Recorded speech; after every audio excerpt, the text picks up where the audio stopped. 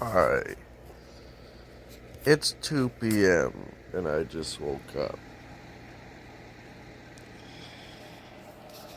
Oh god, I don't know. I gotta bathe, that's for sure.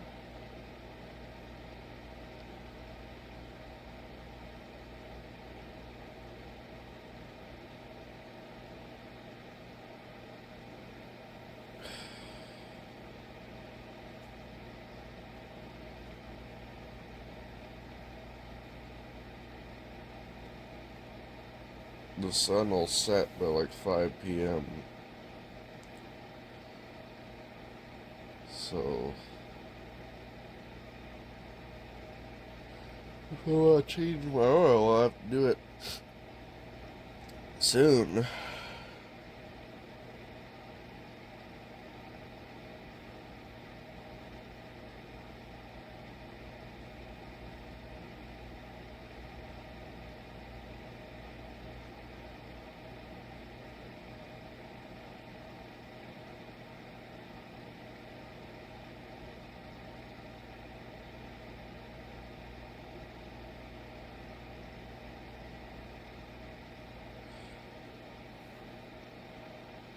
I got 2 jacks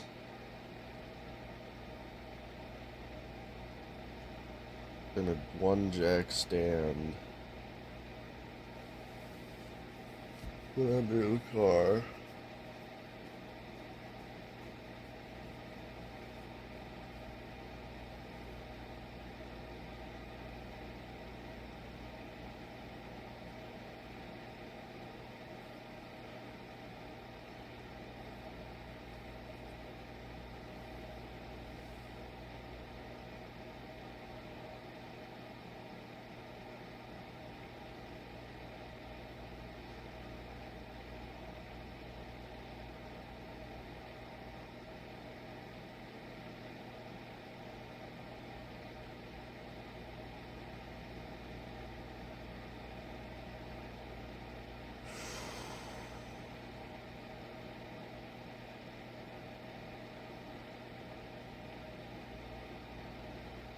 Once again, a lot on my mind. My parents want to call me. They called me already. Well, first I have to get everything done. And then I was gonna jitsi with my grandmother, so we'll have to do that too. And try and do that in the night. Try and do that stuff after like 5 o'clock.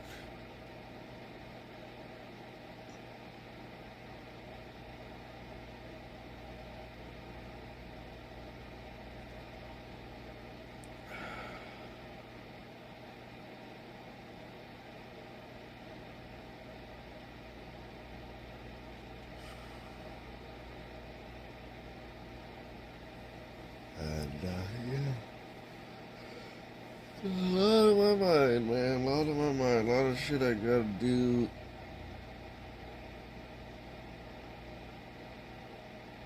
If I have the strength to do it.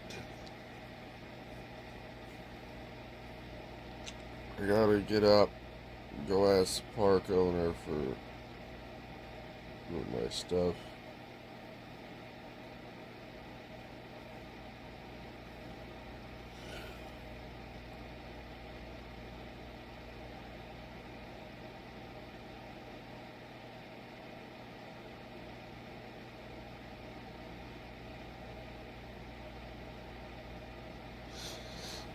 Tomorrow is gonna be a busy fucking day because at work they're holding an event.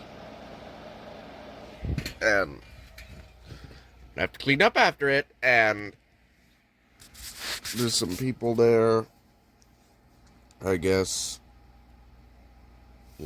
obviously, if it's an event, there's gonna be a lot of people. So, events Friday and Saturday. So there's events Friday and Saturday too, and so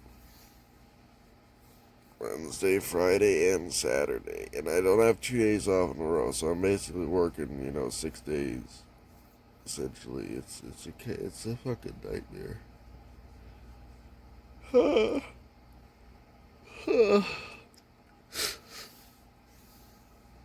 I keep getting scam calls. Is a thing specifically for $100 with my school, with my college, and yeah, I'm all paid up at college, so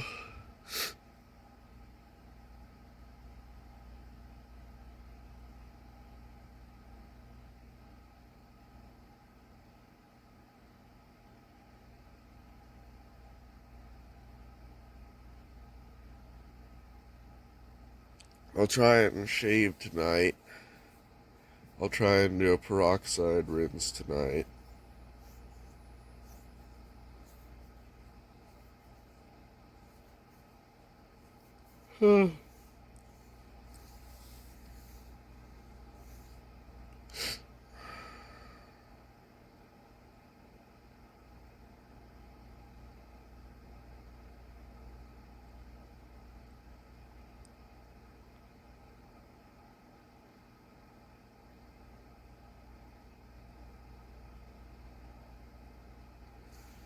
I don't understand. So they play like radio rap songs and stuff at my workplace, of course, as they play the basic radio stuff. And I don't understand what, why the quote unquote songs, if you can call them songs, they're really not songs. I don't understand why it's always like people talking like they're little children. Like that's the style of singing, quote unquote singing. It's like people talking like they're little children.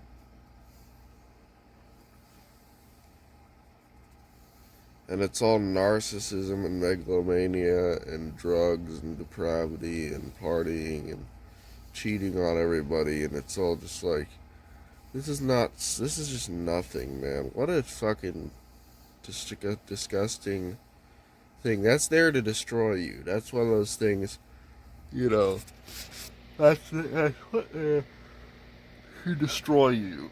That's why it's there. It's there to deliberately attack you and destroy you. And don't think otherwise, because that's what it's there for.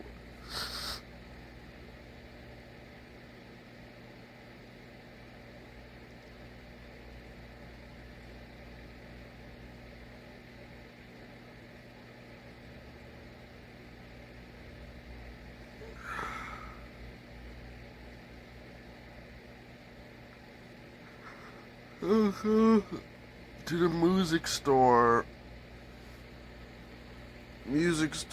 change my oil, bathe in the ocean. Those are three major things.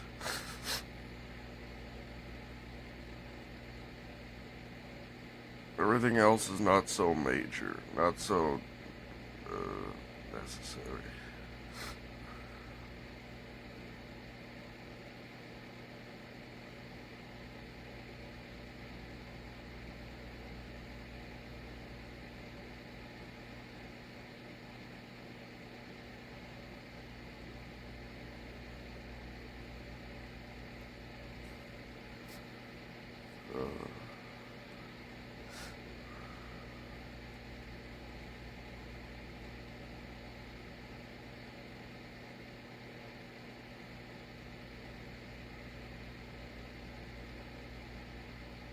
I think I'm gonna have some ice cream for breakfast before I go out anywhere and do anything.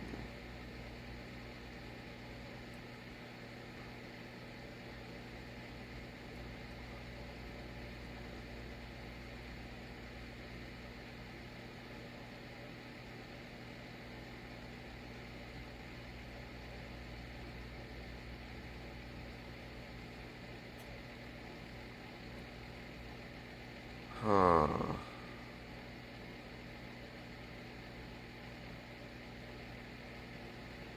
Got a lot of clothes to wash too. Got some dishes to do. And I got these videos over here to put away.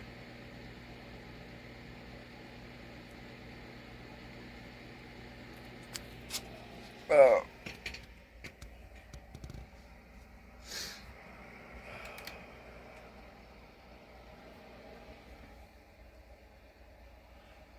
God.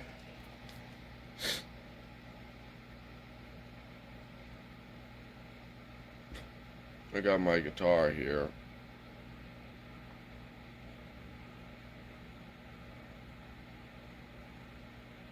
I guess I can still tune it and still play it. It's just because the string that's missing is tuned to the same thing as the string that's the other side of it. So I guess I can still play it. And it's almost all into it was almost all into that's the other thing. It's gotta have to be tuned up a lot because it's a brand new instrument and it's gonna not keep tuned very well immediately, so it's gonna have to be tuned a lot in order to keep it in tune. Yeah.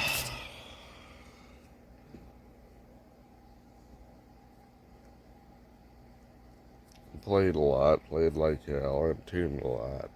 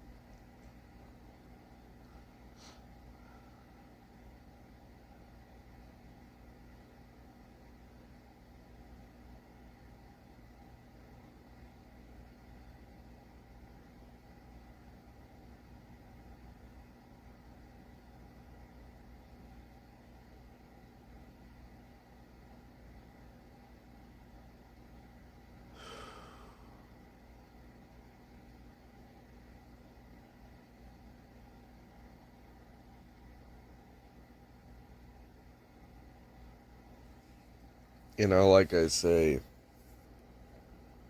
it'd be worth it. It'd be better just to start from the ground up on pretty much everything on a house, on a RV, on a car, if that was at all possible, because then I could design it and make it the way it would be functionable and easy to fix. And the word, this fucking so this little bit's a chair, like the chairs I have that are the front chairs of my RV here. There's a problem. They give off these little flakes of shit because the vinyl is coming up. That's like flaking off in little bitty things, and it ends up on my leg hairs, in my crotch, my belly button, and it's like a little piece of plastic. It's like how is this possible? I don't even sit on I don't sit, you know, belly down on those chairs.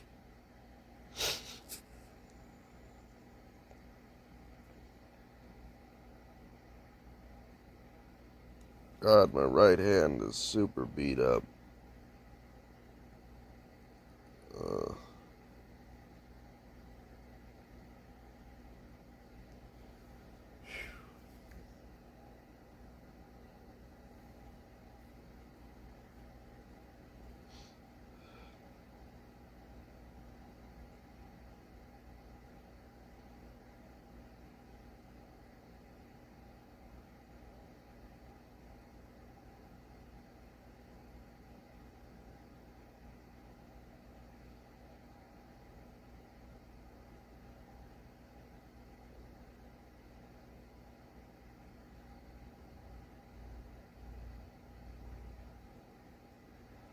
Ah, ah, my tongue is feeling weird. It's feeling itchy. Anyway, look at that. Look at my teeth.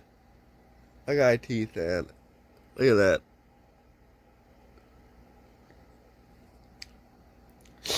Doing all right. Doing all right. Not too bad. Not too bad. Not the worst thing in the world. All right, let's just get up and get some ice cream. Ah.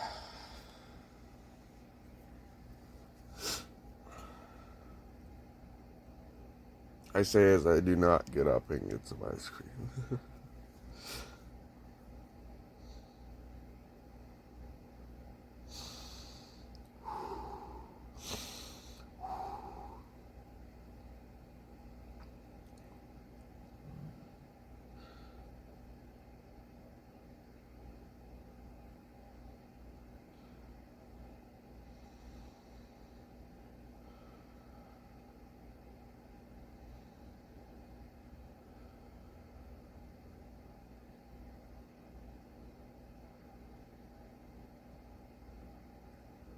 I completely forgot about the fire alarm when I brought the slide in, but it didn't affect it, thank God.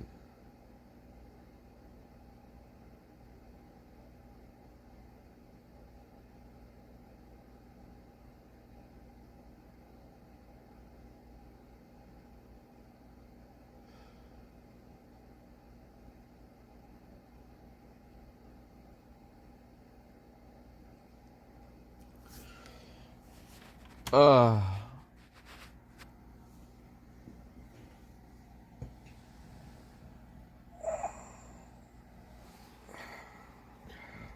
ice cream. I want indeed did it. I want ice cream.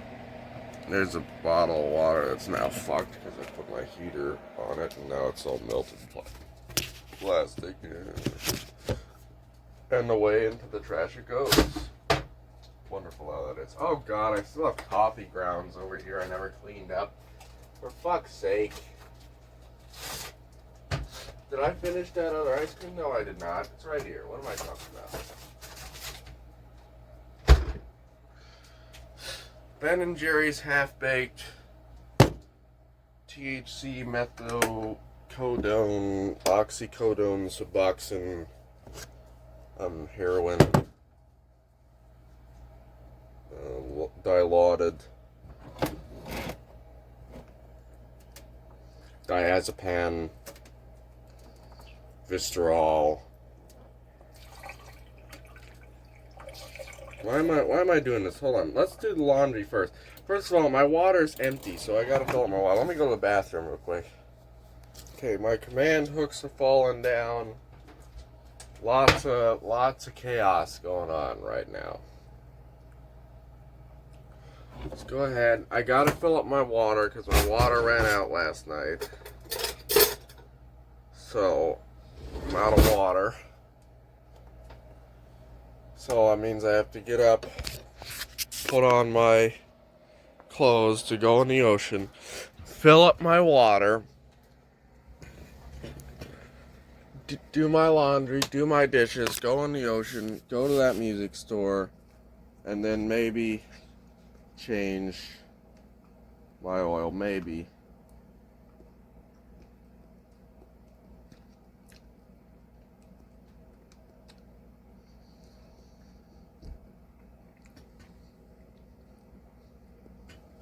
I mean, it's not raining right now, so it might be a good day to do this stuff.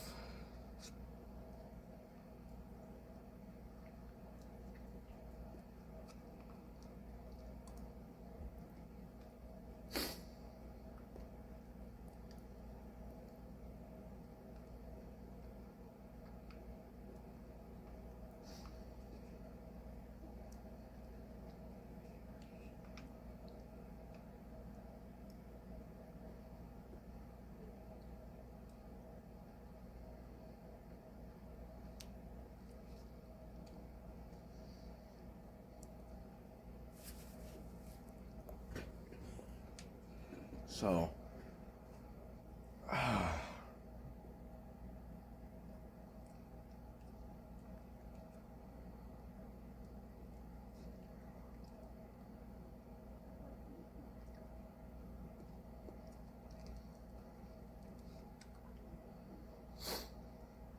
ice cream for breakfast, man. That's all breakfast is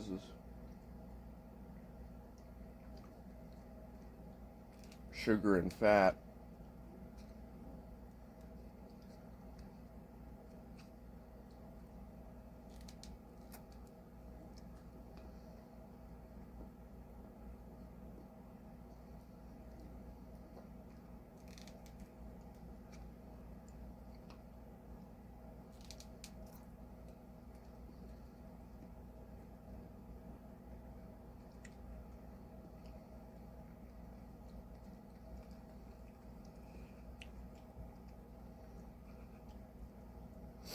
Oh, God.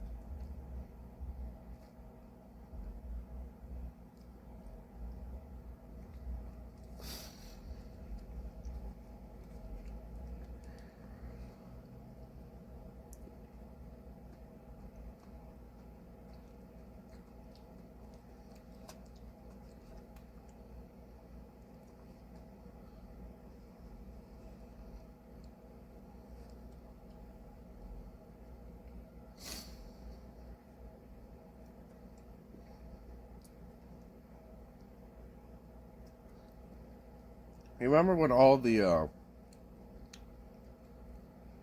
late night television hosts were like paid by Twitter to promote Twitter on the show, and they had all these guests on that were like, "What is this Twitter thing? It's like this thing," and then the guest is like, "Oh, it's the greatest thing," and then they type out the message on their little cell phone, and they tweet it, and they show it in real time. It's like, oh my God, it's Twitter. It's this great thing. And all at the same time, all the late night television hosts promoted it. Because there's definitely no money there.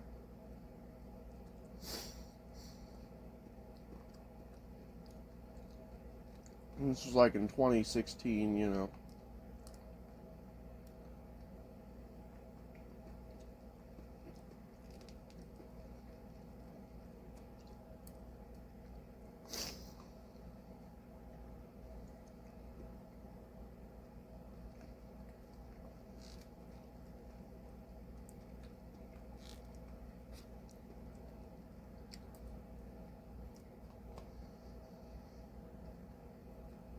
You know, isn't that amazing?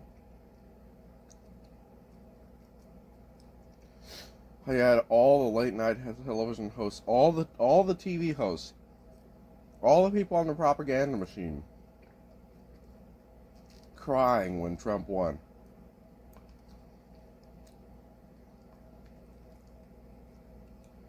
Isn't that just fucking amazing? That's how propagandized. That's how fake it is. That's how fake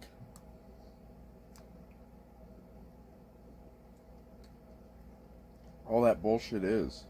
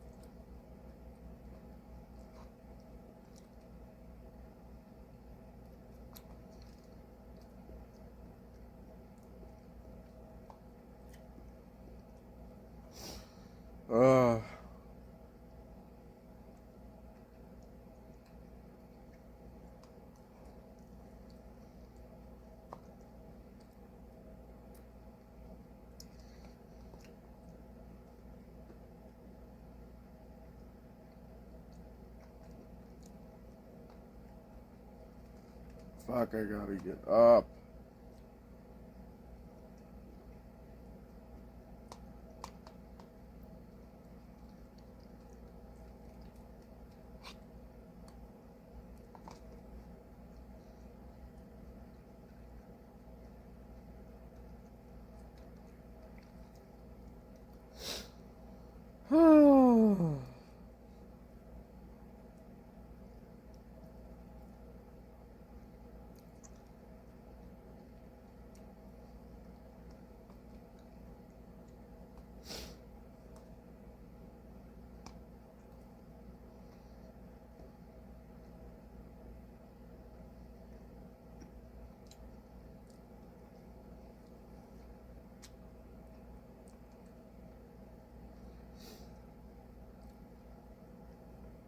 Why am I even recording this right now?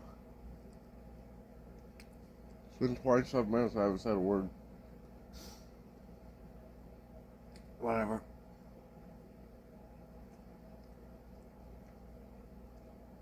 I really don't want to change my oil today.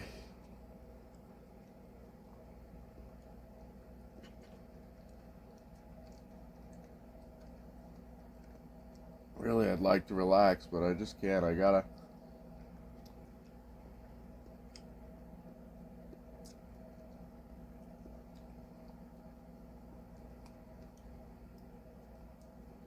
Oil's gotta be changed.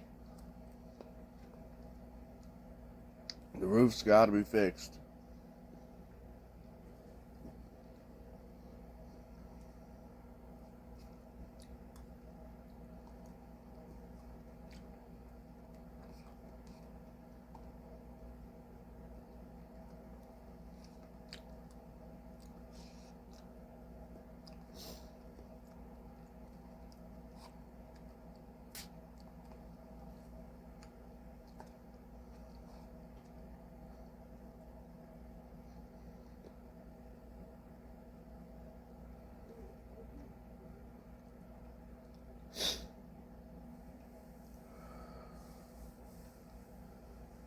God damn. What a fucking day, man. God damn, I'm so tired. I'm so exhausted. I really don't want to do anything today. I gotta bathe, though.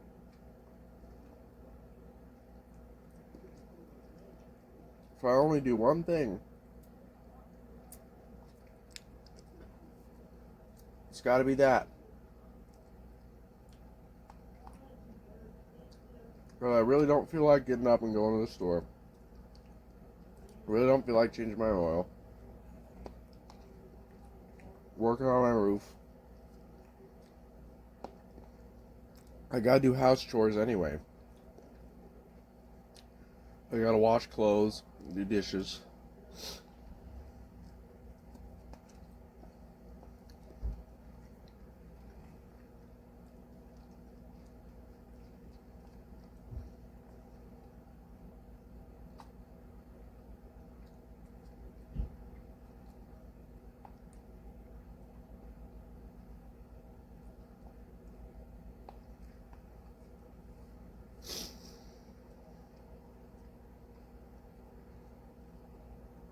Vermont's finest, Ben and Jerry's.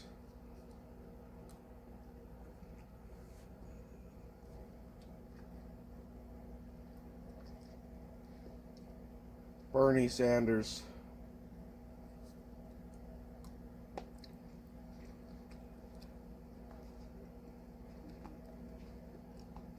That's why this ice cream tastes like very watered down, because it's communist.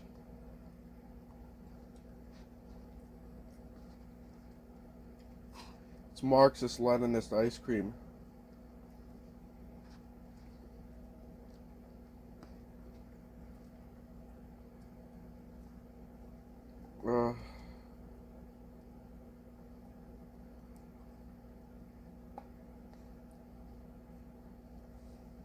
Pieces of fudge are like rocks. They're like terrible. Why am I eating this shit?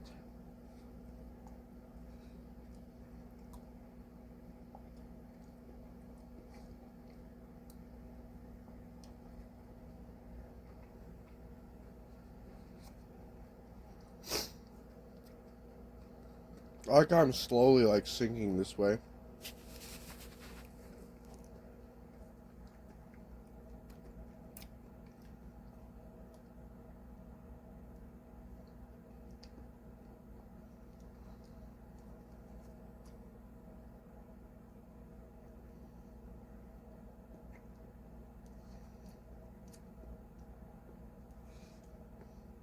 Yeah. God, that gets in your teeth.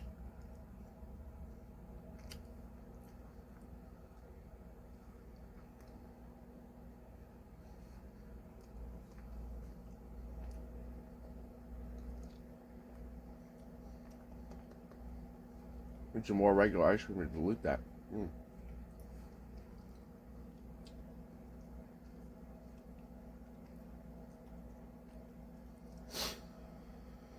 Chocolate and vanilla ice cream with gobs of chocolate chip cookie dough and fudge brownies, and it's like half baked.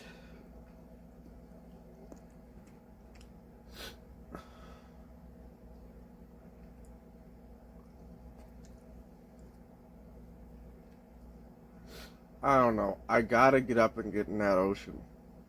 Period. It's been too long without a bath. It's been. When was my last bath? Friday? Saturday, Sunday, Monday, Tuesday? 4 days? I mean, I don't smell bad yet because I haven't been sweating a lot, I guess. But still, it's time for a bath. Even so.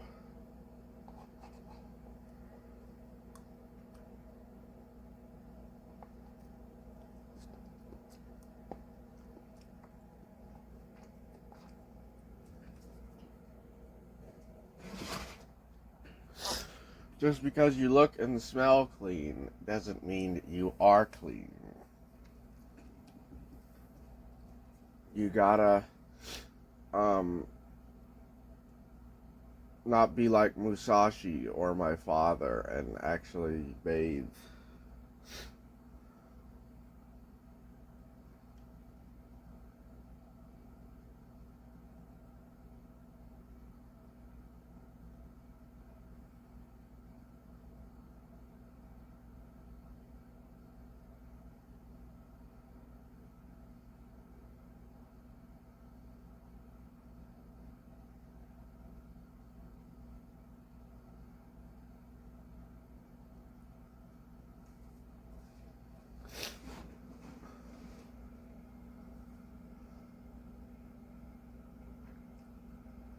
There's some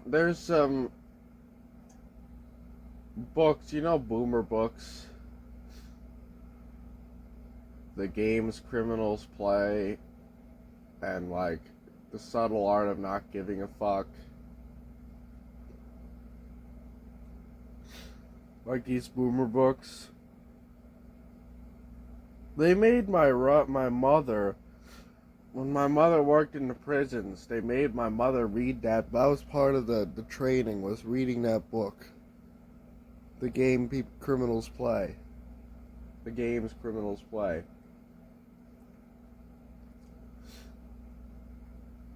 It's like, oh, Jesus, man.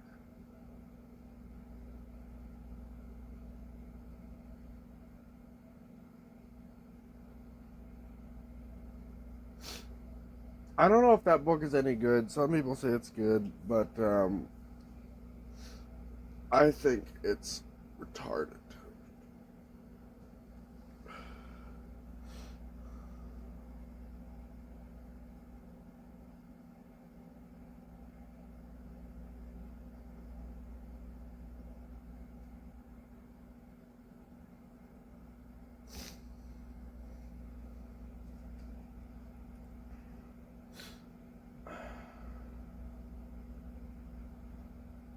Uh,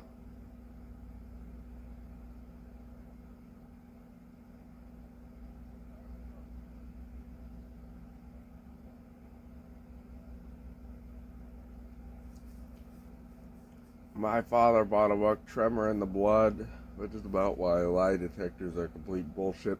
I mean, we all know lie detectors are complete bullshit at this point, right? We're all educated enough to say that, right?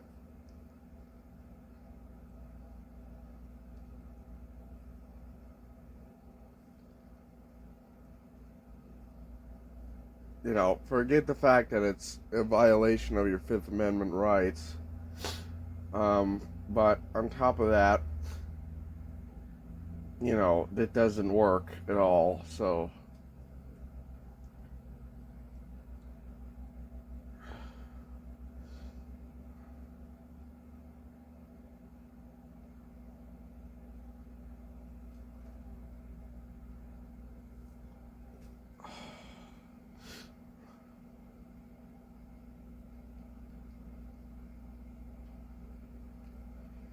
the police, the military, these occupations need to be abolished completely. There has to be county police, and there shouldn't be statewide police like the California Highway Patrol, and there shouldn't be federal police like the FBI, and the secret police like the CIA. There shouldn't be these things, and the SS as well.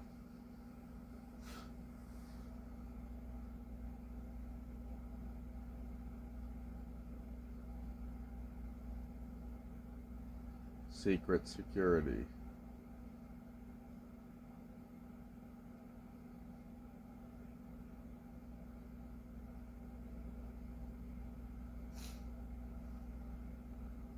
Nazis had the secret police divided into two divisions. One was internal affairs, one was external affairs. The Waffen was the external affairs, and the Schutzstaffel was the internal affairs, I believe. Which they both stood for Schutzstaffel, I think. It's just one was Waffen and one wasn't. I think, if I'm remembering correctly. Correct me if I'm wrong. But essentially, what it was two elite military police, secret police units that would operate on the field and then one at home. And I believe Himmler was the commander. And, they'd execute traitors, they'd execute anybody they deemed a traitor, anybody deemed treasonous, any action like that. Like when Goebbels, however you pronounce his name, was caught with that Czechoslovakian whore.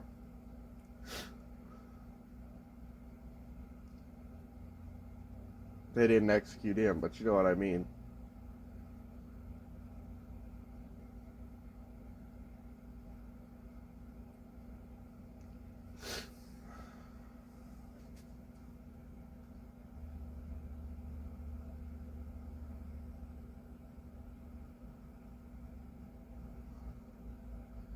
NKVD, the KGB, SS, Ministry of State Security in Communist China. Here in the United States, we have many. We have the CIA primarily, the FBI, or the Federal Police Force.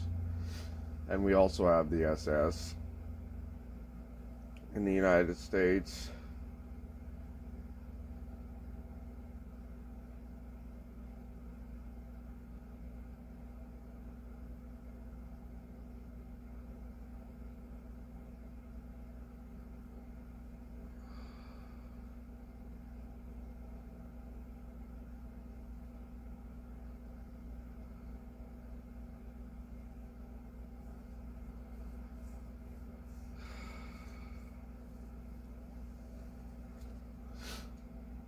And then, and obviously in Mexico they have the federales,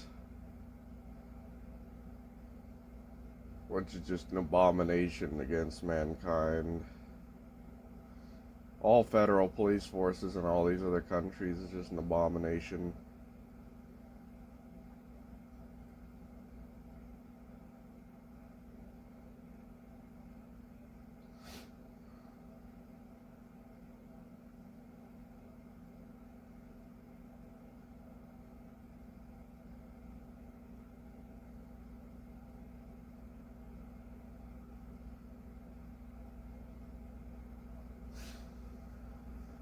Abomination after abomination.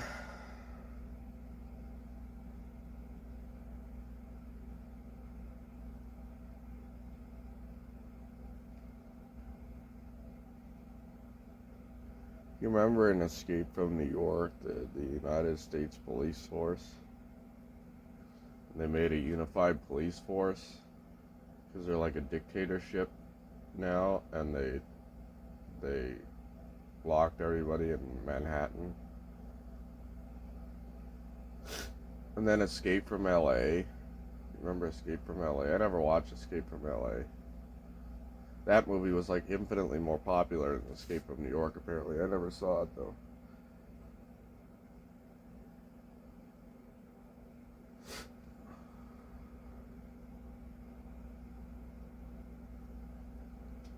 Snake Plissken. I never liked Metal Gear Solid. I thought Metal Gear Solid was fucking retarded.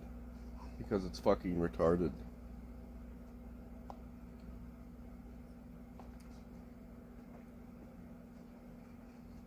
Anime is fucking retarded, dude.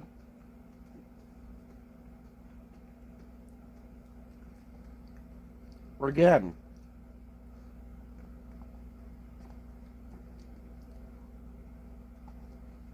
You know, you got like Avatar The Last Airbender. But,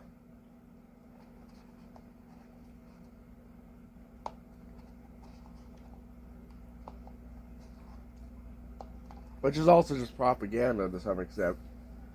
But, I think a really good anime would be a really good artistic scene-based anime, and it would be just sort of contemplative drama.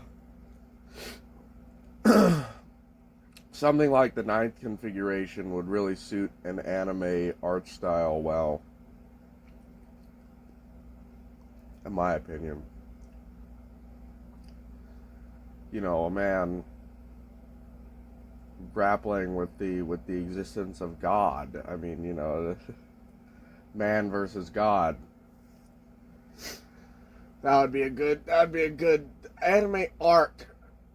Should service that well. The expressions, the style, the very cut and dry, the very almost minimalist type thing of the faces, the angular faces, the facial expressions, and then the large scenery would have to be a part of it. You know, some kind of immaculate, supermassive scenery with like little characters, you know, the size of peas on the screen moving along, you know.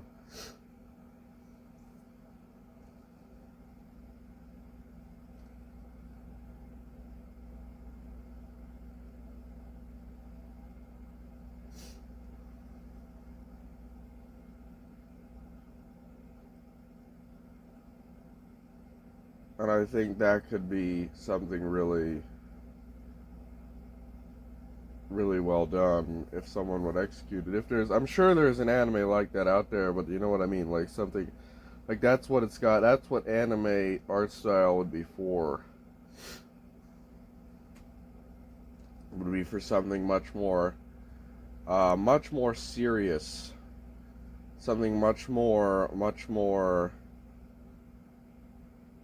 deliberate, something much more that is every scene, every action, every, you know, stroke of the brush has a purpose. To have something that's stylized, you have to.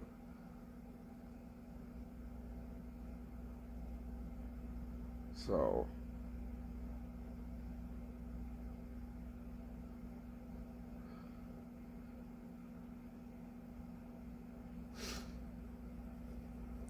in my opinion, we're in an artsy fartsy mood, aren't we? These past 2 days, we're talking about nothing but art. Really, what else is there? You know, I mean, because science is fake, so all of the STEM field, all science, all of empiricism is complete and utter fabricated bullshit. So the only thing that's left really are arts, and that's what always has confounded me. Music and art and everything else, and drawing and everything like that, so why wouldn't I be interested in it?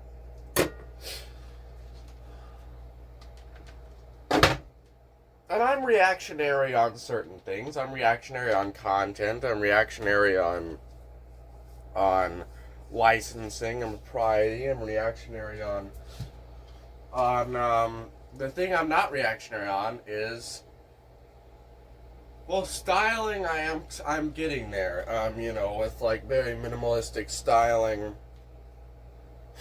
but it's just something I don't know about, so I'm not very reactionary on it yet.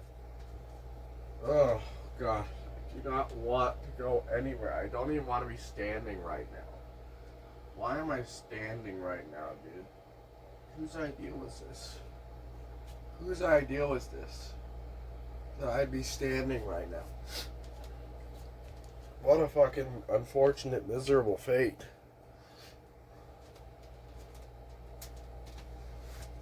Oh God, let's put on our thing.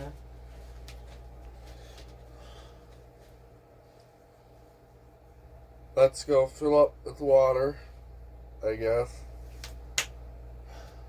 Here's my swim trunks.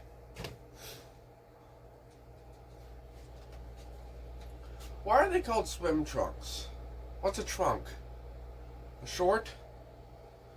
These are called shorts because they're like shorter pants. But what's a trunk besides that of a tree, a chest, or an area inside for a automobile or other some form of structure that acts as a chest, a hidden away chest, or truncated as well, which comes from logging, where you reduce something to a trunk, you shrink something down that would otherwise be rather long, like an index. Indexes are typically truncated. What's the etymology of trunks as in shorts? Let's Google this. This is a very Googleable question.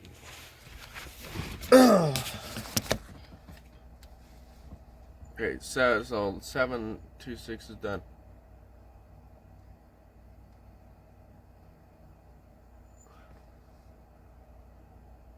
What? Trunks, swim, hold on. Swim, trunks, etymology.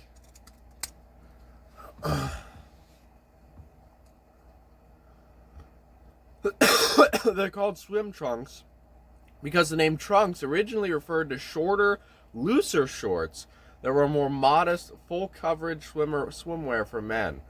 The term comes from trunk hose, a 16th and 17th century garment, and evolved to describe the short, somewhat boxy shape of swimwear that covered the body's trunk area. Trunk hose. Oh, it's those fat skirts like what the Onion Knight wears and what they wear in the Shakespeare plays and stuff like that. It's the fat stuff. See how fat that is? See how fat them thighs are? Damn, boy, he thick. Interesting. Well, the more you know.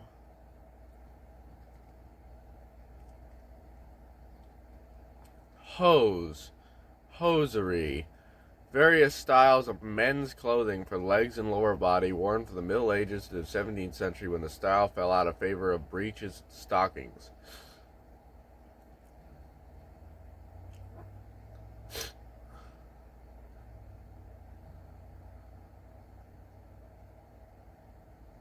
Lederhosen.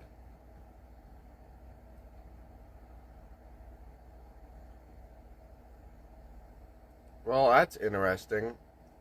I mean, what about like when did hosiery become associated with women? I mean, when did that happen? Associated women patents in the 1920s, when shorter hemlines, major shift to modern tights, pantyhose happened in the mid-late 1960s. driven by the miniskirt trend and the convenience of combining stockings and panties into one garment, replacing garters and making hosiery a wardrobe staple for most women by the 1970s. Wow, so that is a brand new thing, huh? Because that was all for, I mean, it wasn't obviously, men weren't walking around in stockings, but basically, I mean, basically for years and years and years, why were stockings considered sexy? What? Why were, because it darkened their skin, considered sexy? What's up with that? Because I never understood it. Enhancing the leg's appearance, creating the illusion of smooth, shapely limbs, hinting at what's beneath, becoming associated with glamour through pin-up culture, lingerie sets with garters, luxury materials like silk and nylon, turning them from a mere warmth to a symbol of alluring femininity. What? Illusion of smooth, shapely limbs. If you put on stockings and you have fucking cankles, you're still gonna have fucking cankles by the time you put on the stockings. It's not gonna change the shape of your limbs. Either you have good limbs, or you don't. And smoothness, you just shave and you'll be smooth. What? I don't understand it. They smooth skin, define musculature, and create a flawless, elongated look. What drugs are you on? What drugs are you on? No, they don't. They don't define musculature. The musculature is already there, or it's not. It's see-through. If I put on a see-through shirt, you're still gonna see my hideous fucking chest here. There's no muscles. A shirt can't give me muscles unless I buy one of those shirts with like a six-pack on it.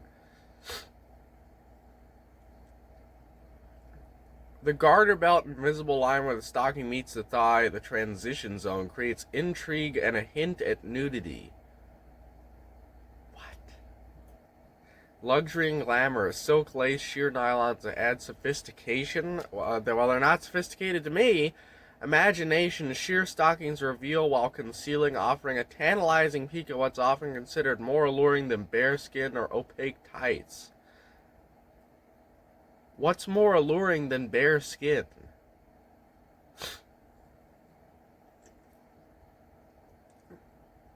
Signifying sophistication. What?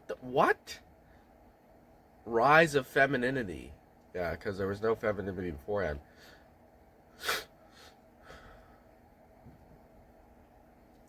It helps shape and define the body. I don't understand it. I think that's gay, probably.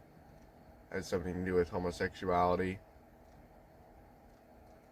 The idea of it being sexy to conceal a woman's appearance.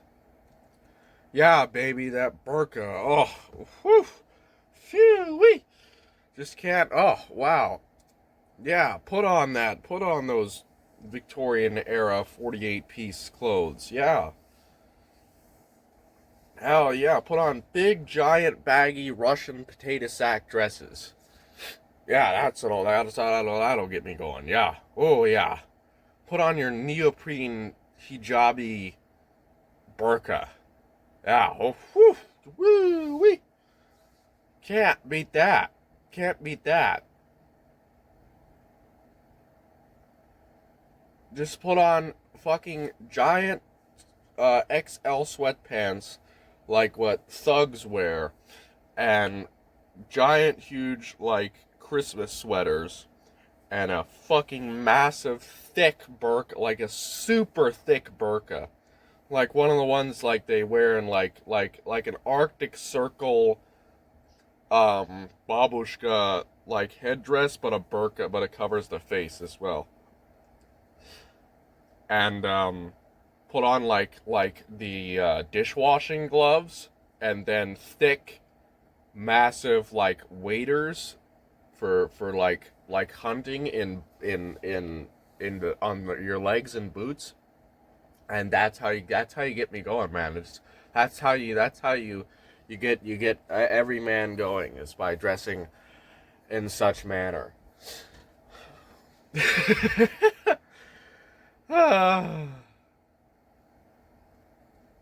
I think not. I think not. Therefore, I am not, I guess, according to Descartes. Or who was that? Was that Descartes? Who said, I think, therefore I am? Yeah, Rene Descartes. Good for you, man. Good for you, Rene. Renee. Why does why does my account now I have to switch to Pancurin? I can't just log in as Pancurin anymore. How fucking annoying. So let's see if I got a good thumbnail for this video. I don't think I do. Anyway.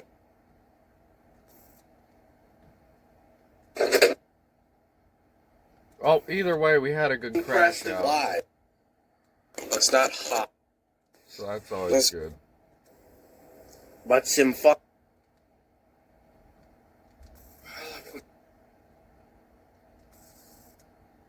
It's always.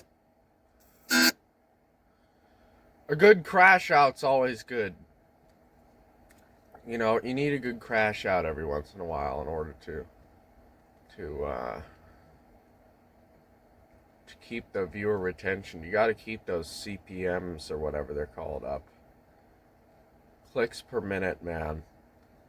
Clicks per minute where it's at.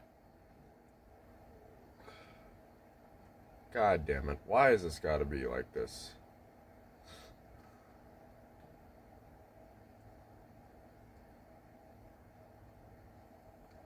There you go. Let's get it off center.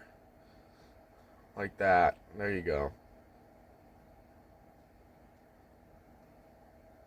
Oh, that's fucking terrifying.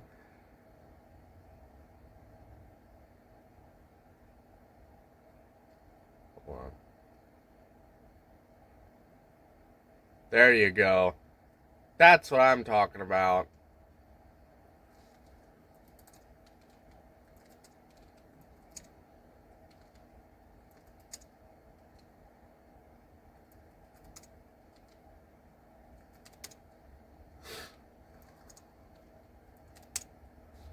Perfection. That's some good shit.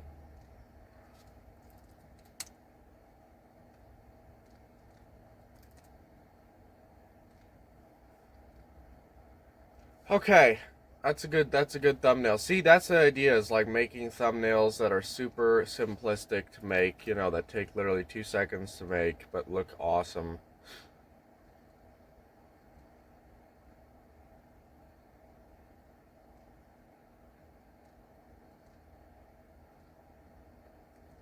Okay.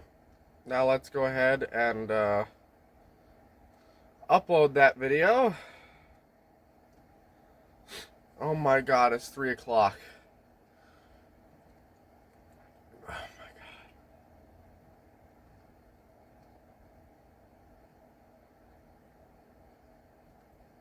Fuck you.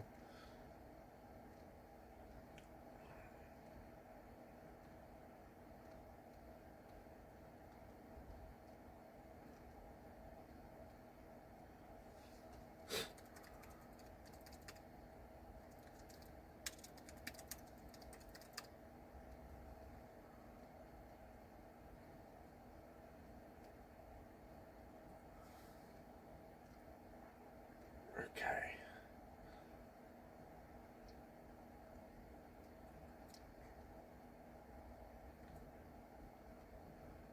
Good.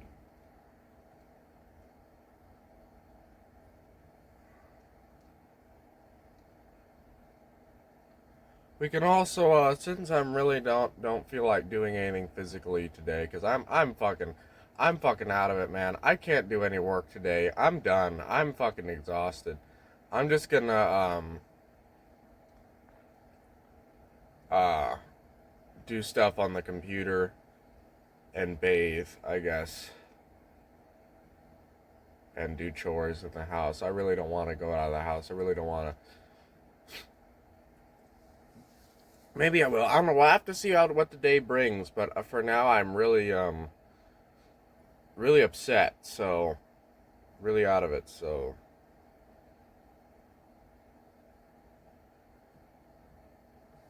it's already 3 o'clock. It's like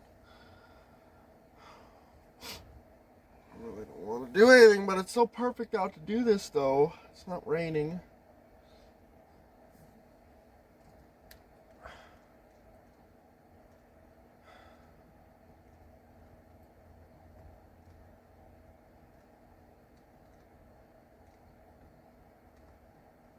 Let's go ahead and make 1826 and 1926.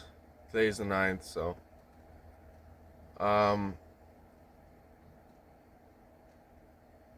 How big is all the other files that I got?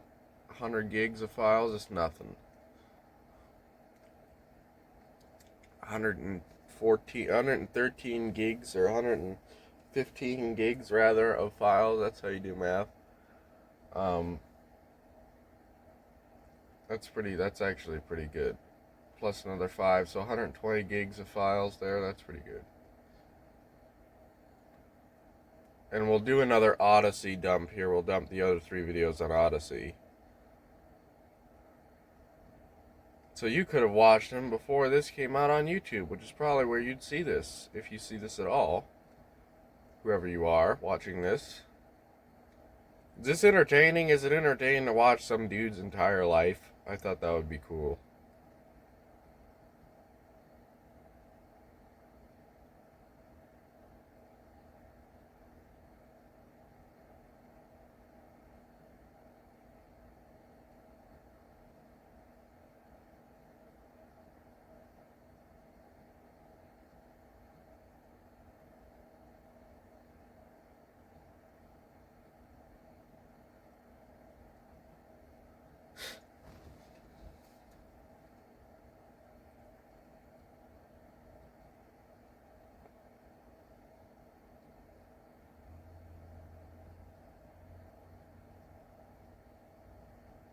You gotta love these thumbnails, man. I love just looking at the thumbnails. They're great.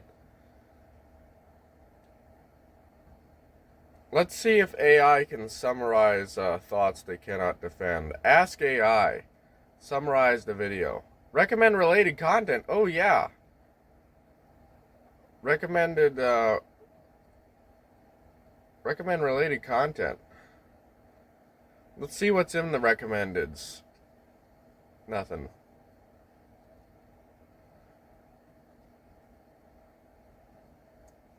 Against concept of group identity, race, ethnicity, nationality.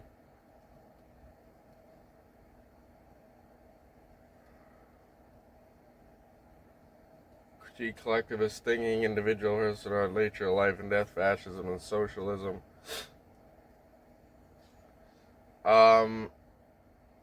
Recommend related content, please. What's content is related to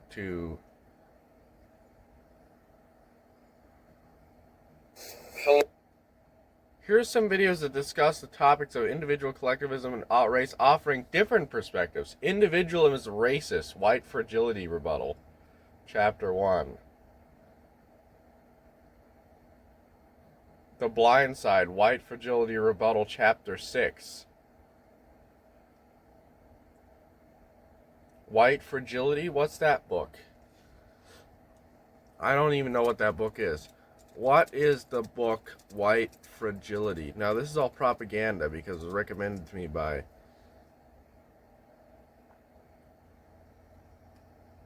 white people. Why it's so hard for white people to talk about race. Best-selling book by anti-racist educator. Okay, well. That's all I needed to hear. Fuck you. You piece of shit. You fucking piece of shit human being. I mean, you are a garbage human being if you believe in anti-racism. You are a fucking pathetic garbage human being, and you do not deserve to breathe the same air that I deserve, or to breathe air at all, for that matter. Okay, I gotta get up and I gotta bathe. I gotta be nice and bathed. But I'm dressed for it. Let's get up and go bathe, okay? We got my stuff uploading here. It's 3:08 p.m. I've been up for 1 hour. That's long enough to wake up and gain some consciousness. I really want to blow my nose, but I will refrain from doing so. My nose is about to run, but I will refrain from blowing it. Because I have to stop blowing my nose, and the only way to stop blowing my nose is to stop blowing my nose and let it settle itself out, hopefully. God, I have a whole bag of trash here that's got to go out. I'll throw that out later. For now, I'll just set this aside. We'll come home. I'll try and get my package. I'll try and deliver this stuff back to my neighbor. I'll throw out that trash. We'll do the chores after we bathe. First, we got to bathe. Bathing is a #1 priority. So, if I do anything today, anything at all, the one thing that must be done is, in fact, bathing.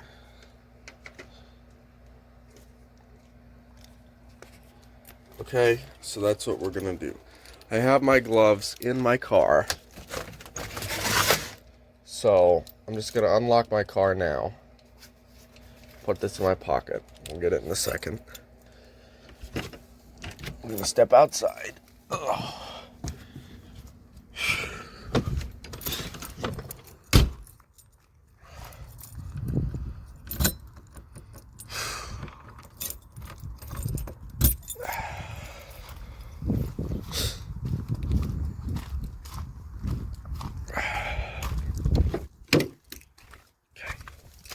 I need to get the towel back here. It is raining out, actually. It's spitting rain. Now, this towel is soaking wet, but I really should take this in and wash it and dry it because it's already soaking wet. But nonetheless, it should just stop my seat covers from getting ruined. That's all I really care about. So, where'd my house keys go?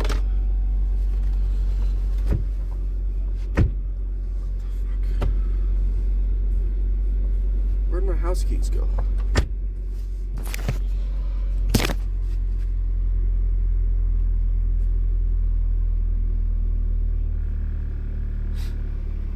What the fuck?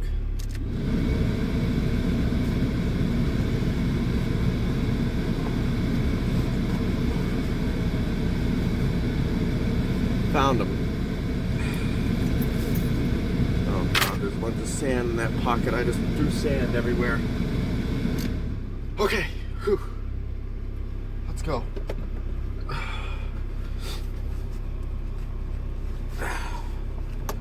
Buckle my cuck belt.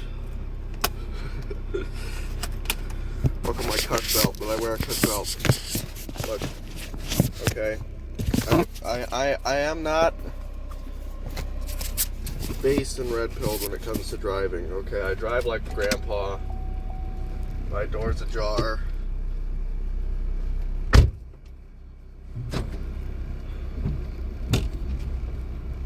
Why is the back rear? It isn't on. It just is going. That's good. That's a good sign of electrical stability when your rear windshield wiper is not on, but it functions anyway without you pressing the button to make it go. That's a sign that your car is in good and surefire working order and is definitely not about to fall into 100,000 little pieces. Definitely 100% guarantee. God damn, am I cold. It is fucking cold out today. The ocean is raging I mean, it is fucking crazy. It's got like 50-foot, 100-foot waves. It must be high tide. It's really nuts. It's really nuts looking. I mean, I can see it from here. It's gotta be, I don't know if I can go out in that or not. It looks way too rough to go out in. I mean, those are 50-foot waves. Those have got to be 50-foot waves to be seeing them that high from all the way out here. Fuck, I'm driving over every pothole. Oh my god. Strong current, warning. Yeah, I know, buddy. Holy shit, the ocean is raging and I'm fucking freezing. Whew. Okay, those waves are way too big. Those waves are super massive. We're not gonna park down there. We're gonna park up here. Of course, where we've been parking. Let's go this way. And I'll try and park a little bit further up than I normally do because I do not want the ocean to come up all this way, just in case it does. You know, I'd be basically dead anyway if it did because I'm going to walk all the way down there. But I'm just going to park very, very far away than where I normally, compared to where I normally would park. Holy shit. Well, actually, it looks like it might be a little bit dry up ahead here. Let's stop. You know what? Let's get to some solid ground and away from all these potholes. I might need to, might get stuck. Shit. Shit.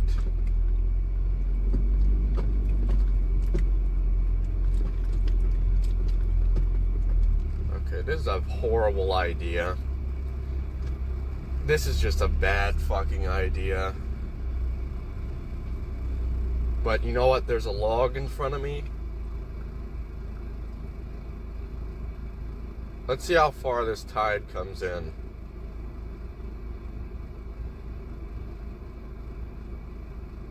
Preemptively, I'm gonna put my car in reverse. I'm gonna back up a little bit.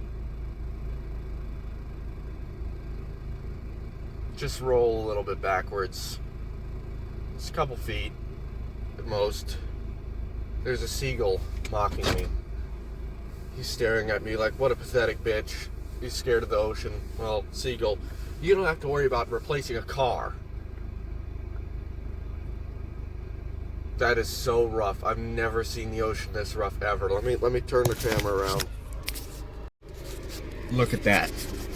I also have the radio on, I just realized. Whoops.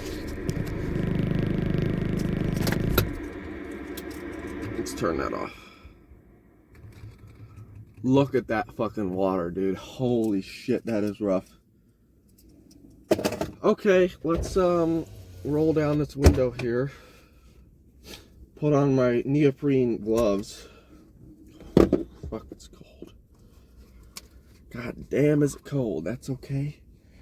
We live for the cold. I love the cold. I love the way it makes me feel. I love being cold.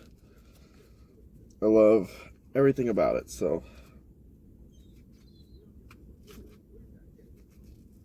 There's some guy playing fetch with his dog out there. So that's good. He's playing fetch with his dog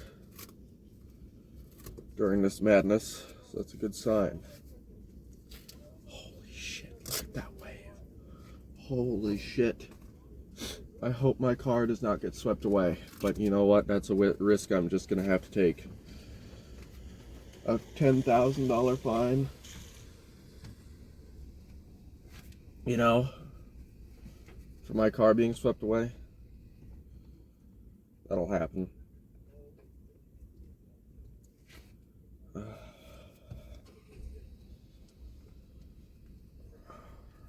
trying to put on my fucking gloves as quickly as possible. Someone just pulled up next to me. I don't want to talk to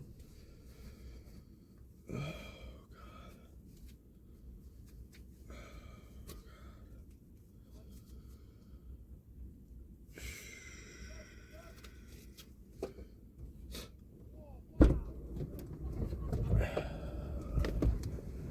Oh, here we go.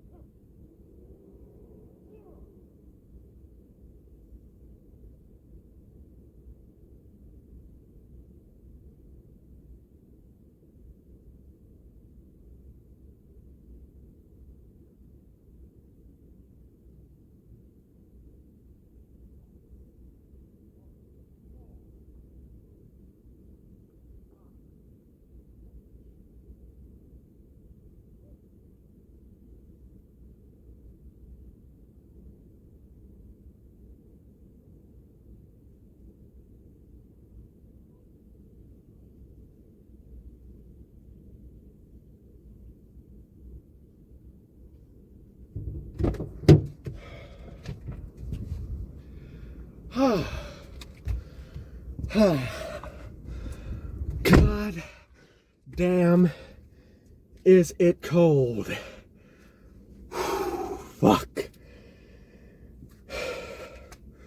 It is fucking cold. Let me tell you.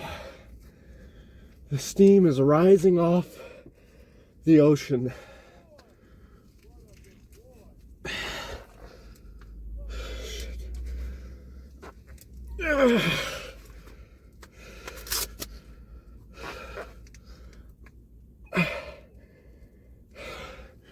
Over by where that guy is playing with his dog, the steam is rising off the ocean like it's like a mist, like a cloud.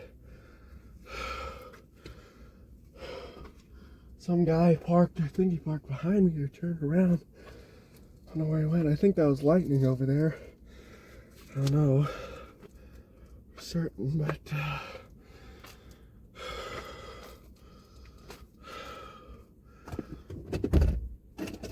okay, let's get the fuck home.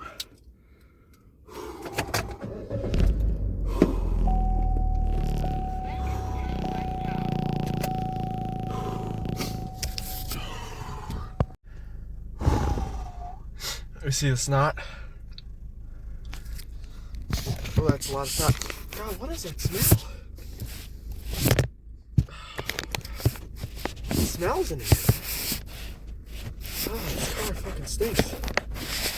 All of a sudden. Shit, man. God damn, what is that fucking smell? Fuck. I hope nothing's on fire. Okay, let's try and turn around without sinking.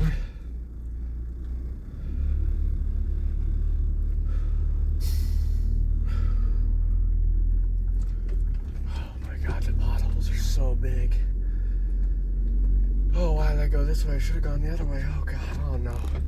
Nope, we can't drive over that. We gotta go around through the little potholes. Hopefully they're little. They've got water in them. Go this way, this way. This way, this way. Diagonally, cut across. Oh, God. Go this way where there's no water. Oh, jeez. I think that's my snot that smells. I do have paper towel to blow my nose. If I absolutely must.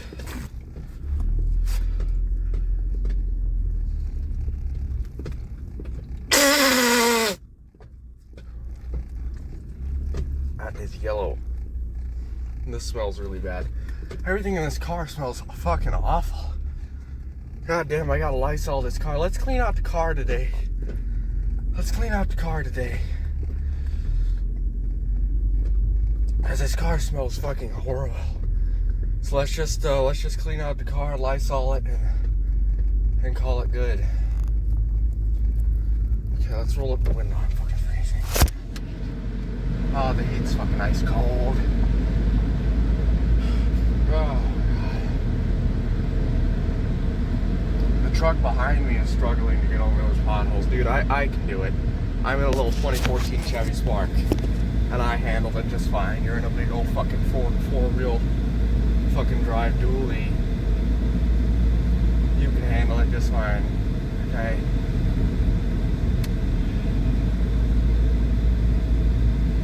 Okay, we have to go to the side now because I'm driving on the wrong side of the road to dodge the potholes, because unlike him, I'm not in a dually and I can't take on those big fucking potholes. But he can.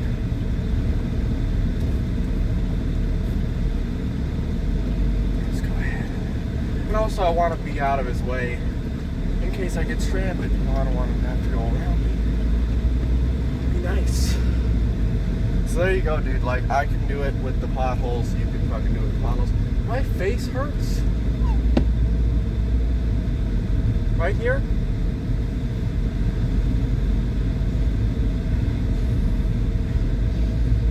Oh, I smell fine. It's this fucking car that smells horrendous.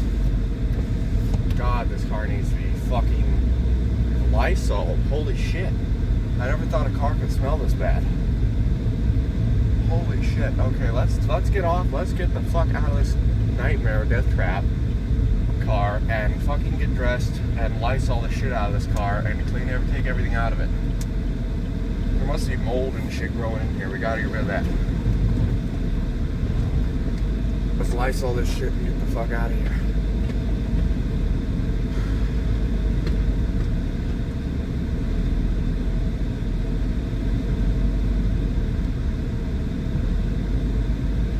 Yeah, my car is kind of like my garage to some degree. I'm going to keep like all the car supplies in it.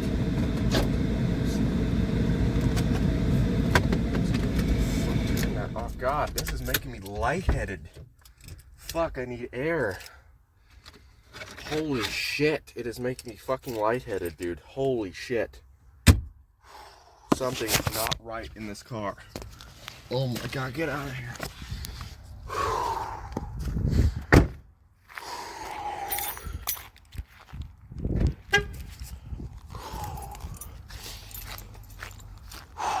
Fuck, that car needs to be fucking clean. Holy shit, I am lightheaded. Holy shit. Let's get the fuck in here where it's nice and clean. Ah, it smells good.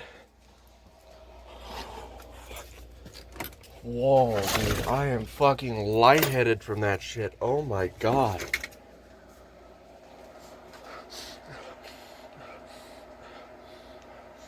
Oh, it's in the gloves. Oh shit, I gotta wash my fucking hands. Shit, man. It's on the fucking gloves too, something. I'm almost out of water. Oh, fuck. Oh, fuck. Okay. Hands washed. We gotta wash these fucking shorts if that's gonna be the case. Because they're gonna fucking smell too. Hold. No, the rest of me's fine. It's just that fucking smell. Holy fuck, I am lightheaded. I'm legit lightheaded from that. Fuck. That is nasty shit. Whatever's growing in there is no good. Holy fuck, I didn't even notice it before. Okay, that has gotta be taken care of. Let's just get in there now. Lysol the fuck out of it. Take out what we can in a jiff and be done with it, because my fucking god, dude, these plants probably need to be washed too. I mean, I can smell them just to be sure. No, they smell okay. I'll wash them anyway. Thank god they smell okay. That means there's nothing wrong with them, so my jewels are all right. My god, that is an unnatural smell. Well, that is a natural smell, I guess. Natural smelling mold. Maybe.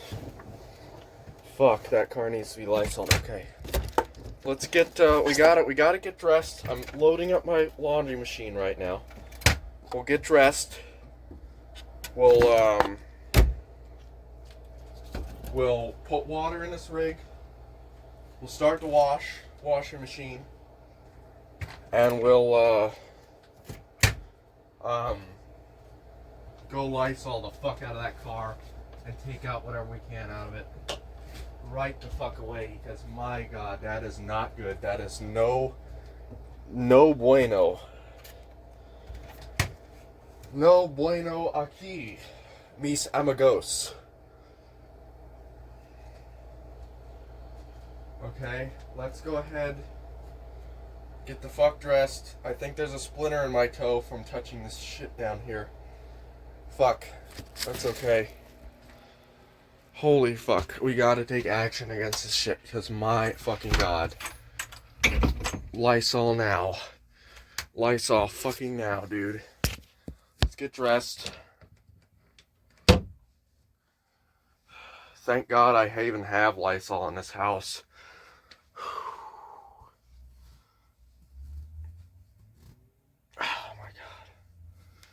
Car has got to be fucking clean. All those paper towels have got to be thrown the fuck away, because they smelled like it too when I blew my nose. Fuck. Which isn't much paper towel, it's just like 2 rolls, thank god. It's nothing major. Why am I putting on socks? I just got brand new socks. Well, we'll try out the brand new socks in a minute. I need socks on now just to quickly put on my shoes and traverse all this shit and get all this stuff done in a jiff. Because it's got to be done now. That has got to be taken care of now. I have to drive to work. Jesus Christ, that is some nasty shit. That was not there a couple days ago. So that's new. That's a new mold or something growing in there. That's new something. That's fucking new, dude. Holy shit, that is nasty.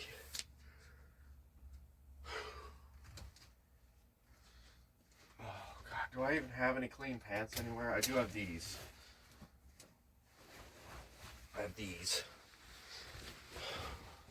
Which will put away all these pants and shit when I get my suit and get all my good clothes. So I can just have my good clothes. Okay, let's get, do I even need a shirt? I guess because it's just cold outside, I can get on a shirt real quick. How's my armpit rash doing? Ooh. Look at that. How pronounced? How pronounced? Just turned on my thing, my dishwasher. Look at how pronounced that is. That's from 4 days of not showering. That's what it gets you. No good. No good. Okay.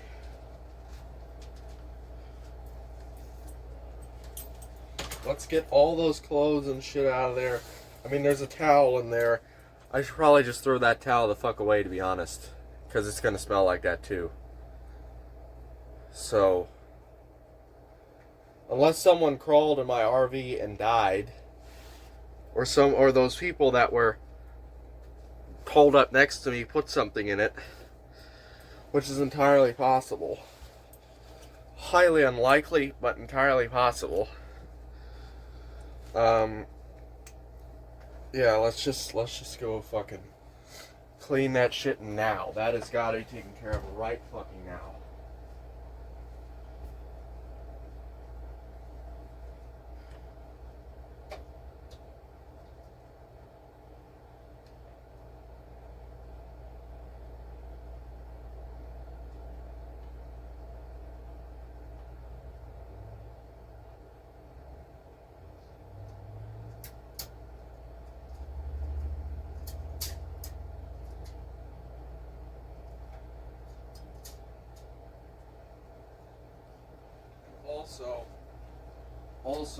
Also, fuck, I am lightheaded. Fuck, I need to breathe for a minute. Also, this is from Brown County, Indiana, I believe. What does it say on it? Oh, Nashville, Indiana, sorry. Brown County, yeah. Anyway, my grandmother, I've never been there. My grandmother goes there every once in a while, and they buy me shirts. So, because they like that area. So, all right, let's leave my nose actually full, because again, we need to stop blowing my nose. And secondly, it would be better to have my nose be full and not breathe in this shit. So, armed with my Lysol in hand, and now a splitting fucking headache from breathing that shit in. We gotta get in the leave. Let's get in the leave in us too. We'll get in the leave in us in a minute. Get rid of this headache that I got now from this shit. Fuck. This is a matter of survival. Immediately, this becomes a fight for survival. Fuck. Okay, let's just nuke it with Lysol just to get rid of whatever that is. Whatever that is in there. For now. Because that shit has got to be gotten rid of.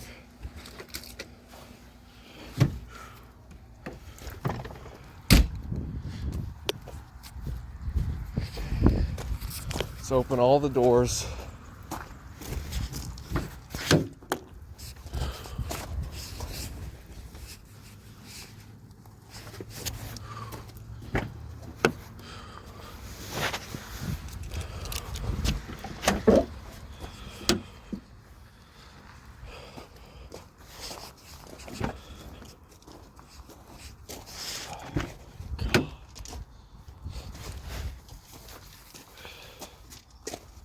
let's just fucking go.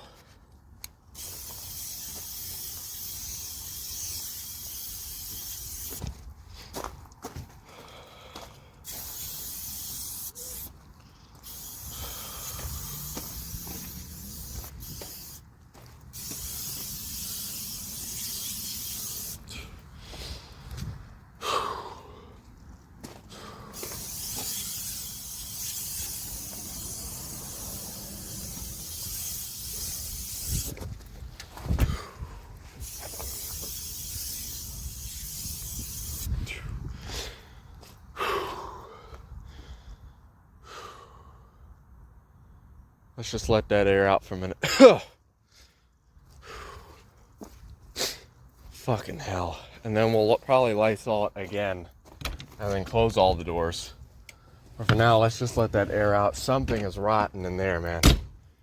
That is no good. Holy shit, something crawled in there and died or something. I can't find it though, I don't see it.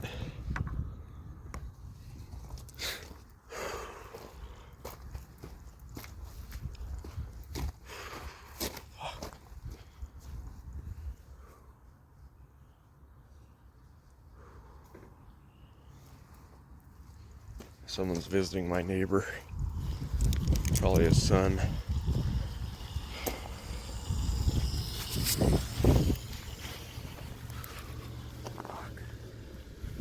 What is that shit? What is that shit?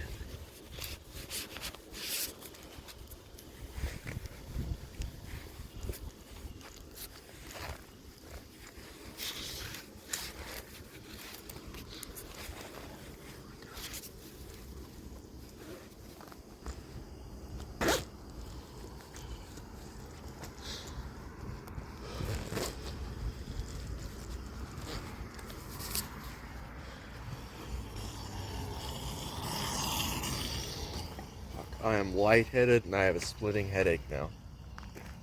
Holy shit. Holy shit. Well, that's okay. I gotta do shit. Alright, let's go get my package.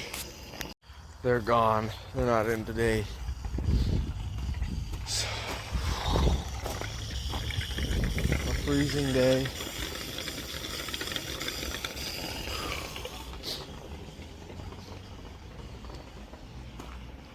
Let's just go start taking shit out of this fucking car, dude.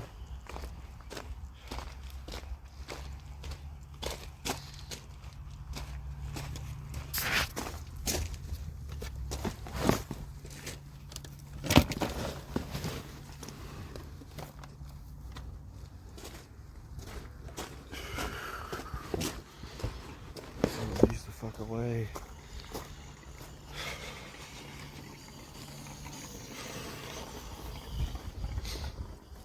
I need a trash bag. I can't walk all the way to the trash can every 5 minutes. Let's get a trash bag. Ugh.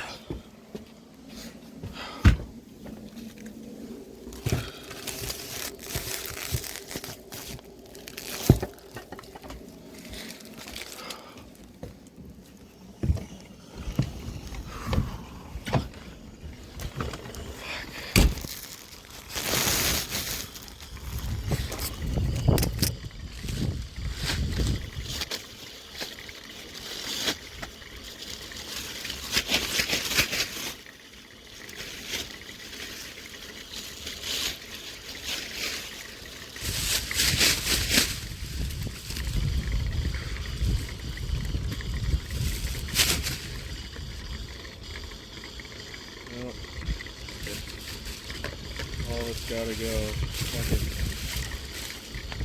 Yeah.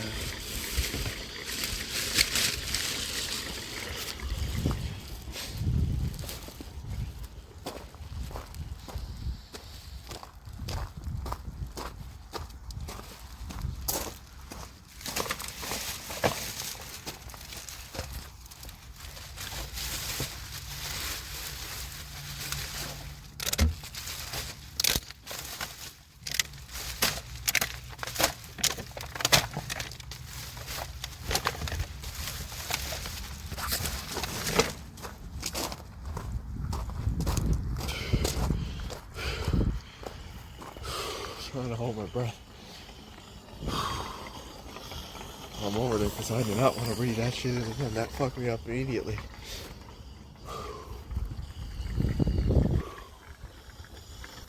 I got all 4 doors open. My car.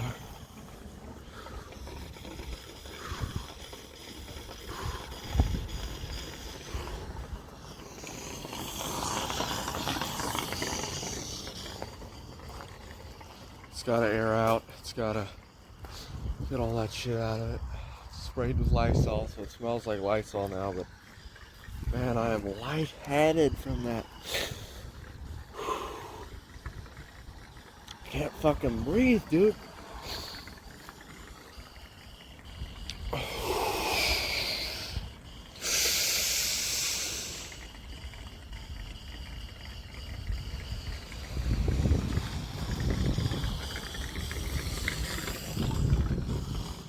It's hard to fucking breathe.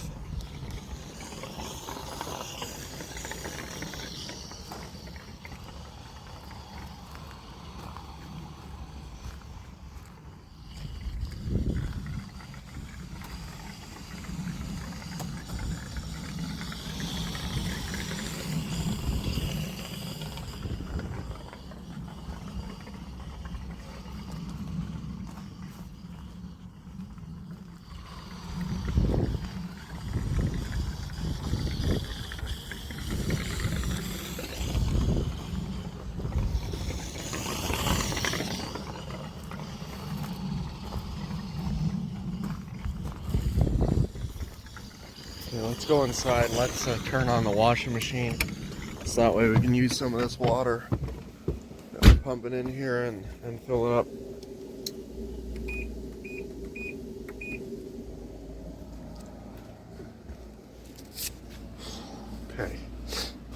Okay, consciousness almost regained. Almost. We're almost there.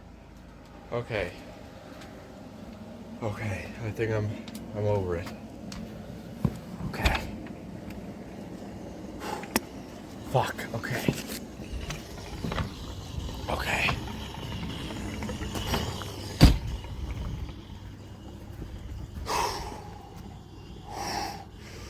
Let's take a deep breath and hold our breath and go back and empty more shit.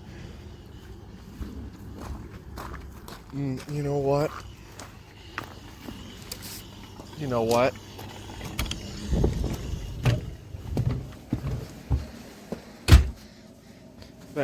Thankfully, the Lysol has eliminated the smell, so my hands just kind of smell like Lysol.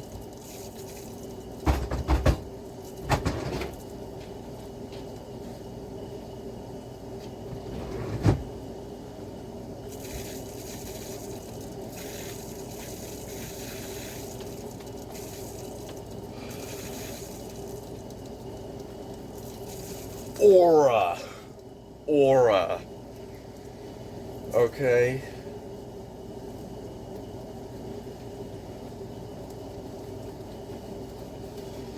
Aura.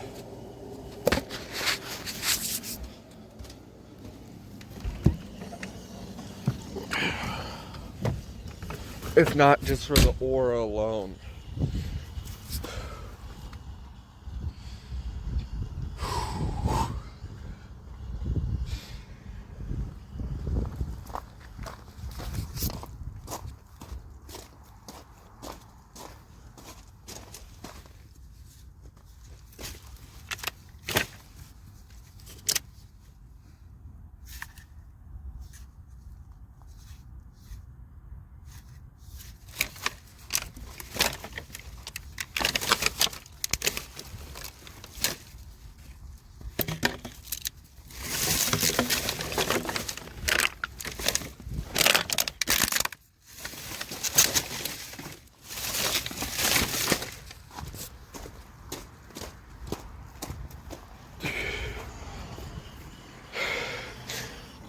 My nose is running, and I really want to blow it. Maybe I should just let it run. And it being full is going to help me from breathing this shit in. Anyway. Feels so weird having shit in my nose. I can't blow it. I can't. Oh fuck. This is quite the storm we're having here, isn't it? Can't blow my nose. Shit in my car. We're emptying it out. Oh my god. Lightheadedness. This is nuts. I just woke up. I've been up for 2 hours now. Okay, my father just called me. I guess I can. I gotta call my family. Shit. All right, I'll call them and see what's up, and I'll get back to you in a minute. Oh god, the snot.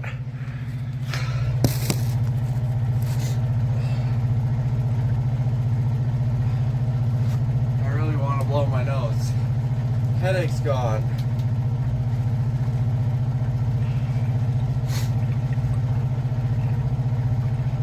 I mean, it's just so much snot.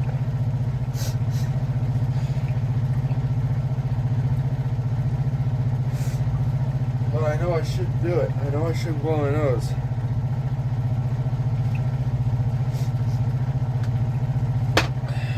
So I'm not gonna.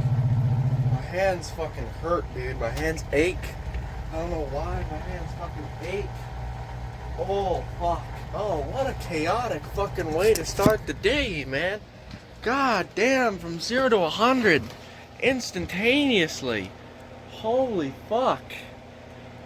Alright, the car is mostly, well, the trash is cleaned out of the car. Now we gotta make,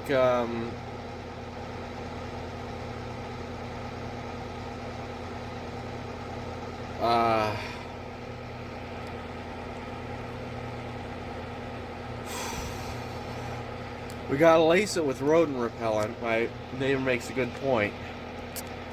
Lace it with rodent repellent. Let's go ahead and unplug my oops, because it's not going to be able to charge. So it's just going to fuck up from being plugged into the solar panel. So let's unplug it there and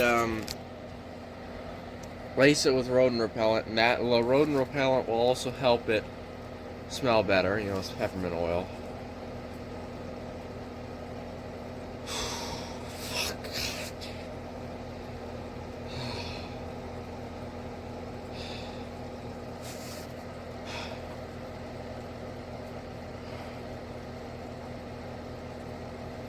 I threw away that towel.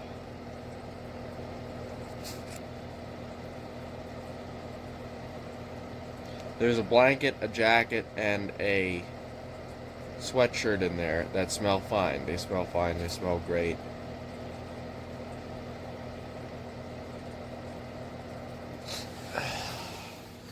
So we'll put, we gotta let it air out for at least another hour or so, or half an hour. And we'll put rodent repellent in it, and we'll put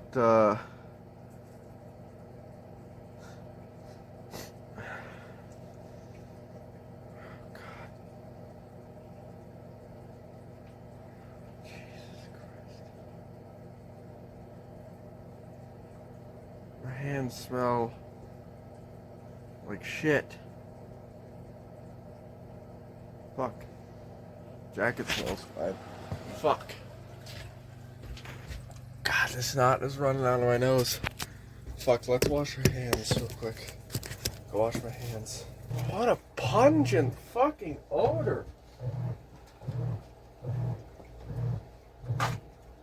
I gotta blow my nose. It's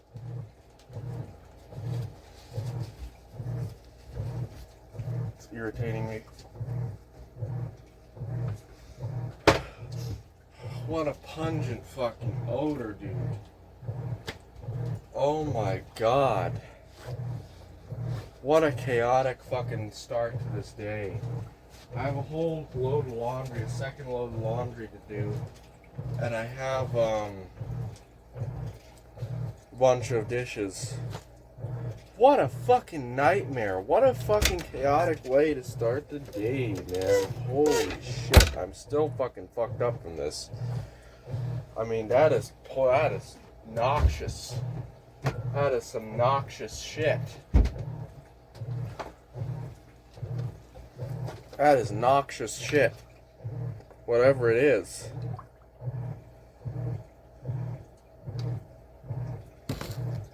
My neighbor made a good point of, that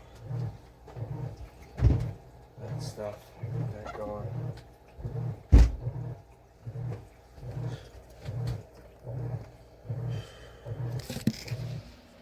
Fucking Christ. Noxious shit, man. Noxious shit.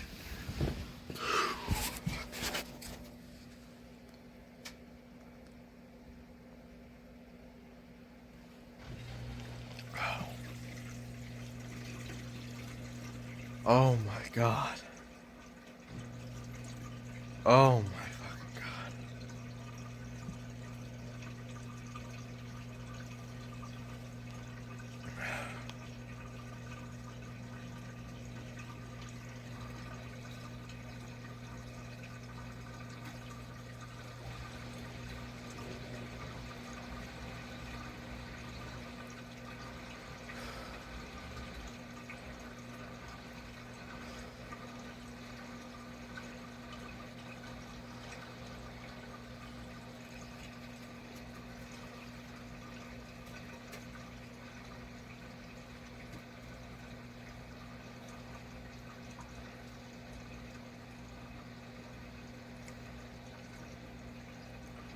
I need to relax.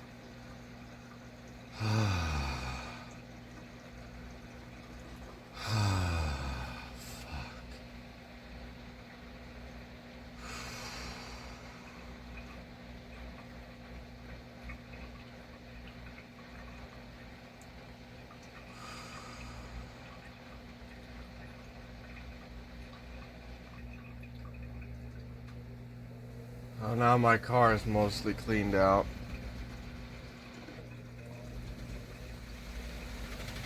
We'll vacuum it here in a minute. And,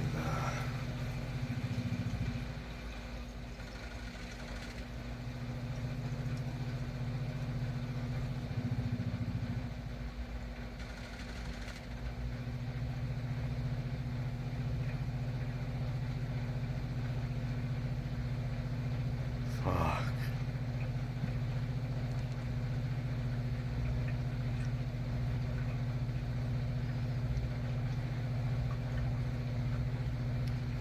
See, what I'd like to do is I'd like to do a POV thing of the vacuuming of the car. But in order to do that, I'd have to go someplace else to film because, I could film in the park. I mean, it's a public space.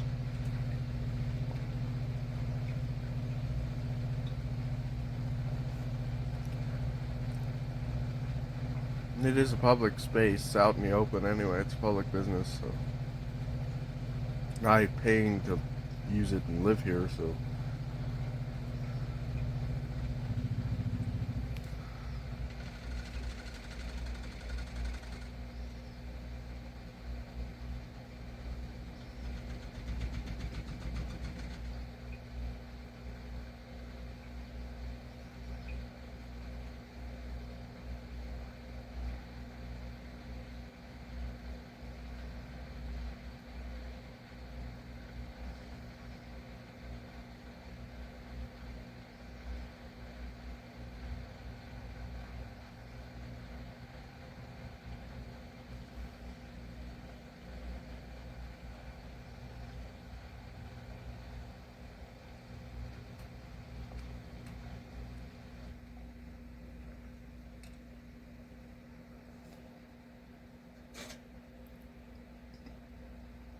I should really find a garage tent that I can take up and put down in a day, because obviously with the wind and the storms, and the park owner is not going to like that idea of a garage tent. But, if I just take it up and put it down as I'm working on the car, or as paint dries, stuff like that, that's acceptable, of course. But I can explain that to them. And plus $900 a month in this park is a shithole, so you can't really give me shit for it.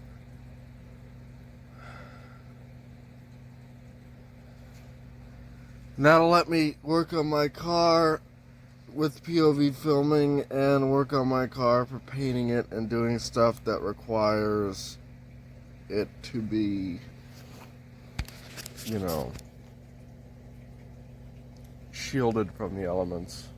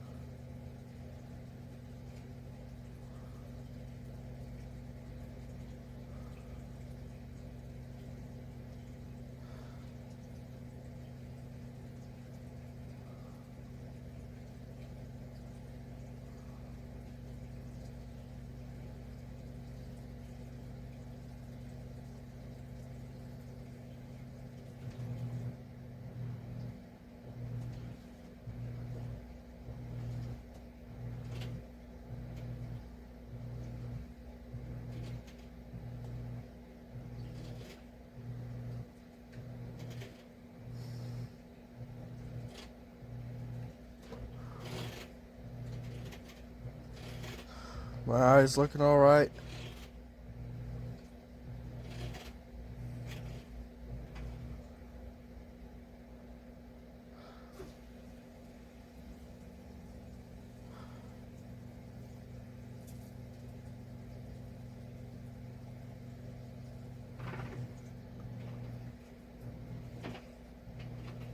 It's the belt on my pants whirling around in there.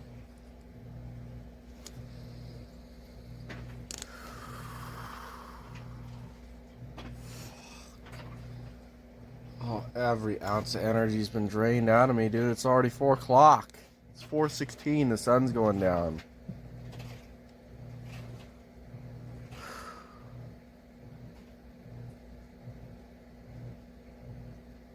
All right, let's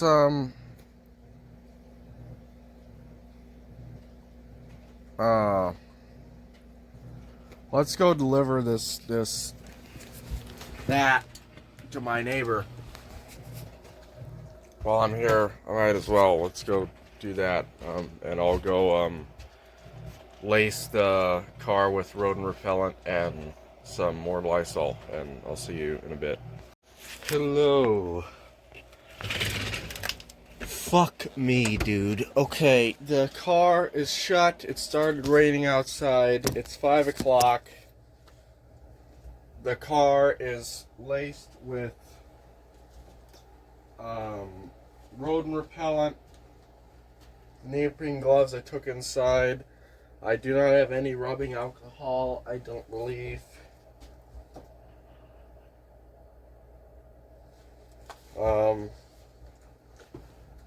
So I'm out of rubbing alcohol.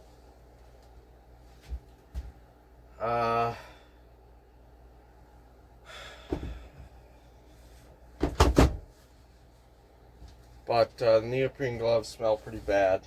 I couldn't find what was the cause of that smell. So I don't know what was the cause of that smell. So God only knows. I also got this. This came with my trickle charger. It's my car keys. I can lock it here. I wish I could lock it. I also have a quarter. I believe I had a quarter. I don't. I might have put it up now. Here it is. I have a 1966 quarter here for whatever reason. It looked interesting to me for some reason. I saved it. So,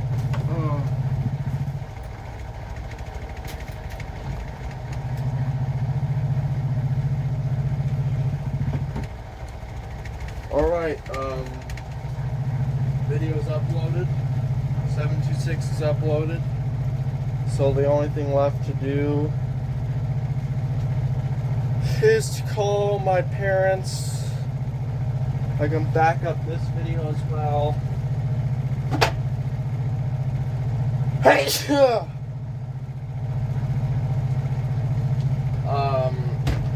You know, I can put these videos on my computer, get them going. While I talk to them. I might make pizza while I talk to them.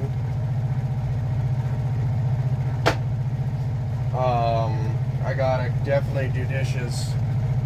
So I'll probably call my grandmother first, see if she wants to jitsi. Call my mother and father and get them on at the same time. And back up everything on my phone, do all the dishes and chores while I'm talking to them. And then we'll check back in later, okay? So that's what I'm gonna go do. See you in a bit. Hi, I have a weird feeling in my heart for some reason. I don't know what's going on with that, but either way, pizza. So I made pizza.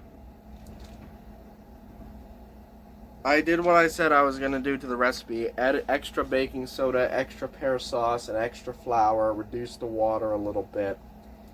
Same amount of salt. Provolone, Parmesan, kale, and ground beef. And it's delicious. It's perfect. However, I kneaded it for 6 minutes, like I said I was going to do, which is you need to do. You need to knead it for 6 whole minutes, hard and fast. That was good. For a typical pizza, you bake the crust first. You put it out in the pan, bake it with nothing on it, just the crust, for 10 minutes. Then you put all your toppings on, you finish it off for 15 at 425. For this pizza, it's a bit of a different beast. Last time I followed their recipe and I ended up with raw pizza and burnt toppings. Because I followed their recipe and I just shoved it in there 15 minutes like an idiot. Don't do that. This pizza, I think next time I need to bake the bread for 15 to 20 minutes. First of all, I need to half the dough and put it in this pan because it is a little bit too much, a little bit too thick, too big. Second of all, bake the dough for 15 minutes first and then put the toppings on and finish it off for another 10. You see, it's invert it from a typical pizza. I think that's what I need to do. So that's what I'm gonna do next time. Next time, I made this pizza again just because I wanted to taste perfection. Next time, I'm going to make my mother's ideal pizza. Tomato sauce. Well, it's a whole laundry list shit. I wrote it down just to put it in there. But so yeah, I used 2 tablespoon pear sauce instead of oil. Instead of 1 tablespoon oil, 2 tablespoon pear sauce, 2 tablespoon baking powder, 2.5 cups of flour about. And in the same cup, I put the 2 tablespoons, I put it in a measuring cup. In a 1 cup measuring cup, I put 2.5-ish tablespoons of pear sauce. Then I poured the water in there in the measuring cup. So it was really an ounce less, really 7 or 6 ounces of water. So not even a full 8 ounces of water.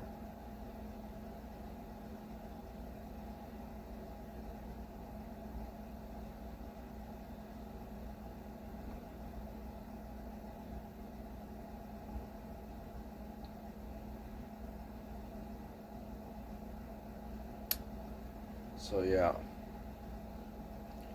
But we're making pizza now. At least once a week we'll try and make a pizza. Cheap, good eats, good dinner to have. Filling, fattening. I need fat on me in case you couldn't tell. So.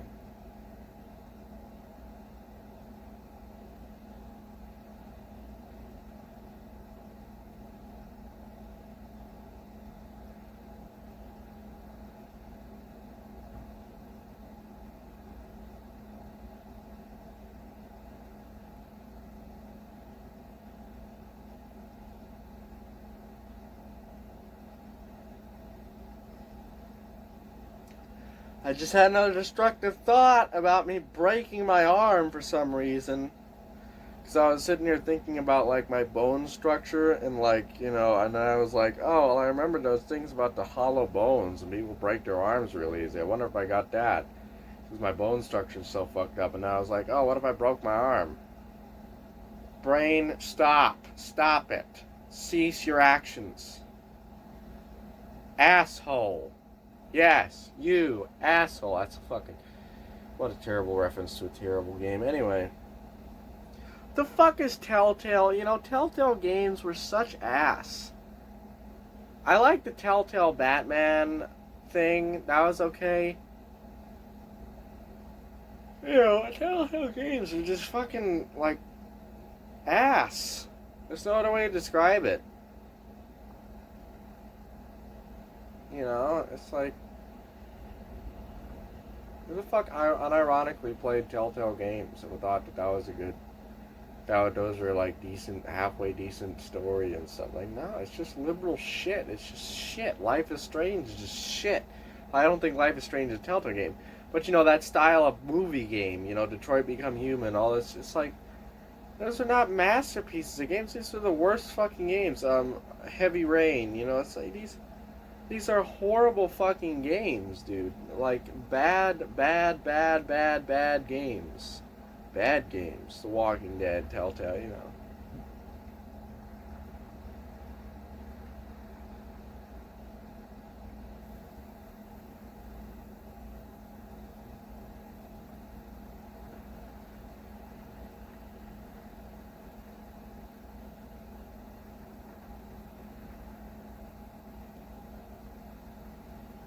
You know, why are people surprised that there's pornography of female video game characters? Why is that like a troll point that people make? It's like, yeah, you know, back in the day they used to do pornography of biblical characters in paintings. I mean, yeah, like, I know that's not the same thing, but yeah, this is, porn exists, you know, some of the first, earliest writings and earliest paintings are pornography. Who could have guessed? Who could have fucking guessed? Who could have figured that out? Wow.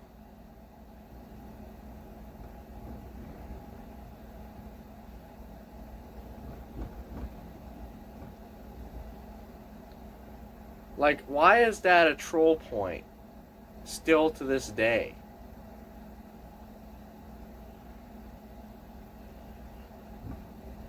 Do I think it's cringeworthy that people look at pornography of video game characters?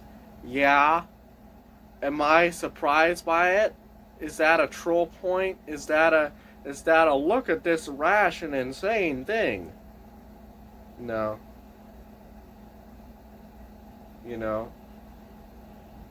No. You know, I mean, like the other day with like Samus at the bikini, it's like, yeah, this is human nature. Condoms, they had sheepskin condoms since before written language. I mean, this is put two people on an island and see how long it takes. You know, time it, 30 minutes, good. You know, I mean, this is the way it. This is.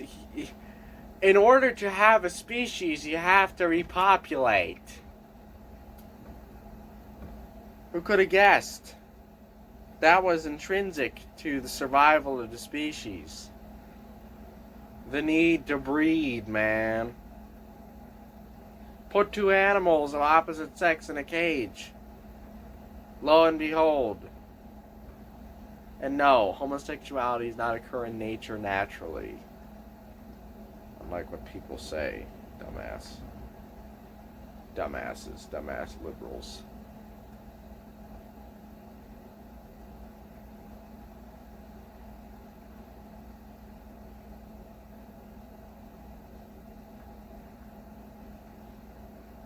Idiotic liberals who think that there's any other kind of sexuality besides heterosexuality are morons if you think this way. You have to be totally, you have to be a total brainlet to think that there is any valid sexuality besides heterosexuality. You know.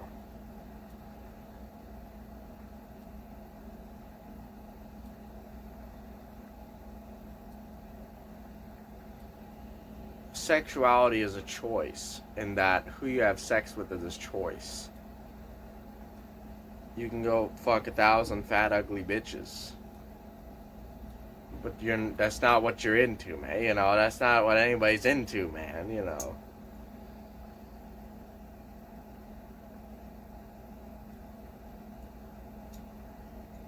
What is that? Selective heterosexuality? No, it's just heterosexuality.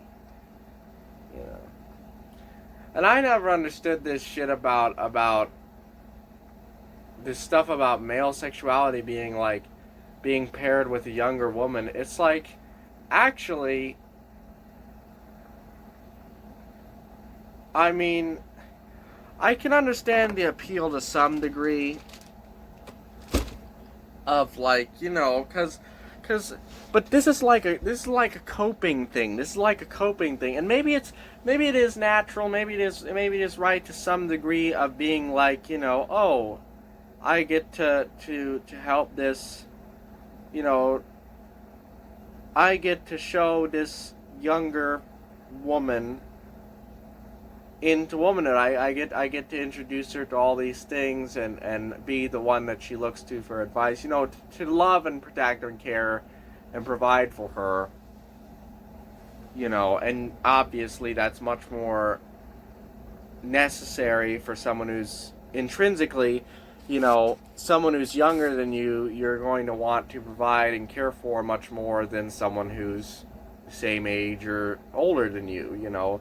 When someone's older than you, you look to them for advice, right? And you date an older woman, you look to the older woman for advice, on life, on everything, Whereas the other way, the power dynamic is flipped when it comes to the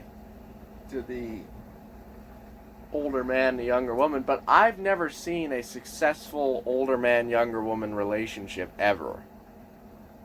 I cannot list one example. My granduncle Gary was married till he died at 90 for 45 years or whatever, to his wife. When he died just last month, or was it this month? I don't remember. Anyway, and happily married. His wife is 93, I believe. He's older. My mother and father have been happily married for 20 some odd years. My mother's 60. Well, she will be 60. She was born December 31st, 1962. So she's right on the cuff. And my father was born in March of 1963, so she's older than him. My grandmother and grandfather have been happily married for 60 years. My grandmother is a couple months older than my grandfather.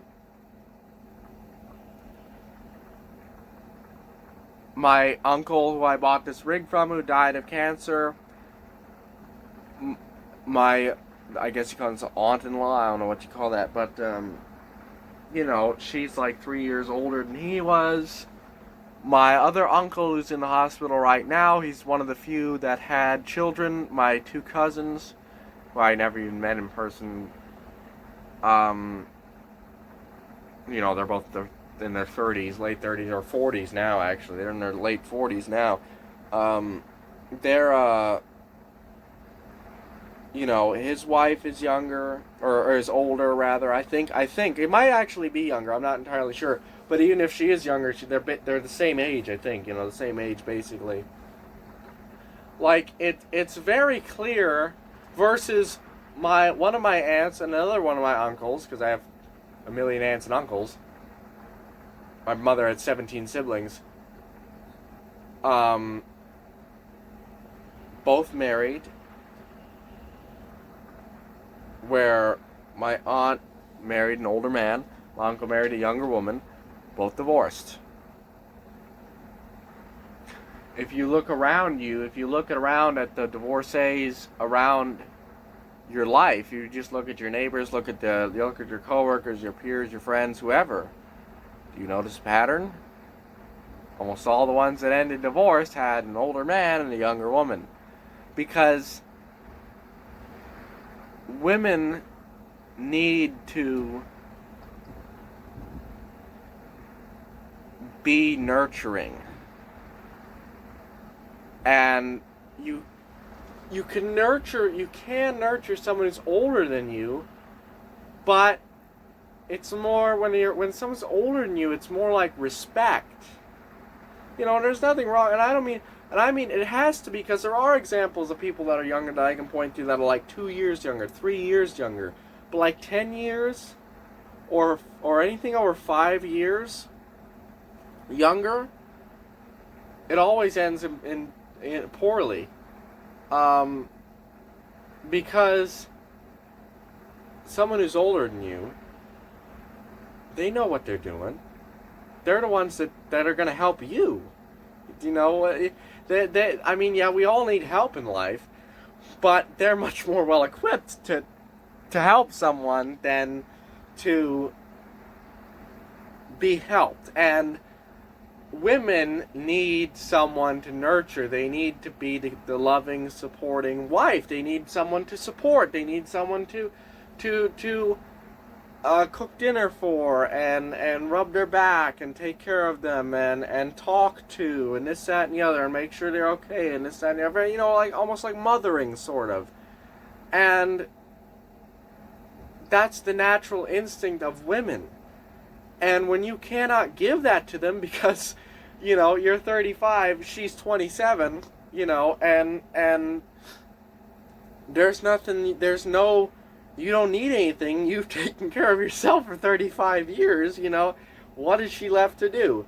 Well, either she puts all of her time and attention into work, into maintaining the house, picking up a hobby, doing something outside of the relationship, or she just mothers the absolute ever-living fuck out of her children and pretty much leaves you the hell out of it. You know, she's just really there along for the resources or for the ride, basically, and not really interested in you as a man. You know, and Leo is one friend. Rick and his original girlfriend. I think Rick's original girlfriend was older than him, but his new girlfriend is like, you know, his wife, new girlfriend, you know, wife, whatever, is like 3 years older than him. And, you know, so there is a clear pattern. There is a clear pattern to what makes a happy relationship. Savern's parents, again, happily married for years. Well, not happily married, but married for years, no divorce. Older woman, younger man, by like 4 years. And this is part of the key ingredients. Now again, same age, months, you know, a year, 2 years, 3 years, not gonna make or break you. But when you get beyond that limit, when you get to 4 years, when you get to 5 years, when you get to 10 years, and it's not 10 years older woman, younger man, it's 10 years older man, younger woman. That specifically is when it's going to fail. Because a 10 years older woman, younger man even works. Okay, like you know, I can't think of an example right off the top of my head, but I know of a couple. I know of a couple of those. You know, where there's like a 50-year-old woman and a 40 or a 39-year-old man. 11 years, you know, I forget the exact example, but that does it. I've seen successful, happy things like that. That works. It's just when it's the other way around, because you're denying sort of the natural order of womanhood, which is someone who needs I remember watching some TV show, again, some like Norman Leadership, I think it was an episode of The Jeffersons or some shit, and there was, the characters like, the father's all upset or whatever because like the daughter's more mooning over some dude, and she's like, oh, I could be right alongside him along to his rise to the top. And it's like, that is a quintessential Western view of femininity and womanhood. That's a classical thing of the Lord, coming to nobility and thanking his wife along the way, or the CEO rising up. And then it's all thanks to my wife, and this, that, and Albert Einstein and his wife, all this kind of stuff. But this is like a classical, trope, because there is some truth to it, and that a woman needs to be there from the genesis. A woman needs to be the one who supports you, who takes care of you, who helps you achieve the success in order to feel satiated, in order to feel satisfied. Men need to attain success. Women need to help men. Women need to help men get there. Men need that help too. But that's like the core drive. That's the nurturing drive of femininity. And it just doesn't work the other way, When it's an older man and a younger woman, think about it in this incestuous way. Think about it in this Freudian way, because a mother nurtures her child. A mother nurtures her son. That's ingrained into you. A father doesn't nurture his daughter, per se. A father protects his daughter. A father provides for his daughter. And a father has no connection between a father and a daughter like a mother and a son. Like, it's not the same. It's not the same. The daughter as there's no nurturing feeling. There is a nurturing feeling towards the father to some degree, but it's not anything close to what a mother and a son have. That kind of dynamic. And this spills over subconsciously or whatever into relationships. There's no nurturing for the woman to have for her father. Her father is the provider, the protector. Her father is the one who gets her. Her mother nurtured her. Her mother was the one who nurtured her. And now she needs a man to nurture, and she cannot nurture a father. She can't nurture someone who's going to provide and protect for everything and already has his whole life together, to some degree. Which you're supposed to have, not like to have your whole life together. You should have your whole life together, ideally before you even, start anything like this. Start down this road. But someone who's completely and totally established, there's nothing to grow, there's nothing to change, there's nothing to nurture there. It's already been nurtured by someone else, but it needs love, it needs affection, it needs attention, it needs reciprocation, it needs fulfillment. But women need to provide for a man to some degree. Women need to provide that level of support to some degree. There's no getting around that. And I don't know a single man on planet Earth who wants a teenage woman who's like, was like in his 30s. That's just not a thing. That's never been a thing. Like, no 35-year-old wants a 25-year-old. That's just not a thing.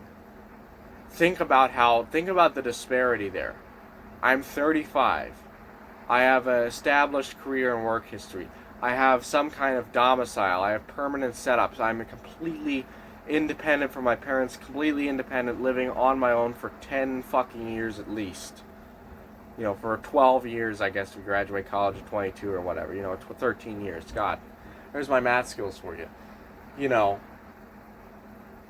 Versus someone who's 25, who's just starting out there, who has no world experience in that manner, who has no independent lifestyle experience, just a couple of years, who has no establishments, no connections, no name, essentially, to themselves.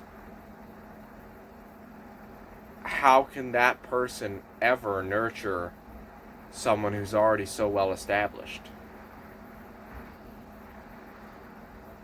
On an individual basis, yes, of course, obviously. Everyone's individual. But in terms of a general rule, there's nothing to be done there. I mean, that's already taken care of. That's a father figure dynamic. That's a daddy issues problem. That's a I'm so insecure about my, this woman is so insecure about her chances of survival out there that she feels she needs a father figure to take care of her instead of taking care of someone else, and that leads her to a life of depression, materialism, sin, whatever you want to call it, because that's what begets that,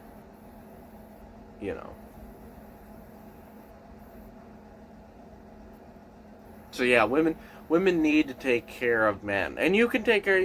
Women. There's ways to nurture. Obviously, some 35-year-old dude, but it's just an old man. It's already wrestled with God. It's already wrestled with life. It's already wrestled with everything there is to wrestle with. He's already achieved all peaks, conquered all hills, seen everything, seen all mountains. And it's done. It's over. It's over with. I know who I am, and I'm going to be that way forever. Versus someone who's younger is much more can be that way. To some degree, I'm that way, but still, you can still help them rise to the top, as that phrase was, or still help them grow and learn and change. That's what women are all about. This sort of socialization of the growing, and I can change him, I can do this, I can do that, I can tame him, this, that, and the other. And you cannot get that need out of someone who's already completely established, crusted over. They can't teach an old dog new tricks. And that's why, in my opinion, from what I've witnessed, again, go off real world experience. Don't take my word for it. Don't take anybody else's word for it. Look around you. What works, what doesn't. And that's what works and what doesn't. Older woman, younger man is the only relationship that I've ever seen that works. I've never seen a successful, healthy, happy, long-term relationship where there was a younger woman and an older man. I have never bore witness to it, not once. So,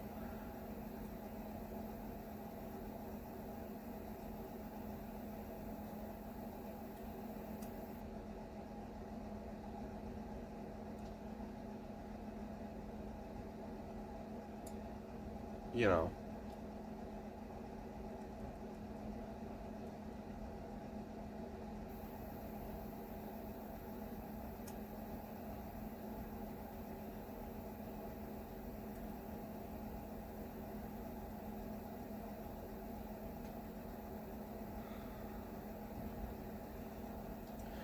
But yeah, you need that kind of dynamic. Now, obviously, it can work the other way. And again, minute differences, 2 years, 3 years, younger woman, older man, like that's not going to change much. It's really just when you hit that level of age difference where it just becomes more of a thing of, and it becomes, and even if the woman doesn't mean for it to become this way, even if it is this unconditional love, this pure good intentions, which is the most basic entry level relationship possible,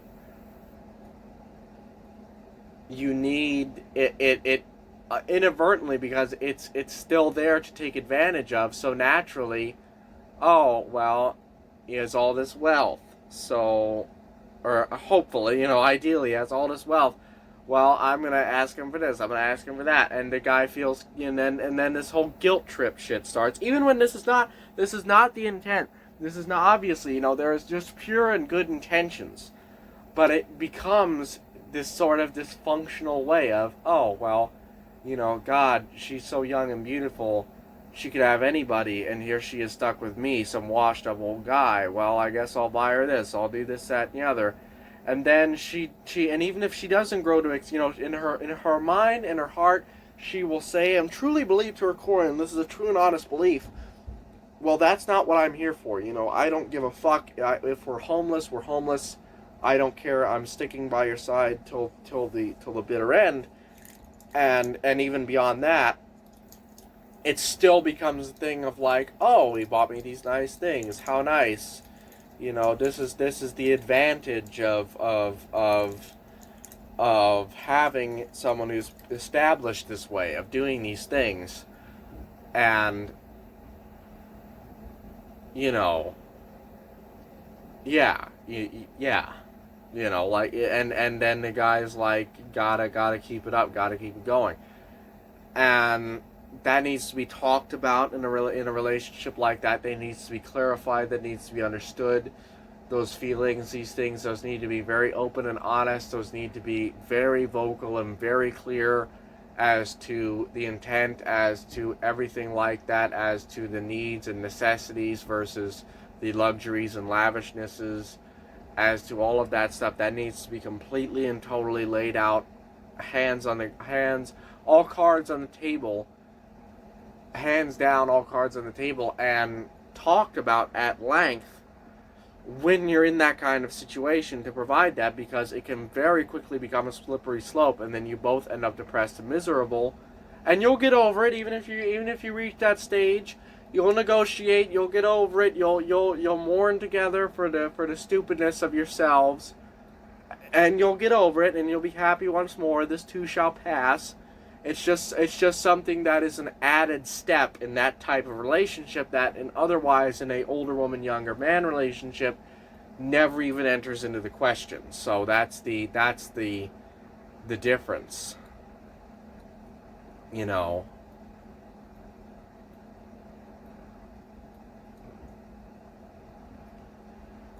That's the difference.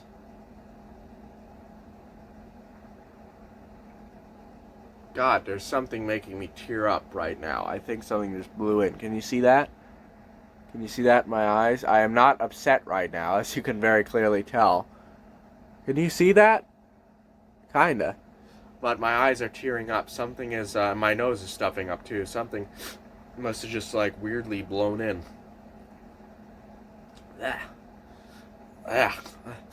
Fuck.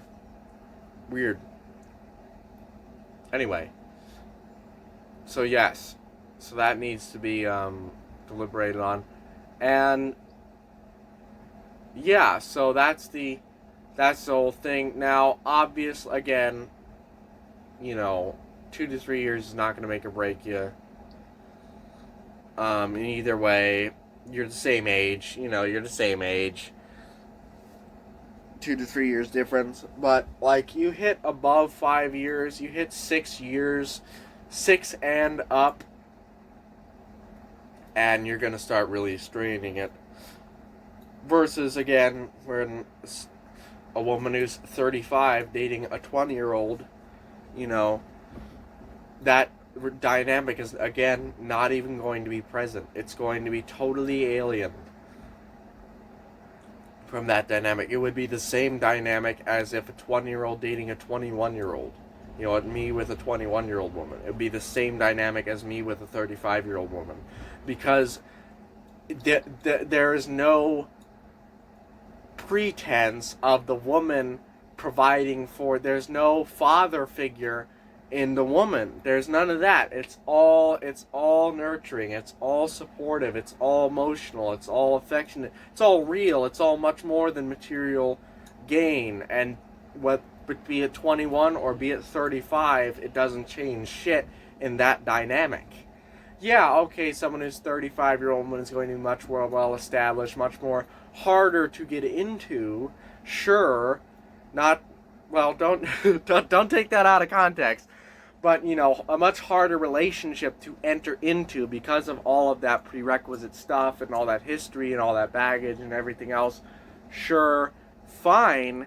There is no pretense that the woman has to provide for me. There's no pretense that she has to do this. There's no pretense that she has to do that. That all the things that the man would have to do if he's older.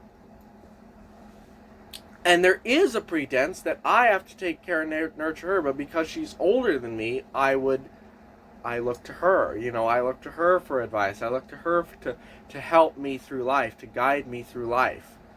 What works and what doesn't. You're the one. You're the reliable person. That's the other thing. As a man, you have to be independent. So you need reliable people in your life. I'm sorry, but someone who's younger than you cannot be more reliable than you. And you need someone who's more reliable than you, ideally, right? At least that's the goal. And someone who's younger than you cannot command the respect you need from them to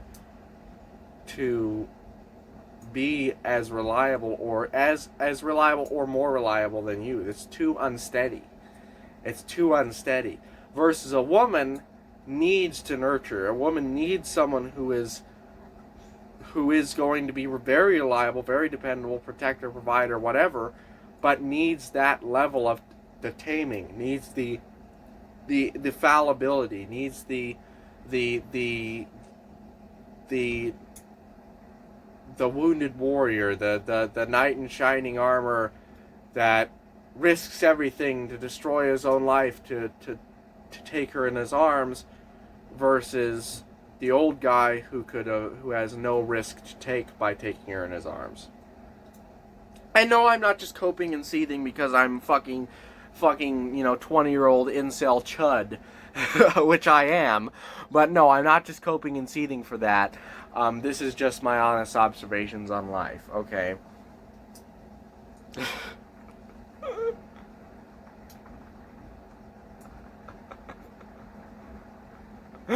I love the way Nick Fuentes goes on about himself like he's talking about a policy. It's just hilarious. His fucking mannerisms are fucking hilarious when it comes to that shit. This dwarf, 20-year-old Italian greaseball incel chud. He's talking about the Israel lobby with their nuclear weapons. It's the same mannerisms as that. It's hilarious. Anyway.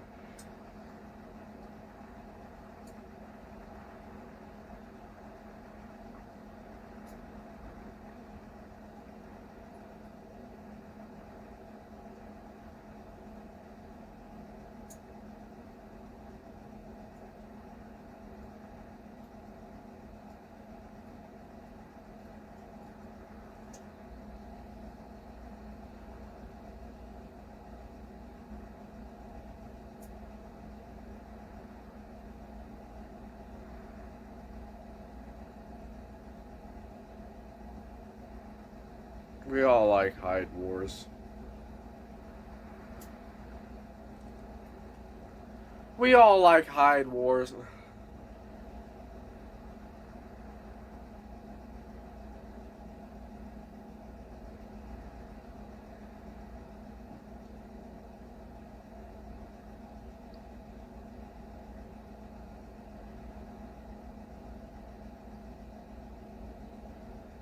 But, I was just thinking about a Hide Wars clip.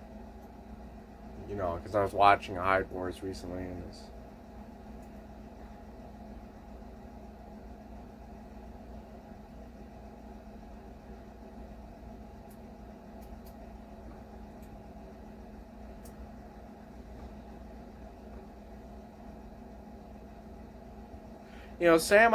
that's the thing. There is no real alt-right representative from the West, and I think I would be, I guess you could say, but Western United States culture, whatever you want to call it, the people, we don't believe the same thing as the old guard Easterners, man. We're not the same people. We're two different countries. We're two different people. Okay, we'll all operate under the banner of the federalism, decentralized things, but we're not the same. You and I. We're not the same countrymen. the Easterners and the Westerners. Westerners are very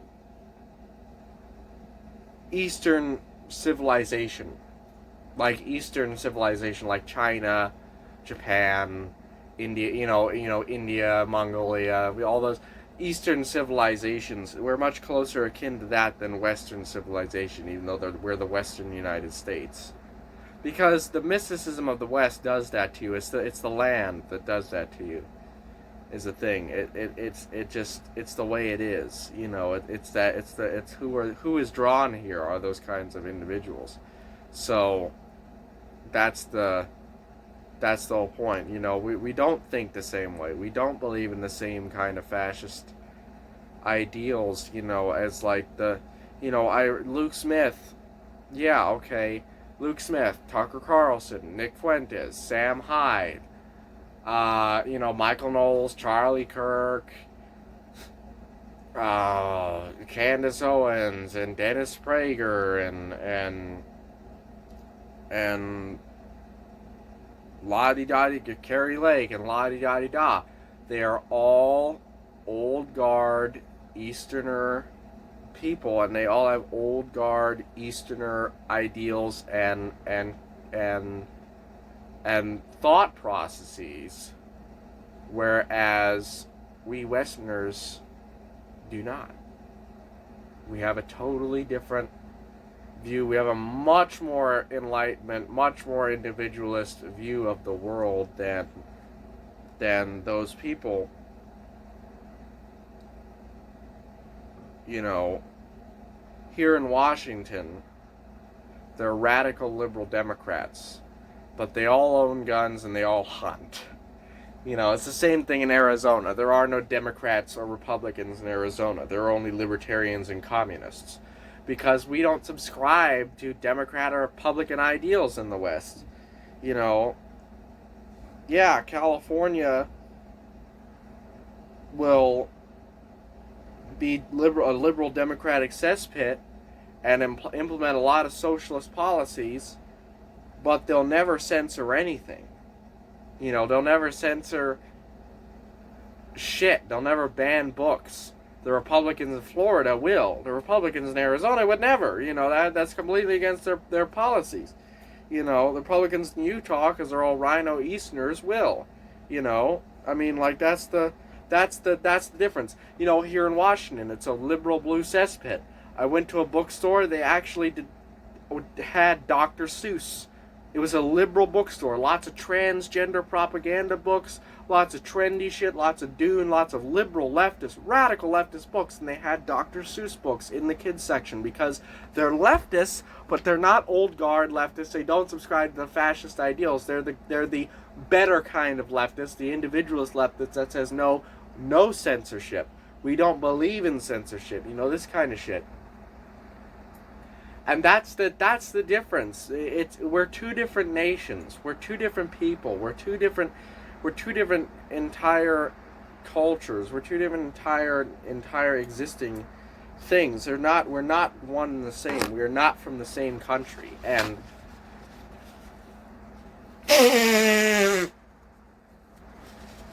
you can really break this down into states. There is no state of Arizona.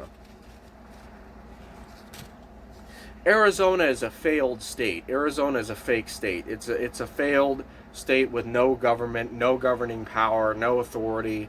It has nothing. It has nobody to enforce it. Nobody subscribes to it. Nobody believes it. It's not a state. It has no authority. It has no regency. It has no sovereignty whatsoever.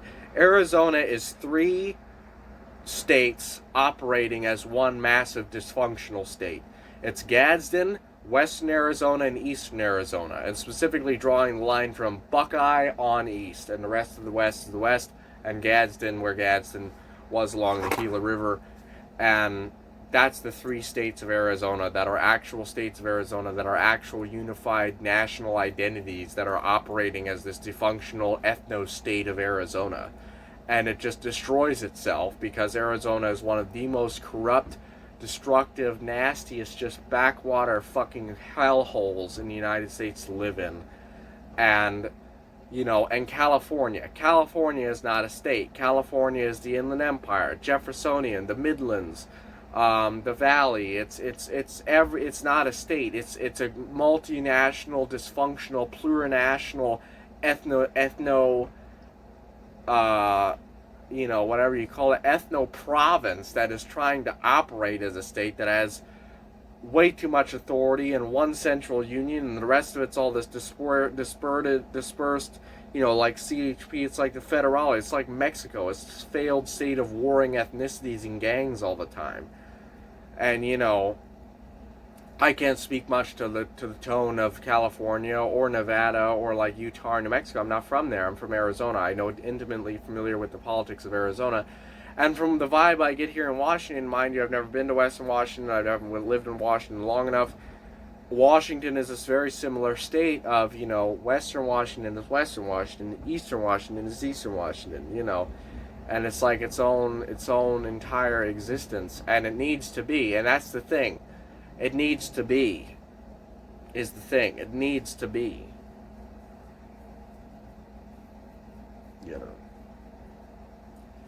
It needs to be its own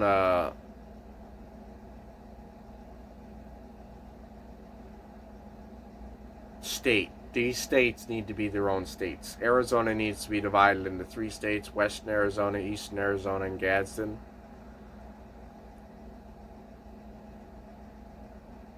Gadsden, whatever it is. I don't know. And, you can just go off of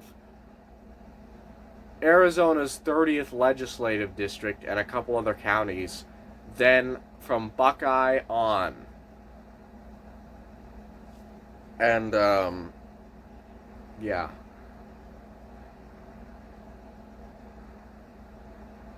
And whatever you call that. And the Grand Canyon, we get the Grand Canyon. That's a Western Arizonan thing.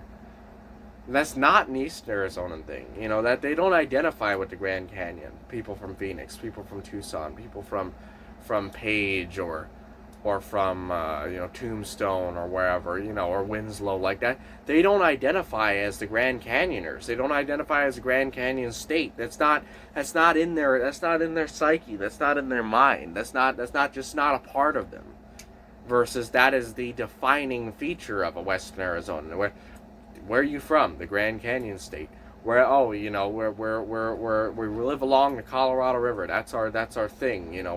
We the Mogollon Rim, all that stuff. This is it's part of us. It's not even in their identity. It's not even part of their nationality. It's not part of their culture. It's not part of anything. It's not part of it's not part of their society. The Grand Canyon, it's sort of this omitted detail that's just the motto of the state. The Copper State, the Grand Canyon State. They're the Copper State people. See, that's the thing. Arizona is actually the Copper State. It's not the Grand Canyon State, right? That's who the Copper State people are. We're the Grand Canyon State. Western Arizona is the Grand Canyon State. The Copper State is Eastern Arizona. See? And that's the difference, you see. And Gadsden is Gadsden. Gadsden's its own. You have Tucson, Tombstone, Yuma. All those people are fucked. The Tohono O'odham entire reservation. All those people are fucked in the head. They deserve their own nation. They're fucking lunatics down there. Okay? But yeah, Arizona is a failed state operating as 3 states under a non-powerful, non-authoritative legislative entity that operates something similar to what the Confederacy would have operated like. And there is no provincial power, there is no anything, there is no sovereignty, there's no government, there's no anything. It's just all a bunch of dysfunctional counties setting their own tax laws, setting their own regencies, setting their own everything, setting their own rules and regulations, codes and laws for large part. It's basically the counties in Arizona are, for all intents and purposes, are in charge of their own laws. Some have climate emission controls. Some have certain taxes on certain things. Some have higher property taxes. Some have different levies and rules. Some have different rules and regulations for zoning and housing and infrastructure and welfare even. I mean, it's totally alien in the political power It's gone from the government. It's gone from the state. There's no state political power in Arizona whatsoever. It's just a farce. It's an idea. We have a Senate to the Union that walks all over us, and that's about it. That's what we know of. And other than that, there's nothing. There's no power at all. No political power at all. It's 3 states operating as one, and it doesn't work. And the Constitution of Arizona is the flimsiest, most pathetic legal document. It's completely kowtows to the Union, and it basically reads very similar to how the Confederate Constitution reads in terms of the powers of the Arizona State Congress. Congress has all power in the state of Arizona. The governor can literally do fucking nothing without the authority of Congress. The Supreme Court, there's even clauses in there that limit the Supreme Court to the powers of Congress. So it gives all the power to Congress, basically. And the state constitutions, by the way, if you ever research the state constitutions, they're all jokes, they're all pathetic, they're all fucking insufferable, miserable bastards. The state constitutions should be abolished, and all states should adopt the United States Constitution as their state constitutions with their various modified amendments. For example, no state income tax, copyleft property laws, things like that, limits on laws, limits on things like that, competition laws, all that sort of stuff. Property tax, all that sort of stuff. It should be levied stuff, in terms of Alaska, stand your ground laws, clear things on that in their own constitutions. But it has to be because the state constitutions are fucking miserable, and they need all of the, they need to get rid of all the freedom of speech and the responsibility of not abusing that right and shit like that. All that shit needs to go from all the state constitutions. State constitutions need to be completely abolished and replaced with the Union's constitution verbatim, with the added states' demands on it as the states' constitutions. And the states need more power and all this other shit. But anyway.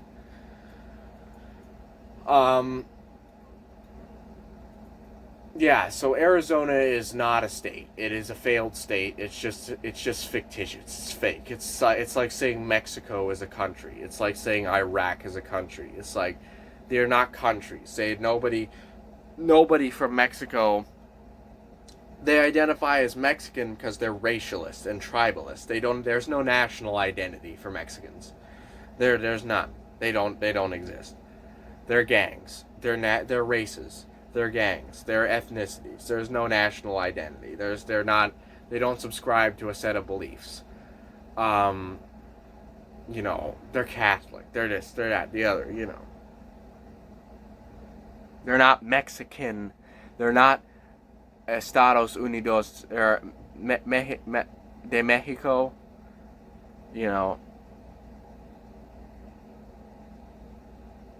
something like that.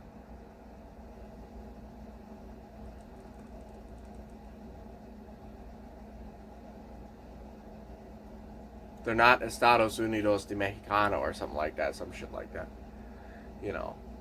That's not who they are. So there's no national identity. There's an ethnic identity, and that's it. And they go off of that, and as a result, what do you get? Warring clans.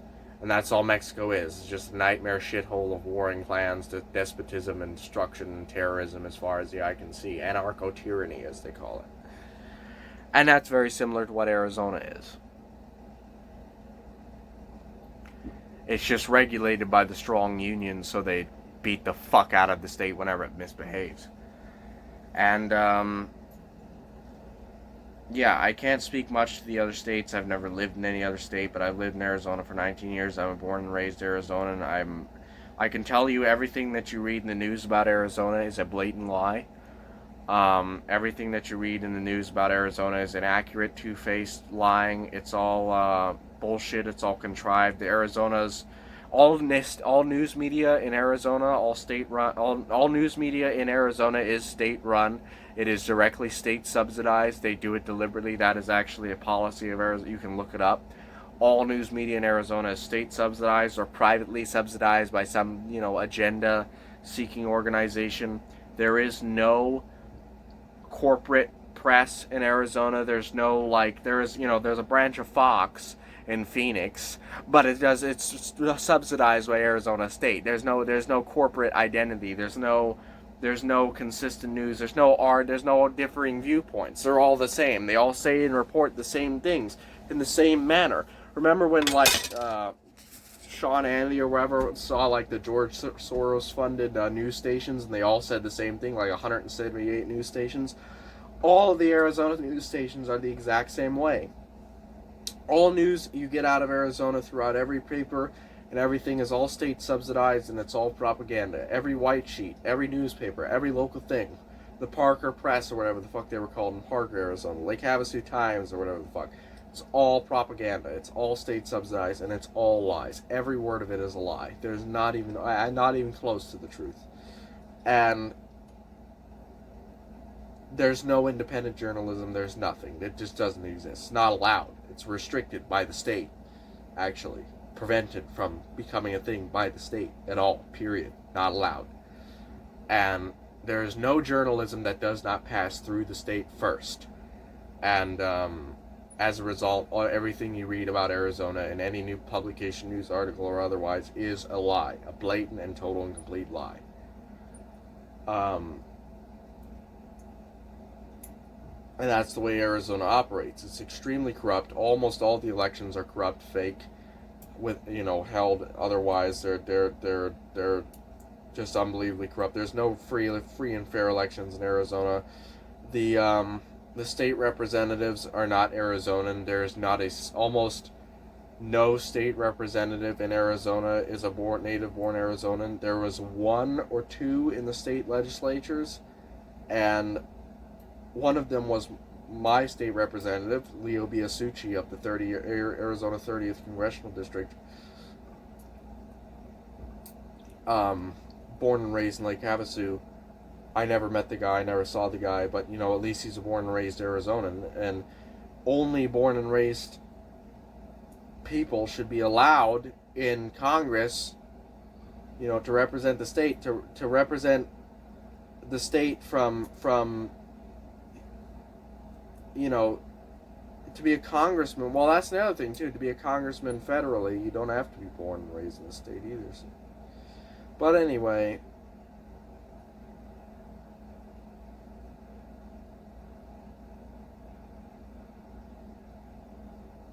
you should be able to move from state to state, obviously. You should be able to become a citizen of each state and then represent the citizens of that state, obviously. That's not what I'm saying. It's just like the fact that we're being represented by people that lived here for 3 years, that's the problem. There should be some, 10-year, 7-year limit on, how long you can... Because that's what it is to the Fed. I believe it's 7 years. You have to live in a state for 7 years before you can represent to the Fed. And it's yeah, that makes sense,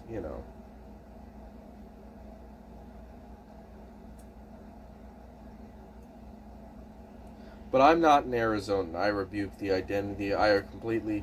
That's the thing. When you come to the United States, there has to be a total obliteration of all your past identities. There can be no loyalty to race, to religion, to color. Well, to religion, yes, but there can be no loyalty to race, color, creed, ethnicity, church, or otherwise. There can be no nothing. You have to abandon all of that when you come here, and you have to pledge total and unyielding fealty to the United States of America and the U.S. Constitution, specifically the U.S. Constitution. You have to abandon all race, color, creed, family, everything else when you come here. Period. And that's the way it should be when you move from state to state. And I completely abandon all fealty to Arizona and the state of Arizona, the Republic of Arizona. I completely rebuke and obliterate all parts of that from myself and from who I am, and I am a Washingtonian. I embrace, pledge support, and fully pledge fealty and loyalty to the state of Washington and to the Washington Constitution. State of Washington Constitution.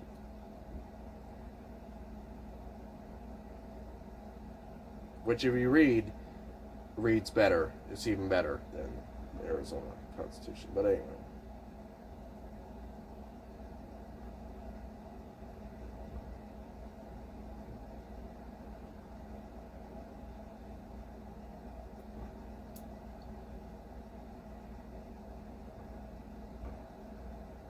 So yeah.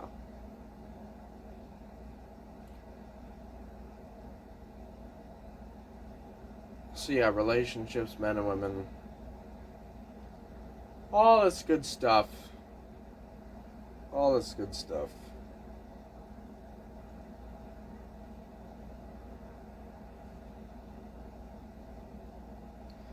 And the thing is, you don't have to be old to give advice as well. You know, this is also a cope, but it's not a cope for me.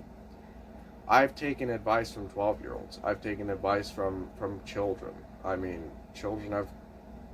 If someone has advice, listen. You know, my father used to say, worst vice is advice, and that's true. But listen to people, man. Because when someone tells you something, you can tell when it's something useful or not. You know, use whatever you want of it and disregard. All lies and jest, still a man hears what he wants to hear and disregards the rest. Or as my mother's mother used to say, in one ear and out the other. You know, in one ear you take what you want from it, out the other. You know, and that's the end of it. And all lies and jest, still a man hears what he wants to hear and disregards the rest. Like the kid I met, you know, the kid I met when I was just swimming out there one day. And he's 12, and he was like, you know, he told me about the fishing in the area. And I talked to my neighbor, and he said the same thing. It's like, oh wow, that kid was right. He was accurate. That was legitimate advice, you know, advice, tips, whatever, you know, knowledge. That was actual knowledge, you know. It didn't matter that he was 12 to me. It didn't matter that he was, you know, younger than me or a child or anything like that. It's like, it's just, this is man to man, some helpful, useful information. I mean, that's all it is. And people are very quick. You ever notice that people treat children like children? That's the most retarded thing ever. Children are just human beings. You remember when you were a child? Do you think any differently than you do now? Are you any different than you were when you were no. You still think the same thing. You still have the same opinions. You still think the same things about the world. It's the same difference. It's the same thing. You know, I mean, nothing changes like that in your life. You know, I always used to hate that when people treat me like a child, and I'm just like this normal dude. You know, I'm the same dude I was when I was 5 as I am now. You know, I mean, we all are. It's not like when you're 5, something is like magically different about you or anything. It's like, nah, you're just some dude. You know some shit. Maybe you don't know anything. You know, whatever. You got an outlook on life. You got your 2 cents, and that's about it. You know, there's no reason to treat children like children. That's retarded. That's retarded. Treat them with respect, man. You know, they're people. They have a good subset of knowledge, probably. You know.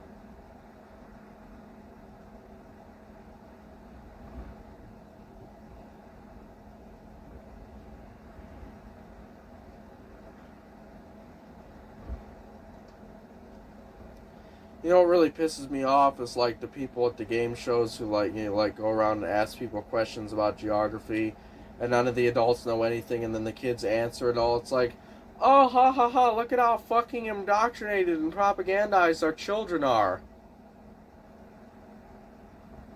You know, ha ha ha! That's so funny that this is ingrained into them, and that means, as such, everything else that was taught is ingrained into them. Like all white people are racist, and racism is bad, and that white and that Black Lives Matter and that transgenderism is a good thing, and all this stuff and all this satanic, evil, wrong, and destructive shit was indoctrinated into them, and they remembered it. They absorbed it all as fact, and now it's in their mind forever.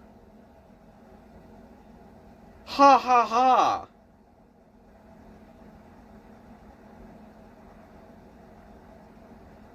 You fuckers. Fuck you people. Fuck those people.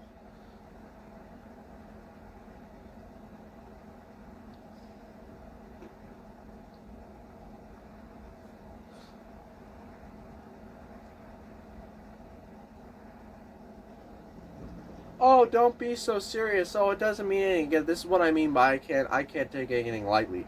I look at what something really fucking means. If someone's teasing, fuck those people. If someone's, celebrating this shit, oh, it's just funny that because he's a kid and you wouldn't expect it. Fuck you. That's not what it means. You dumb fucking sheep. You putrid dog.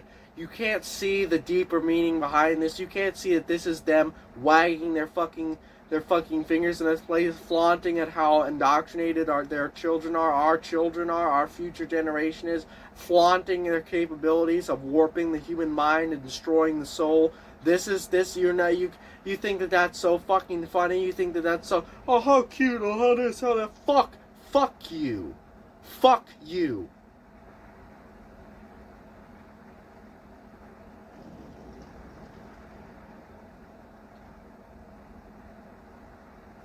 And I mean that.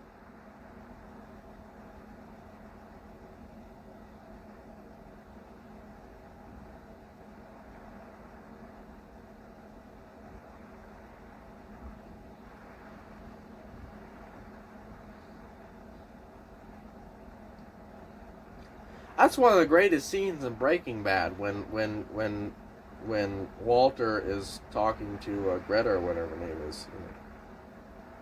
So I don't have to explain myself to anybody. Fuck you. I feel so sorry for you, Walt. I really do. Good for you. Thanks. Thanks for feeling sorry for me.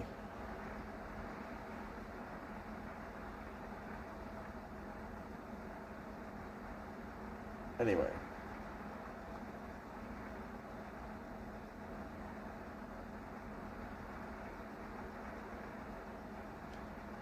But yeah.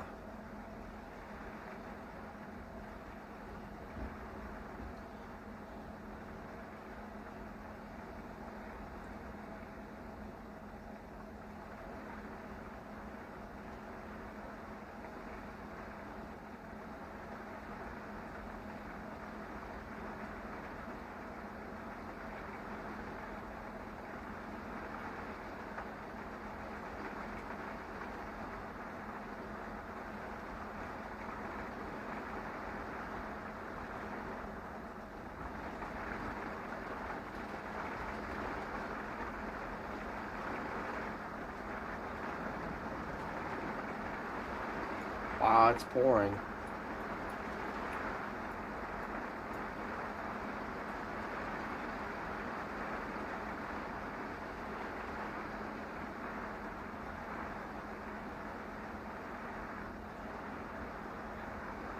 Anyway, yeah, people are teasing and shit like that. Like, fuck those people, seriously. Like, do not do something evil like that. Don't be evil. Don't do what you know is to be wrong, even if it's in a joking, teasing light or anything like that. Don't do that. Don't do that. The moral corruption and destruction of your soul from those actions.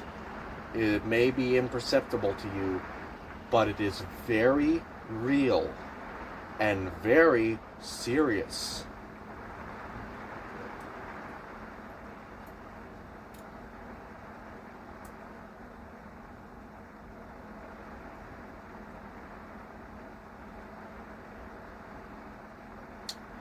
This is a Revlon nail clipper I'm playing with, by the way. I didn't realize I bought a Revlon nail clipper. What is Revlon? Is that like shampoo or something? What even is that? I've heard of that. I guess they make nail clippers. I don't know.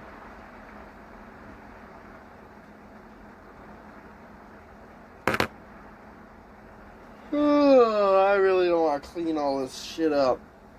I really don't want to do dishes, but I gotta do dishes. So it sucks. I gotta put all this shit away, do another load of laundry, do some dishes, finish my coffee. I made a cup of coffee.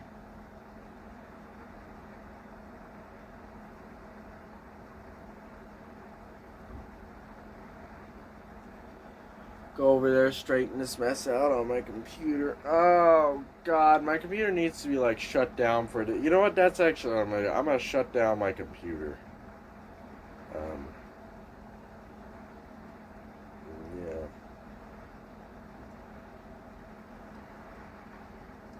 Well, first I'll back it up because it's in a good mood right now. It's not going to crash.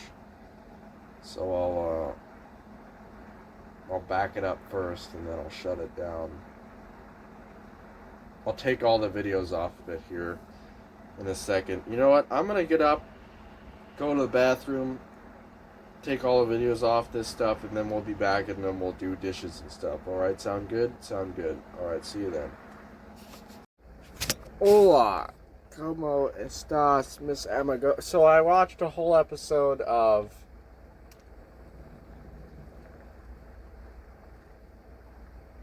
Kitchen Nightmares and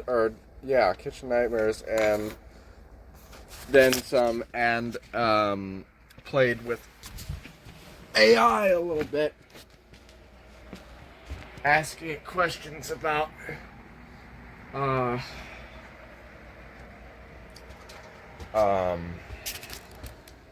timing shit and dating shit too. I was like dating, like romance, and I was like, I was wondering, like, what would AI say? They'd probably give some propagandized response, like people waiting 5 years. Like, I wanted to see like what it would say. What's the appropriate time to wait to get married?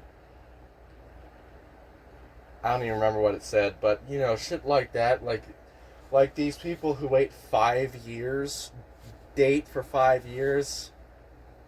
Your first, you know, 5 years. Actually, you're legally married. If you live together for 5 years, you are a common law couple.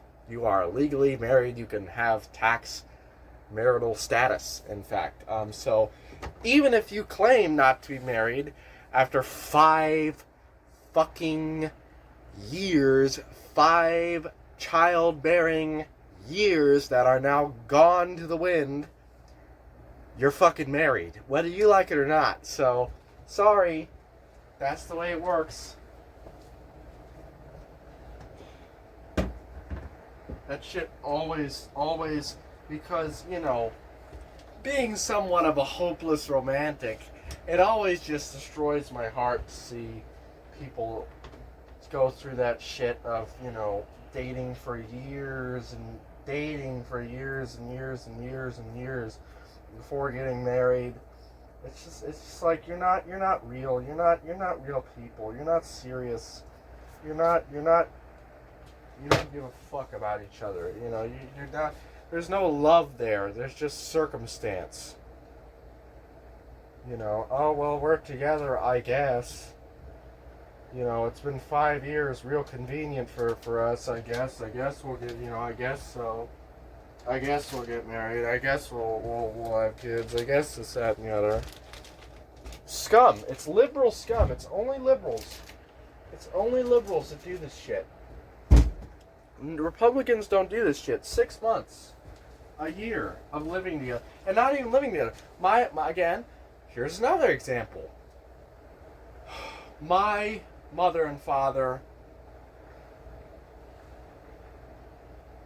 they weren't married for like 5 years, but my mother and my father don't even consider their date of marriage their actual marriage. They actually consider their marriage when they moved in together, because that's what they felt like, which was literally 9 months into their relationship.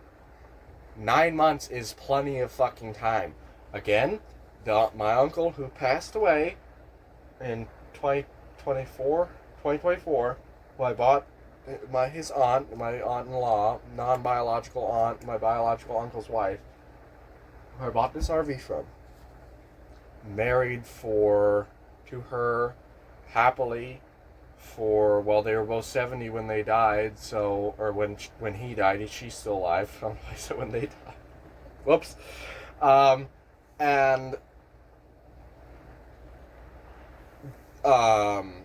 You know, I think they got married in their 30s or something, late 20s. I don't know. I don't even know. But, you know, 40 years or 30 years or something like that. Not 30 years, but maybe, I don't know. A long time after 6 months of dating. And my other uncle It was like a year and a half. You know, that's the way real relationships work. That's the way real relationships work. That's the way real love works. That's the way these things work. You know that old trope of you know. Well, turns out you know. You know, if you're serious, if it's gonna be something that's long term and successful, I I'm more liberal. I'm less reactionary about this point. I'm more like, how about a year of living together? If you can put up with each other and not kill each other for 365 days or so, a little earlier than that maybe, but at the maximum 365 days, then you go and get married. Anything before that, anything before 365 days, or before, sorry, anything after 365 days, anything after that is just leading the other person on. One of you is leading the other on, and maybe you're both doing it to each other and fooling yourselves because you're not in love and you're never going to be married. So, you know, you just gotta evolve past this shit. And, you know, back in the day, courtship, you know, there was none of, because the power dynamics were completely different. So, back in the day, the courting would begin when the man confessed his love to the woman. That's entry level. Is walking up to some bitch and saying, "Yo, bitch, I'm in love with you." Literally. That's the first step. Then came the dating. Then came everything else. Then came the whatever you want to call it, the games people play. Okay? Now, of course, in this warped, fucked up, loveless, psychotic, schizophrenic, socialist, evil, satanic society that we live in, the word love is very taboo. Extremely taboo. To the point where people are boyfriend and girlfriend having sex routinely, living together without even confessing or having any love for each other. Which is psychotic and evil and wrong.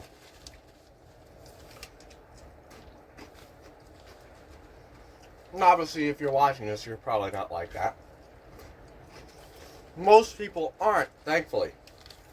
Most real people. But it's just something to watch out for. It's something that, if you got a girl or a guy, they may not be expecting that. But you shouldn't give a fuck. I'm not saying start off with "I love you." That's probably going to scare them the fuck away immediately. But don't wait months and months and months. Don't have sex with them before you confess your love to them. Ideally, don't have sex with them at all. Don't have sex with them until marriage, ideally. If they're virgins, anyway.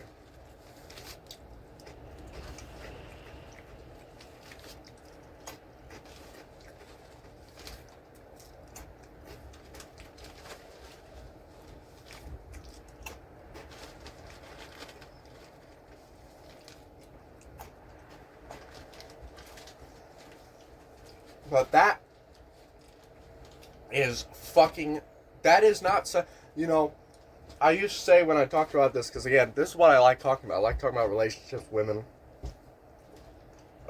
cars, guns, whatever, guy talk. And this is what I used to talk about with my friends, and I used to say, to me, that is psychotic. Until I realized, actually, that's just psychotic. It has nothing, I don't factor into that equation. That's actually just fucking psychotic to have sex with someone without telling them you love them. with the intent of dating and being in a relationship and everything and being exclusive. If you're like me, the way I went about it, and it was just basically an agreed upon thing, then that's different, obviously, but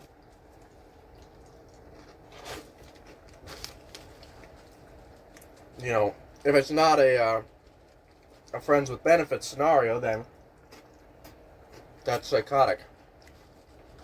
You got these pathetic fucking guys that let women walk all over them. It's really disgusting.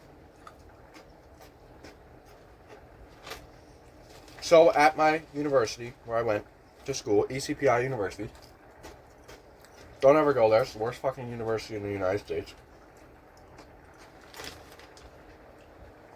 There was this bitch who was a tutor of mine. The only time I sought out tutorship. Well, I sought it out one more time. Completely useless. Didn't help me at all. We got to talking. Her husband, they got married in the military because they were best friends. They're best friends. He's my best friend. So we got married in the military to get the benefits. And then, over years, she fell in love with him.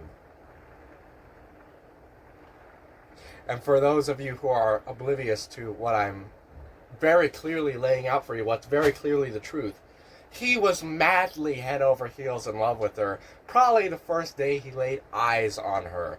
And she's a hideous bitch, too, so it was definitely some unique scenario. And he let her just abuse and use the fuck out of him, cuckold him, do everything. It's just sick, really sick, depraved shit, man. Really, really fucking sick. Sick fucking people. Sick fucking shit. And I mean that.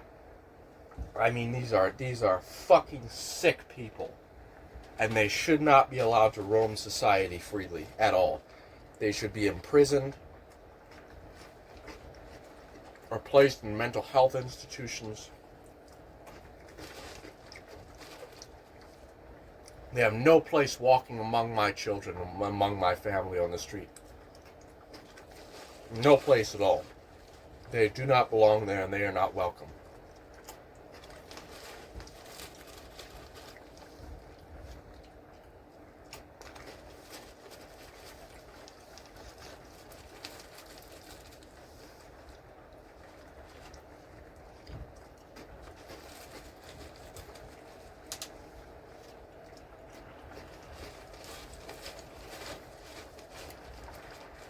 You know,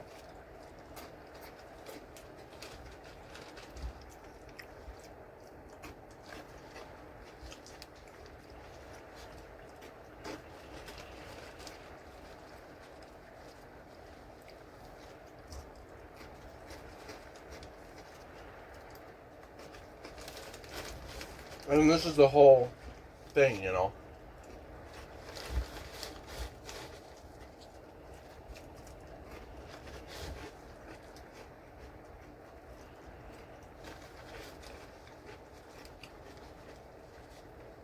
It's very easy to be abused.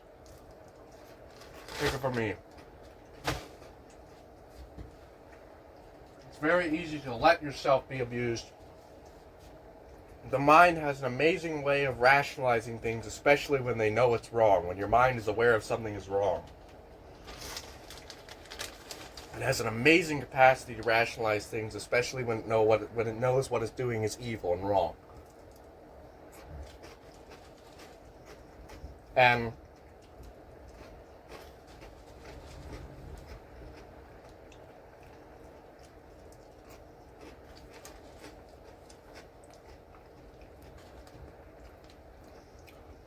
you can get to some really fucking dark places, man.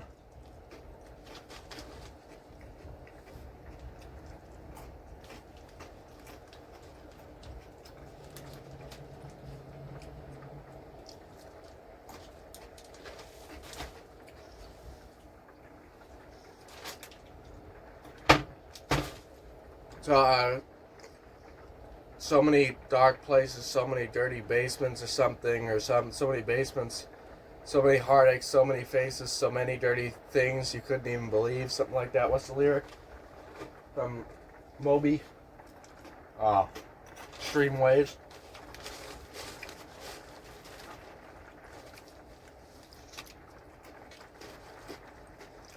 I had to close down everything. I had to close down my mind. Too many things could cut me. Too much could make me blind. I closed myself and closed my world and closed every little thing you couldn't even believe or something like that. But I would stand in line for this. There's always room in life for this. Oh, babe. Then it fell apart. Like it always does.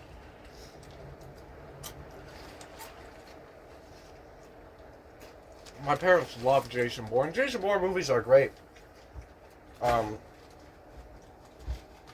They are really good movies, to be fair. So.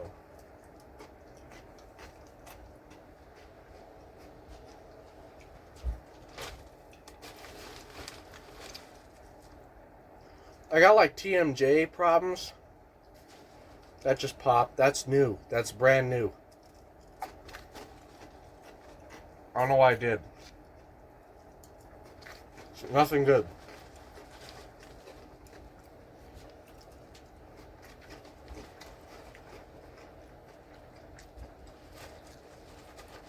You gotta avoid abuse.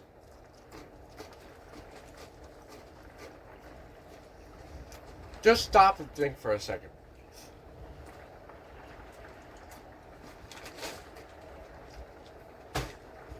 Hold up.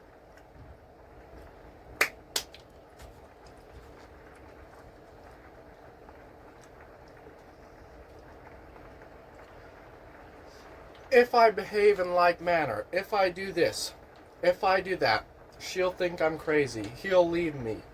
Blah, blah, blah, blah, blah. He'll get scared and run away. She won't feel the same way. Whatever. What do you care? What the fuck do you care? Are you going to be a schizophrenic, bipolar psychopath with multiple personality disorder and pretend to be someone else when you're with this person that you supposedly care so much about? Or are you going to be honest? And if they run, they run. Good for them. They probably dodged a bullet that you didn't even know they were dodging. Maybe you're one big fucking bullet. But one day you're gonna find your target. You know. Lead is the great equalizer. It always has its pairing brass.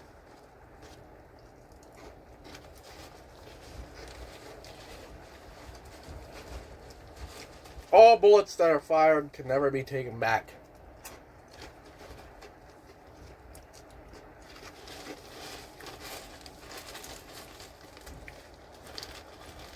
So, I used to think this way about people, not just romantics, but friends too. Like, maybe I'll just slow burn introducing ways and slow burn who I am, because they won't even tolerate me if I'm just honest. Then I realized when I was like, 18, I really don't care what they think of me or what they do. Not that they're thinking of me in the first place, because they pretty much ignore me everywhere I go. So not even that they're thinking of me. Secondly, here I am. This is what you get. I am one. I am Pancurian, and I am nothing else. There's... Take it or leave it, man. Here I am. Will that lead you to a life of being lonely and destitute? Maybe. What will pretending all day get you?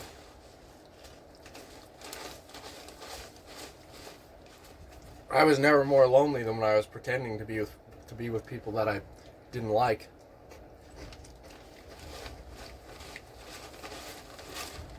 I'm less lonely now than when I had so-called friends.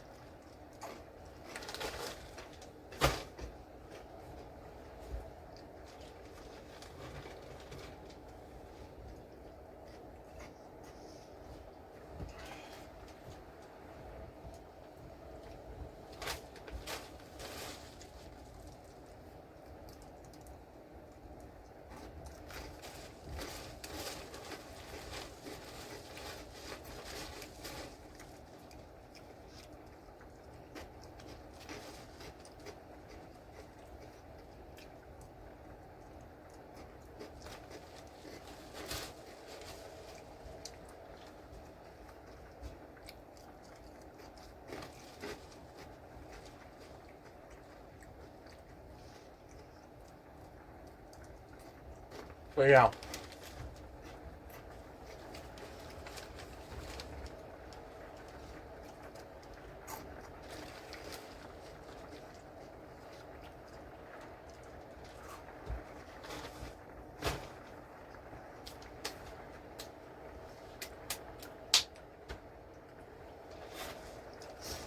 It's just very depressing.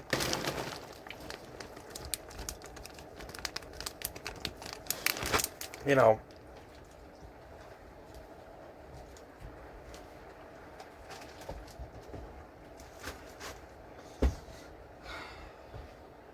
this is the world we live in, man, you know? Like, obviously there are some things that you just can't, I mean, you can, it might work, who knows? You know, but you just can't walk up to someone that you've never even spoken to before and be like, hi, you know, I'm fucking obsessed with you. Wanna go on a date? No.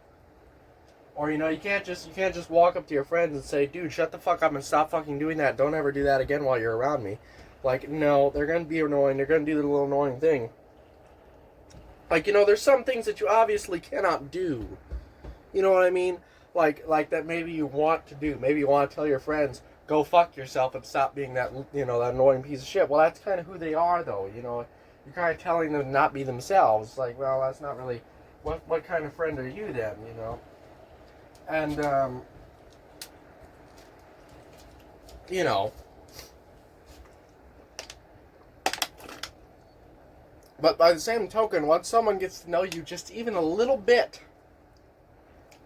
once you get past that initial phase, that initial awkwardness, once you're able to just openly talk about something with the other person, that's the phase where where because you're openly talking, there's no more holds barred. There's no more, you can just say whatever you want, talk however you want, be however you want.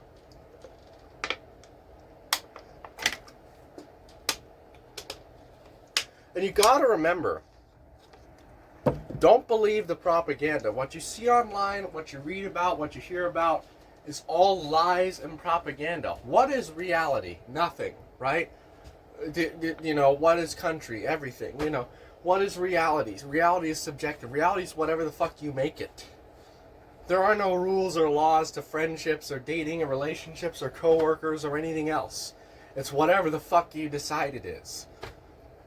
If you want to string some bitch on for 4 years and then dump her ass, that you can do that. You'll burn in hell for it, but you can do that. If you want to fucking, you know, start out of the gate with some fucking knight in shining armor declaration of love, go for it. Do whatever the fuck you want. If you want to be a fedora wearing milady saying Redditor, do that. It's all there's no rules. There are no rules. You make up the rules. You decide what you're gonna do. It's your game to play. There are no rules. Okay? The rules are whatever the fuck you decide the rules are. The rules are whatever it is that you wish to do, whatever it is that you want to do. Those are the rules. Okay? I made pizza, by the way. Did I mention that? I made pizza. I think I showed that off already. So, half, almost all eating pizza. Anyway, it's whatever you want to make it, and yeah, that's it. It's just like you gotta beseech whoever you're interested in, friendship, relationship, whatever, away from the propaganda in the first place. And to be fair, whoever is your friend, are they gonna remember some generic passive beta male, or are they gonna remember the honest guy, the character, the eccentric guy, the guy with some features, some definition, the guy who takes no shit, the guy who's this intense fucking guy, whether they like it or not, that's for them to decide. You have no control over that anyway. But you gotta be honest, or else you're gonna fail 100% of the time. Some drunk asshole at the place where I work was sitting on a bar, and he shook my hand and said, "Honesty serves justice." And he's like this Iraq war veteran drinking his life away. And I'm like, okay, thanks. But to some degree that's true. I mean, you if you're not honest, nobody's going to remember you, nobody's going to care about you, and you're just going to be another nobody, another nothing. Not that you should want to be somebody anyway, not that you should want to call attention to yourself. It's not about that. It's just about being honest. It's about having an effect in people's lives. It's about being presence, having presence, being real, being that kind of stuff. It's serious. It's something serious, and there's no rules. You make up the rules. You make up the rules to whatever the fuck you want to do. They're yours to make up. They're yours to do. It's nobody else's.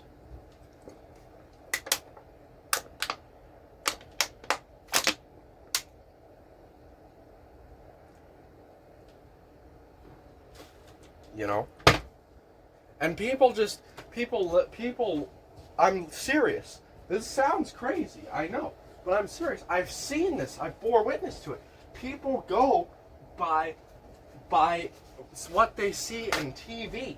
People follow the rules of dating like Frasier or like Friends.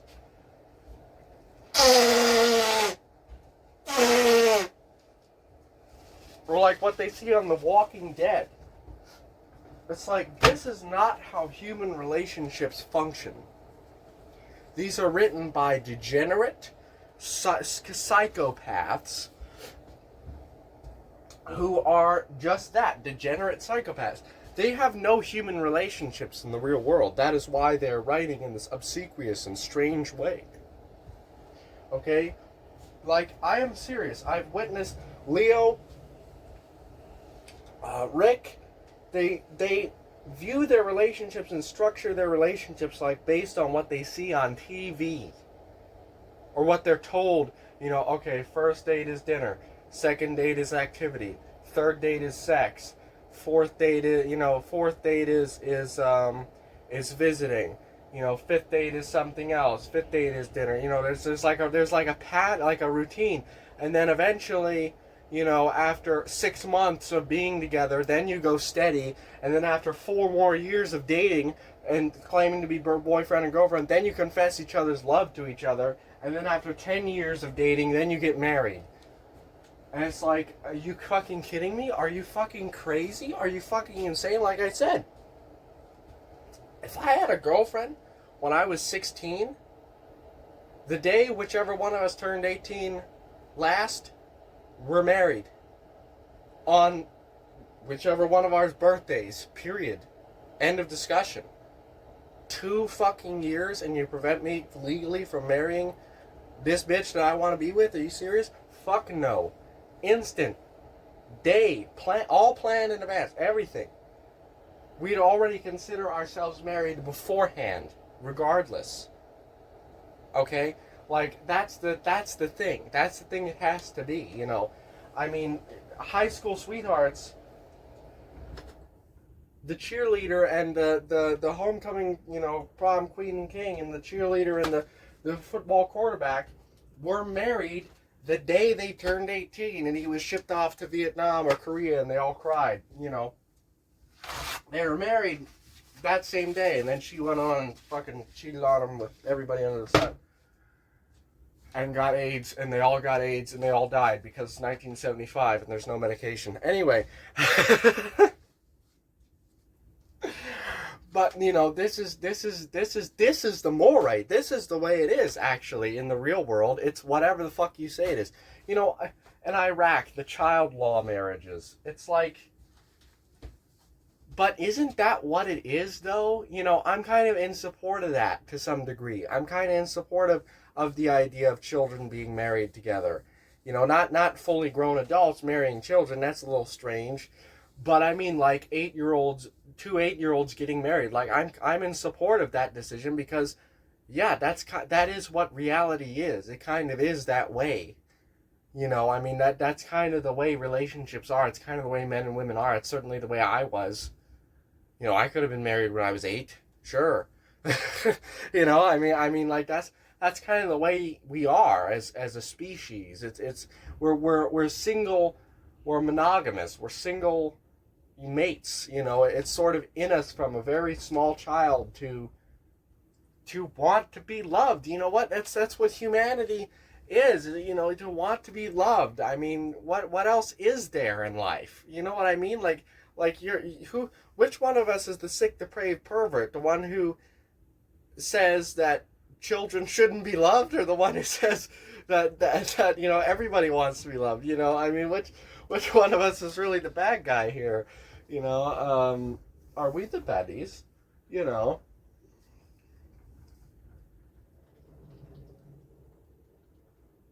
I mean, that's kind of the argument. Now I know that that's a little silly, but you see what I mean? Like, I am in support of children, 2 children, you know, a 10-year-old and a 9-year-old getting married. Yeah, sure, go for it, man. You know, if you're in love, there's no difference. Then people pretend like, oh, well, but they're just children. They don't know any better. As if there's any difference. Yeah, because when you're 21 and getting your back blown out, you know, in college, you definitely had a much more mature view of love, and then he left you for some fucking you know, hotter, prettier, tighter, younger bitch, and then you were all distraught. Yeah, you had such a mature view of love then, you know, like if like there's any difference, you know what I mean? Like which one of you is more depraved? Which one? That's the thing. It's always reflection. It's always whatever that's called, you know, where people take their own insecurities and inflict it on others, you know, and pretend like oh, you know, you're insecure about this, that, and the other, when it's them that's insecure about this, that, and the other. That's the same thing. It's like, oh, well, a 10-year-old doesn't know what real love is. Yeah, but you, who's been divorced 3 times, has 6 children, and is a drug addict, crackhead, definitely knows what real love is, right? Because you're the expert, right? You know, like, fuck you. That's another one of those fuck you people moments. You know, I'm smiling and laughing, but seriously, fuck you. That's another one of those fuck you moments right there. You know, I mean, just the gall. The gall. I mean, good Lord. Because this is the shit I put up with. You know, yeah, I don't know if you could say I was in love per se, but, you know, definitely had a crush or two, you know, in my time, you know, and I had to put up with this puritanical bullshit getting in my way, and it's like, oh, fuck, well, goddamn. I wish I could have been married at 10. That would have been great. Have all that shit figured out beforehand, man. That'd be wonderful. You know? I mean, yeah. That's the way to go about it, man. And you know, that's just the natural way of life, and obviously, like sex or whatever, you know, marriage. But to me, at least, you know, I mean, I'm just not interested in sex, you know, period. So it doesn't even enter the equation in my mind. But like I said, you know, wait till marriage, wait till you're ready, wait till, you know, whenever.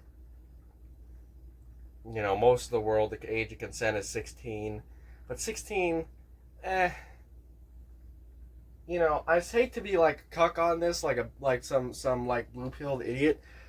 I know 16, you're physically mature reproductively, but 16 for a job, 16 for for graduating high school, 16 for driving, 16 for owning guns and open carry, 16 for drinking. I can understand all those things. I'm in support of that. I'm in support of 16 for all that stuff. But sex is like, I hate to be this Puritan idiot on this stuff, but you don't want welfare kids. You don't want, you know, people who have no economic status.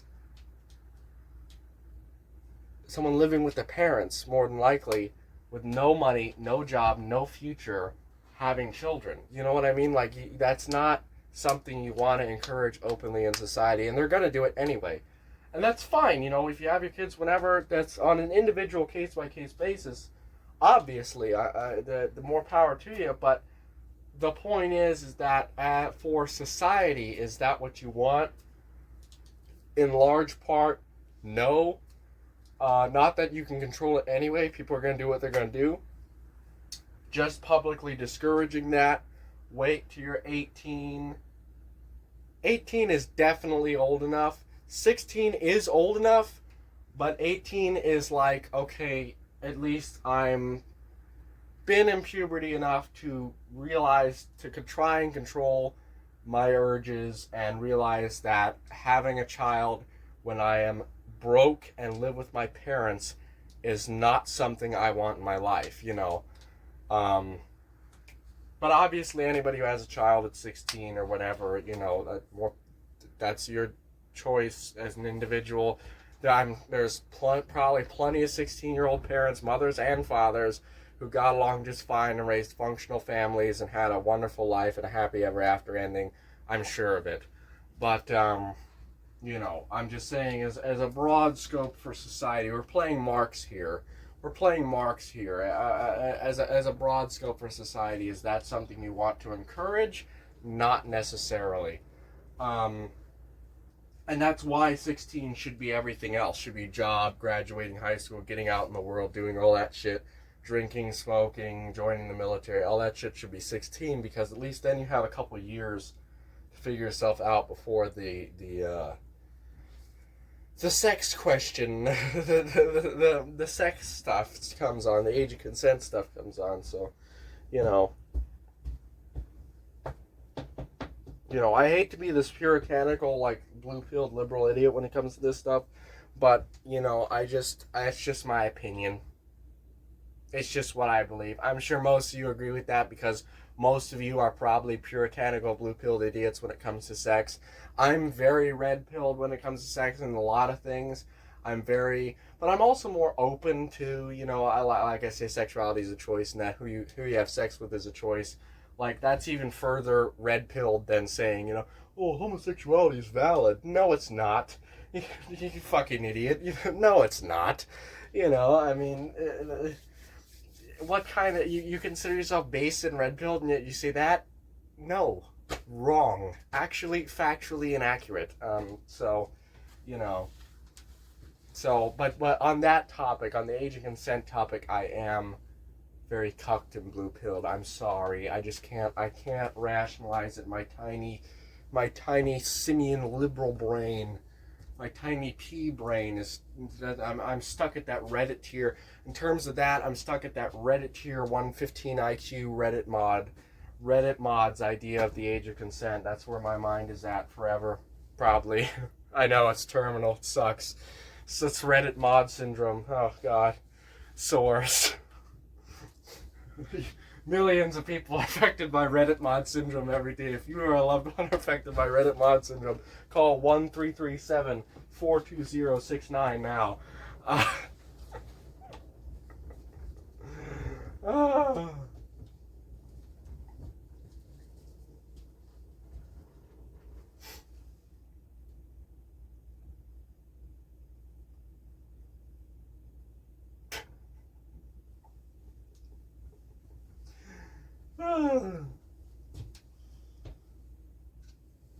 So,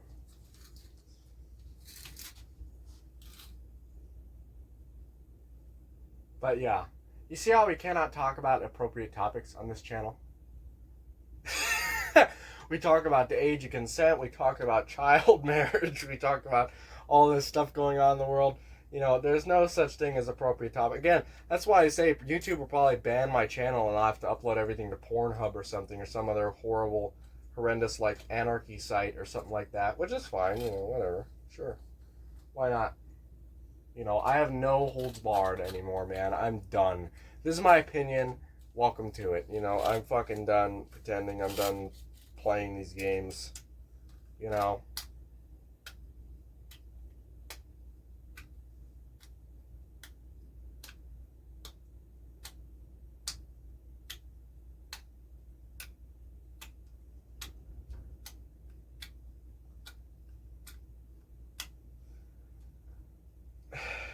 ISEL, Safety Engineering Laboratories Incorporated. Or that's SEL, sorry, it just looks like an I because there's an excess thing on there.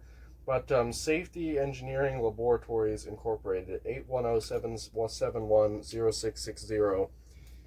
Tape measure. Where the fuck they got this? No idea. Anyway. Yeah, so anyway, listen. Here's my gun. I still have it out. Very good. Very good. I'll leave it out forever, hopefully. Ideally.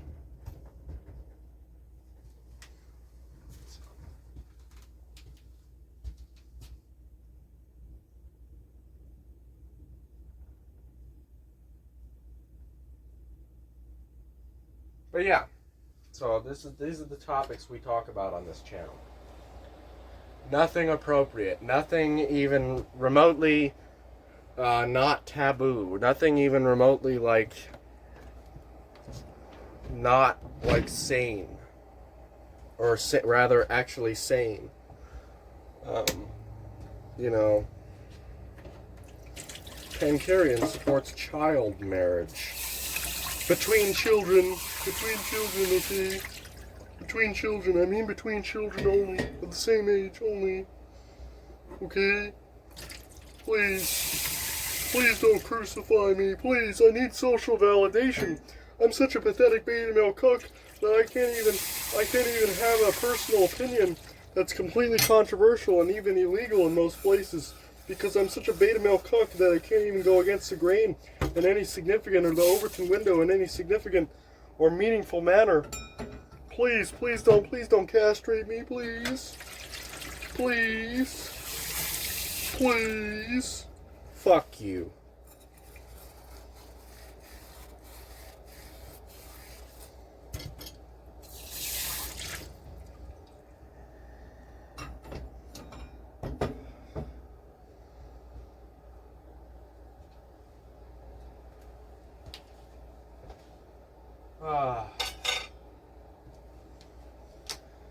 But yeah, you know, like Richard the Lionheart or whoever married his 13-year-old cousin. It's like that was the way back then, man. Or who was that? That wasn't Richard. Was that Richard the Lionheart? Or was that William of Orange? One of them married their 13-year-old cousin. You know, Mahatma Gandhi married his, like, 13-year-old cousin or something like that. Too. Some shit like that. Like, yeah, man. That's what people do. Back in the day. It's what you did. You know, that's what people still do to this day, in fact, in most of the world. Now, I don't, again, as I said, I'm a blue-pilled idiot when it comes to the age of consent. But, still, people do it, so...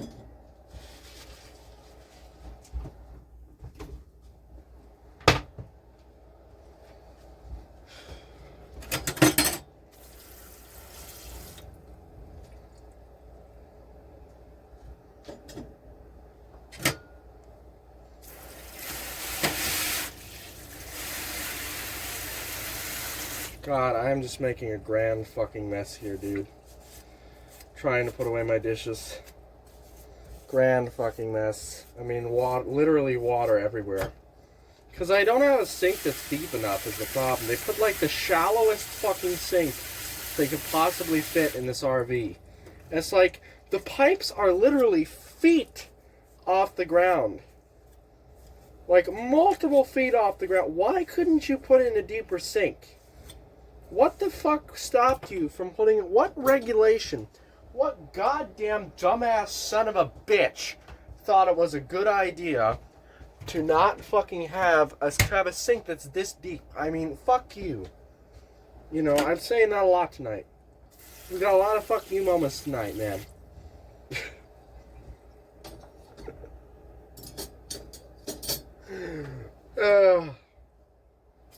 Not based and red pilled on a lot of things. Not based and red pilled on cursing.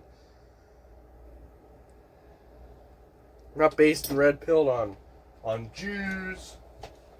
Well, actually, I am though, because I deny the existence of race. So I'm actually more based and red pilled than most, but you know, I deny the existence of science and everything, man. I'm pretty based. Gotta say, pretty based. Pretty based, if I do say so myself.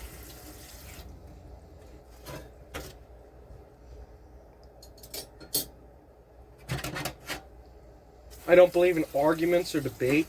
Hell yeah. Hell, based and red pill. Don't believe in arguments and debate. Yeah, man. Yeah.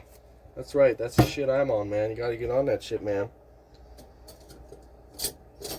You know, the fact that, like, people deny, like, that those memes, do you understand that memes are, like, an influential instrument in culture, right?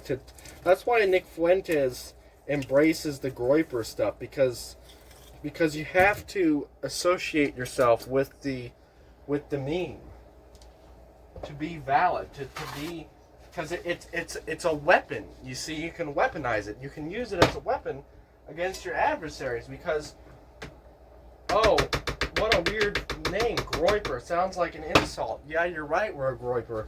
Oh, you're a bunch of fucking degenerate, you know, N-words. Yeah. Yeah. Well, I can say nigga, I don't give a fuck. But, you know, Wang Af, man. Wang Af. Yeah, we are. We certainly live like it.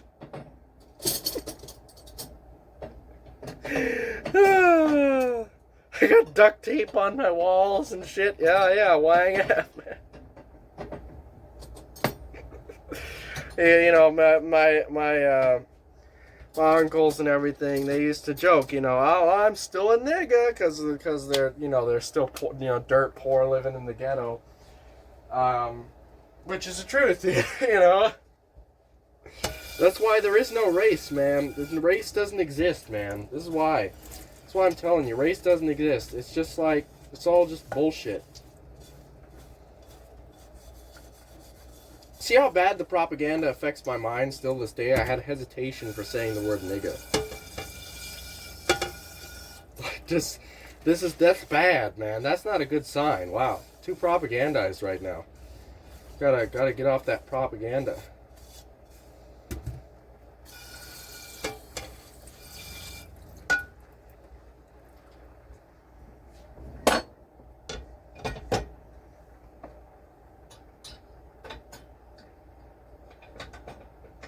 Yeah. My parents would fucking die if they saw me in these videos saying half the shit I say. But good for them. I hope they do. You know, whatever. I really don't care. I'm a fully grown-ass man. And I will die. I will kill for freedom of speech. Not only will I die for freedom of speech, I will kill for freedom of speech. And I mean that. I mean that.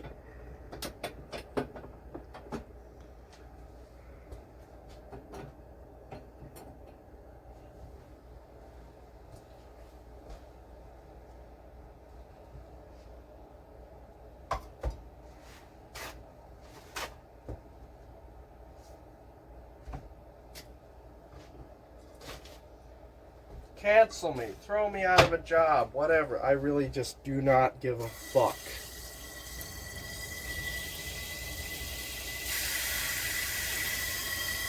I would rather starve than live or work for someone who doesn't believe in free speech. Well, That's not true, though. I will work for someone who doesn't believe in free speech. If they're stupid enough to pay me, but the instant they censor my speech, no, I'm gone. So, not going to tolerate losing any of those rights whatsoever. I'm not a boomer. I'm not an idiot. Fine line is drawn in the sand. What they choose to do with it is their business and none of mine. So, if they choose to cross it, so be it. If they keep me on, they keep me on. I have no power, political power, to sue them, to stop them from doing whatever it is they're going to do. I have no way or means, financial, political, or otherwise, to stop them from making their decision and following through with it. So, whatever they do, and we shall part and go our merry way.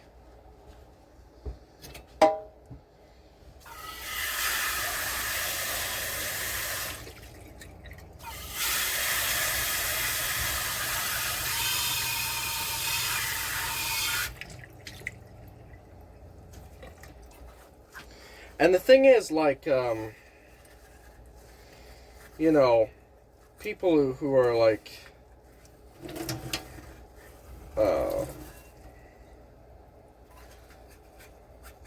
advocates for getting people fired for like saying Charlie Kirk, you know, like celebrating the death of Charlie Kirk. It's like, you cannot become the enemy, no matter how tempting it may be. You know, I mean, that's not it. That's not the solution, man. The solution is not to cancel people just because they that's the same shit they do to us. You know, you cannot become as bad as them. I know the temptation is there, but you just can't do it, man. You just can't do it. And that whole campaign failed, of course, because never even became a thing. Because the world doesn't work that way. It's a one-sided game. It's in favor of the leftists only.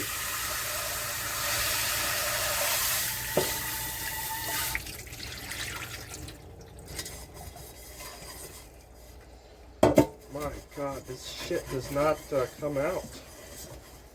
God, I forgot that this shit is like oobleck, like it fucking shits and destroys itself. Alright, let's fill up the pot with water and do our baking soda trick again, because that worked really well.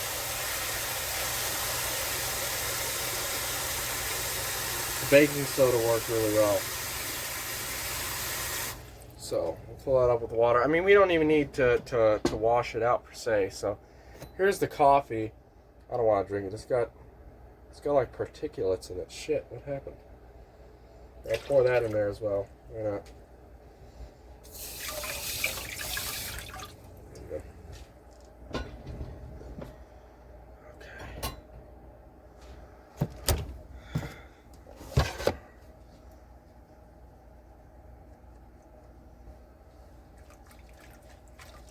Fuck, that's too much baking soda. God, I waste so much baking soda.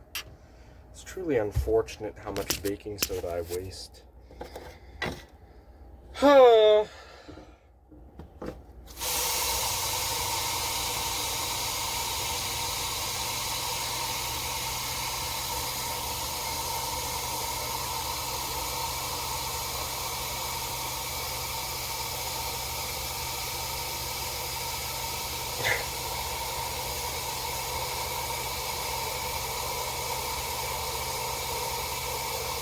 What's funny is my mother raised me keeping away from everything to do with race, racial politics, anything. She kept it completely out of the house. She wouldn't let my friends say anything like that. She wouldn't tolerate it.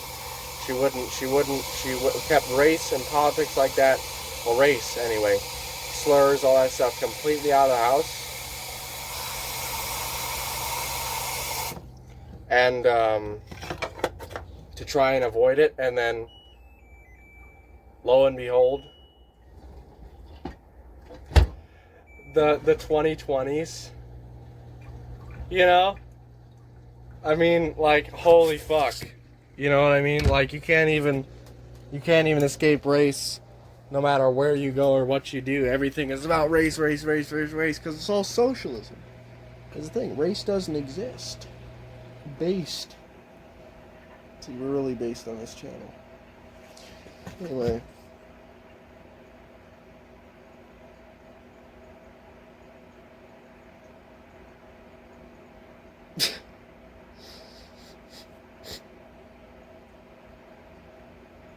We're so based we got snot in our nose as we're recording videos. Yeah, that's a good stuff. Let's blow my nose one more time.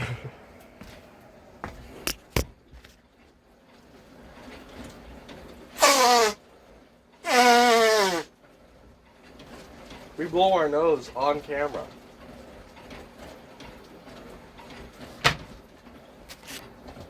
God, I gotta stop doing that. Okay. Let me get,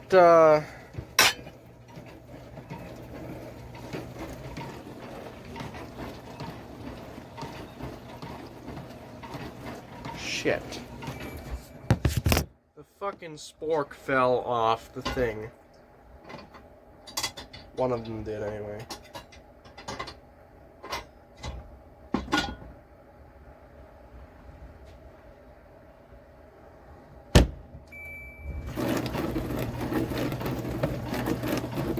Okay. I'm gonna get some chocolate milk. That's what I feel like. We drink chocolate milk on this channel. We drink 2% chocolate milk. Dairy Gold old-fashioned chocolate milk. Probably the most worst shit you can consume. Besides, like, iridium-235. I don't know if that's a real isotope.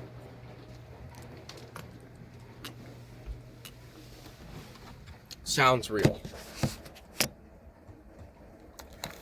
It sounds real.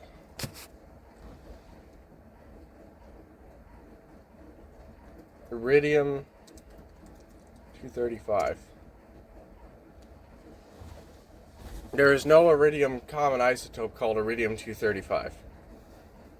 Uranium-235 is the fuel for nuclear bombs.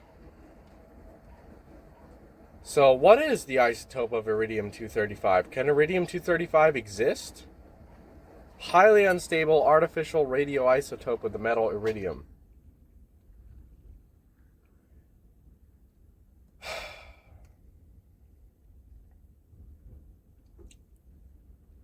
I just blew my house's power circuit because I left the heater on with the dishwasher like an idiot. So now my computer just got surged. Fucking moron. Fucking moron. Fucking moron. Fucking moron. That's okay. That's okay. So no, iridium-235 is fictitious. Cannot exist in real life.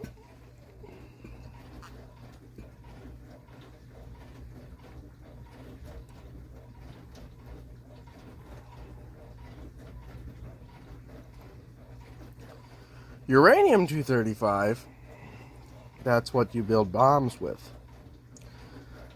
Where can I obtain large quantities of enriched uranium-235? Just asking for a friend, asking for a friend, asking for a friend.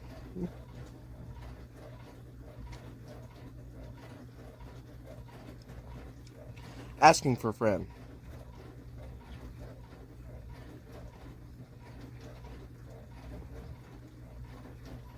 If I ever did find it, the U.S. Trump would bomb me, so I can't do that.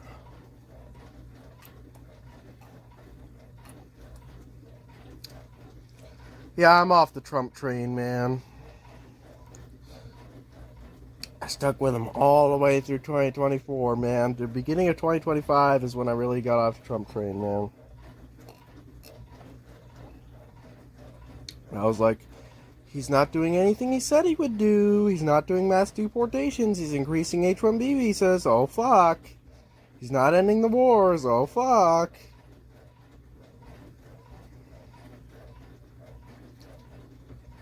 Depression.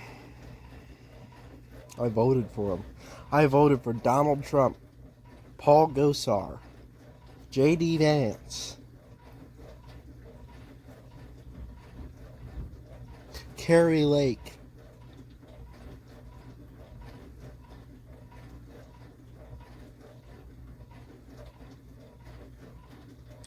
William Ponce, Sheriff of La Paz County, Arizona.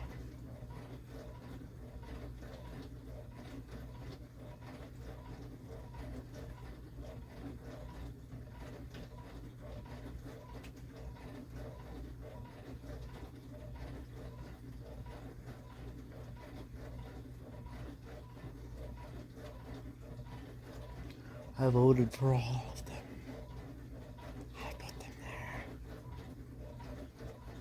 I put them there. How unfortunate. How unfortunate.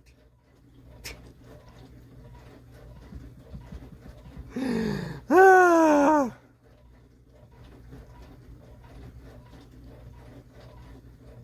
You could write a whole novel series on La Paz County.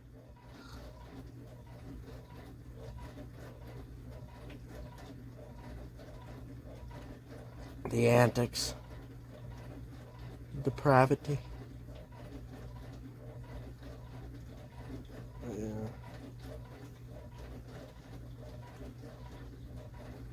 But, like, in real life, people don't, like on the TV and stuff, everybody's cheating on everybody. No, there's no loyalty, there's no trust, there's no anything, to create drama. And this is not the way real people are, unfortunately. Unfortunately for some of us. Damn it. Anyway. But some was friends with hot wives. But unfortunately, that's just not the way people are. And people are not to be trusted. That's true. People are, always be wary, always check your back. Don't just trust people intrinsically, all that good stuff.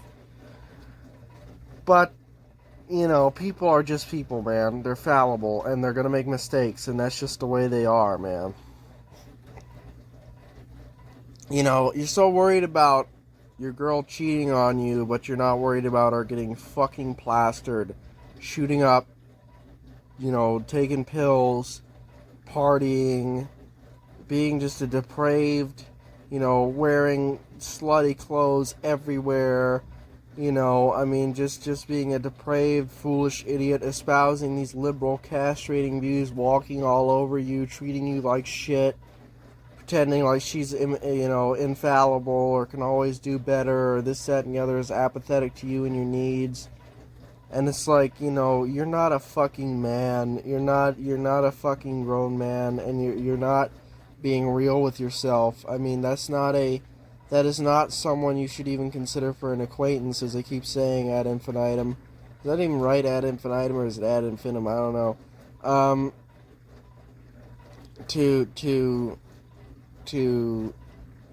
Don't even consider them for an acquaintance, You're looking at the wrong things. Who the fuck cares if she's cheating on you? She has no God in her life. There's no worshipful things, there's no religion, there's no truth or beauty or justice or goodness. That's just an empty and sorrowful and miserable life. And yes, you should try. If you love her, if you truly love her, you should try to help. You should try to do this, that, and the other. But you can't. At some point, you have to accept that you can't change someone who doesn't want to be changed. You can't help someone who cannot help themselves. And until she's ready to do that, she's going to continue being the way she is, because people don't change. And you're going to either have to always love them, always forgive them, always apologize to them for whatever you did. I love you, I forgive you, and I'm sorry. The three great things to say. And always keep them in your heart. But you have to, for your own sake, for both your own sakes, you have to move on. You have to bite that bullet and continue on. try your damnedest not to, of course. You know, don't ever stop trying not to. But if you cannot change someone who is that destructive, that will destroy you, and it will destroy your life, and it will destroy your children's life. That's the biggest thing. You know, destroy your life all you want, but if you get that chick pregnant, you knock her up, or someone else does. You know, it's your ass. So, be weird, be real, be weary of that. And you know, like, there's all this fear about divorce, rape, and all that stuff, and it's very real. I'm not gonna never deny that that's completely 100% founded and real and factual. But to the same degree, it is avoidable. You have to go into a relationship with talking about these things in mind. And this has to be agreed upon from day one. What do you want out of life? Do you want marriage? Do you want children? I want a marriage and I want children. If you don't want those things, I'm sorry, but you're going to have to look elsewhere, or I'm sorry for wasting your time. I'm just gonna have to get out of here, look elsewhere. I just spilled coffee milk fucking everywhere. So I'm an idiot and not paying attention to what I'm doing. But you know, that has to be just an agreed upon thing, and it has to be agreed upon as well a little later on in the relationship, a little bit, or maybe even in the beginning. You know, divorce is not a word in our vocabulary. If we do get married, that's it forever, and there's no going back to that. If either one of us becomes psychotic or physically abusive or emotionally, mentally manipulative and all that stuff, then you know you have to act in self-defense and self-preservation materially. But there has to be an agreed upon thing that divorce, again, is just not a word in our vocabulary, no matter how much you agree upon it. No matter how much you talk about it, just as I say before. Action. You can say and lie to people. I know. People on the internet lie? What? There's people out there that just lie?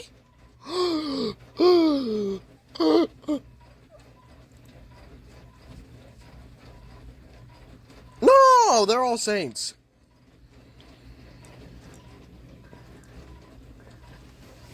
Yes, people lie. And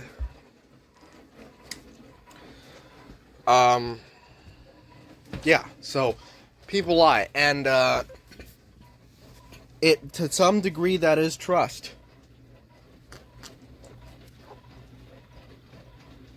And there doesn't have to be intrinsic trust. Trustless-based system in a relationship as much as possible. But to some degree, there does have to be a little bit of trust somewhere. Because you love each other, you love each other unconditionally. That doesn't mean trusting them. You know what I mean? Not like in a paranoid manner, but just not in a manner of and if you're honest about it, just be honest about it. Hey, I'm terrible with money. Don't trust me with money, please. I'm terrible with children. I want children, I want to raise children, I want to have children, but I get frustrated too easily. I am immature. I am bombastic, I am fiery, I am destructive. I am personally none of these things, but I know people who are, so I'm speaking as though I'm them, and that kind of stuff, so I'm terrible with kids. I want kids, but you're going to have to be the one to raise them. Just be honest with, just say that, you have to agree upon to these things beforehand. You both have to be in agreement beforehand. I know it's hard, I know it's scary, I know it's indefinite, I know it probably means someone's going to leave you somewhere along the line, but you will just keep going, and you will find the appropriate lover, okay? You know what I mean? Stop, be cherry pick a little bit,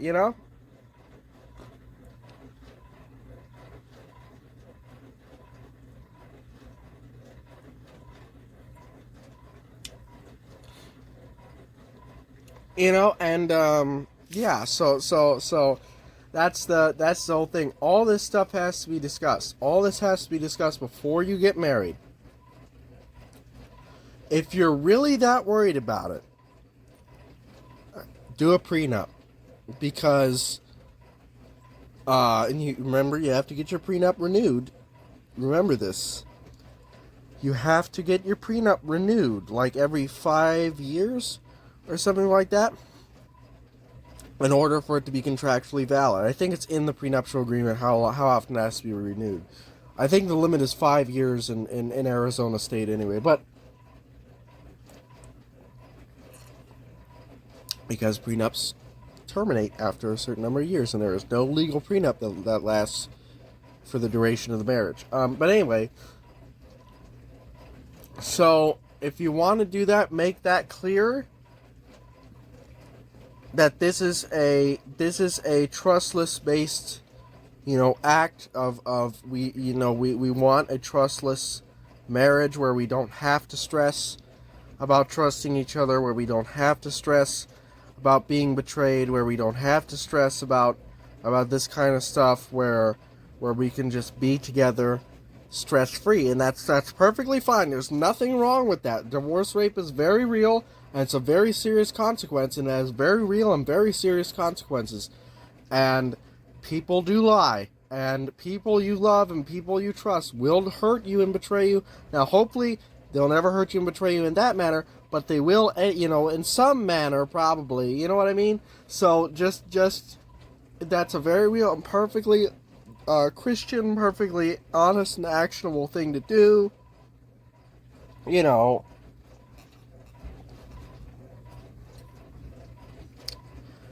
And there's just nothing wrong with that, because people get it in their heads. This is the thought process, right? Oh, well, that's just souring the marriage. I don't want to say like, oh, I don't want to go into this thinking you're going to leave me. Fair. Oh, but what is a marriage if there's no trust? What is a marriage if there's no trust? How can you have a wife if you don't trust her? Fair. Okay? Both fair arguments. I think those are both retarded arguments myself, but I think they're fair. You are not going into the marriage thinking that you're going to be betrayed.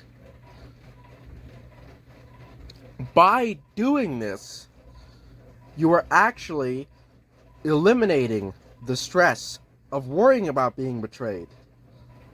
Because now, the person has nothing to gain.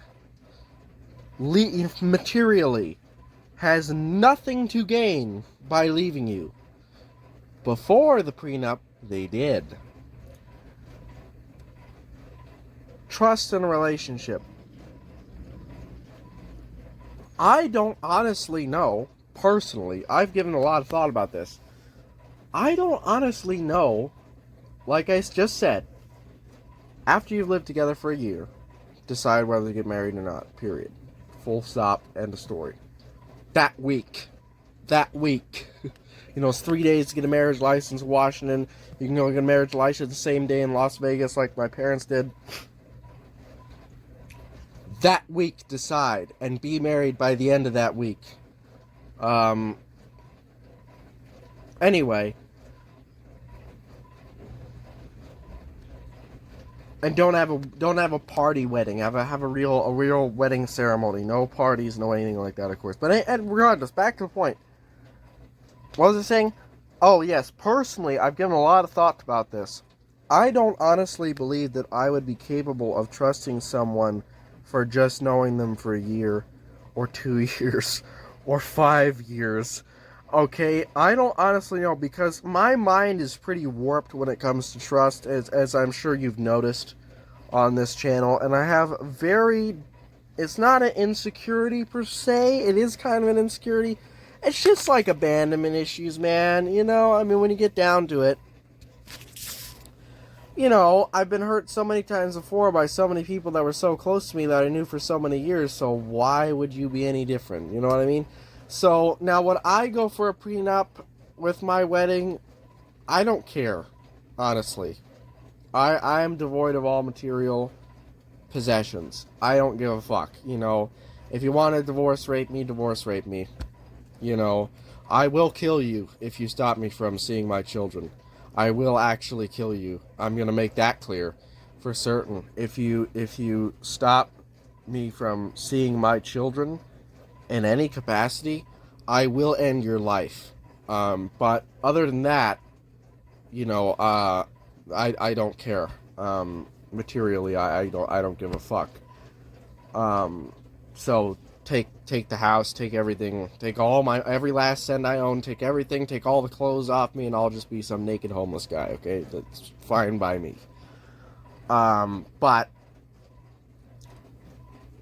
by the same token, I don't think I would be ready to trust someone without literally decades, essentially. Of course, you can fall in love in a day, you know. I mean, you can fall in love in a second, you know. I mean, but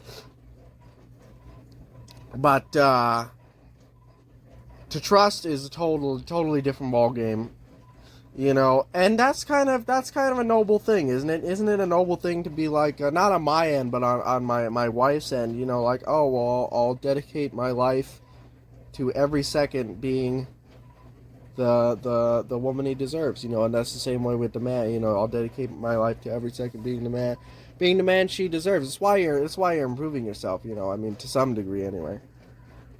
You know, same kind of deal there too, same kind of psychological deal there too. But yeah, so you know, so that's the thing. Like, stop stressing about the prenup, stop stressing about that shit, because it has the opposite effect of what you think it does. The prenup actually will help you get rid of the stress, because there is no, now all you have is each other. That's the thing. It's like, it's sullying the marriage. All we have is each other. Actually, you have a lot to gain from this. Remove the gain from it, and see how you feel. And that's the point. That's the whole. This is the whole point of marriage, right? You know, nothing to gain, as I keep saying over and over again. You know, this is the whole point. So that's what a prenup does, and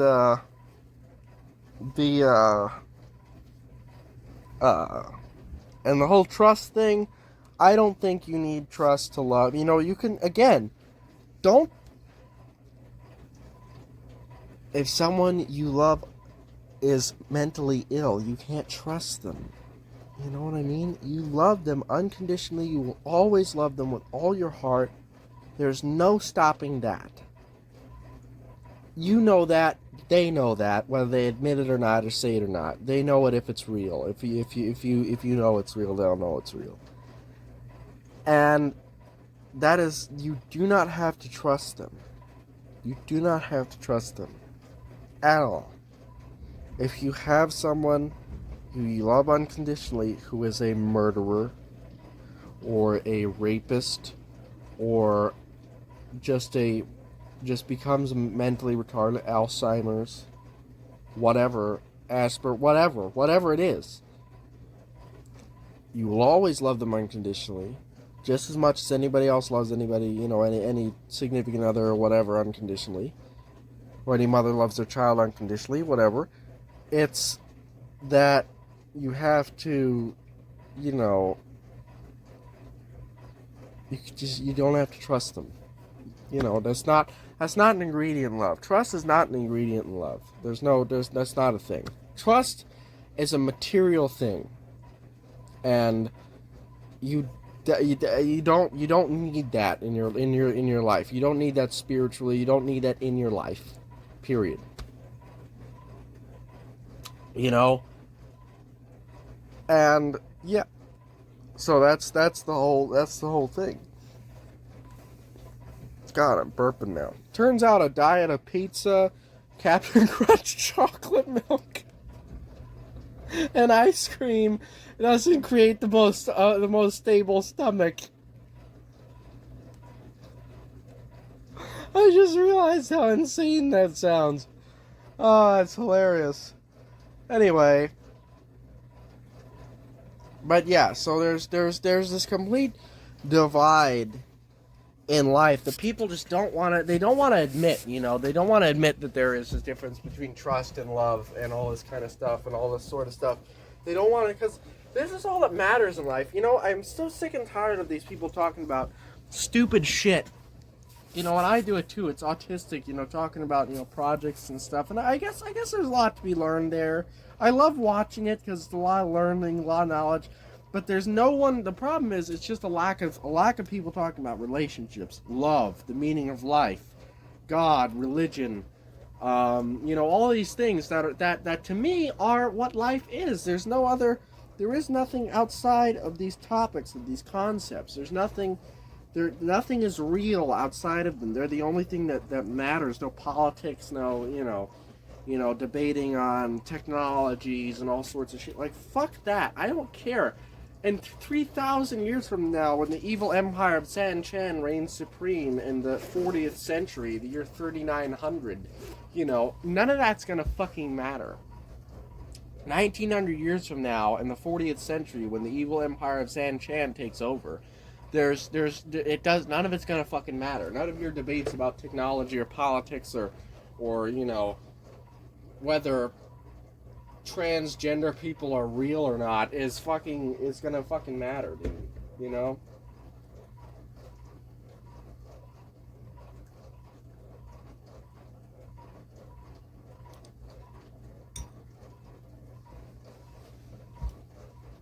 Again, we don't believe in race and we don't believe in sexuality.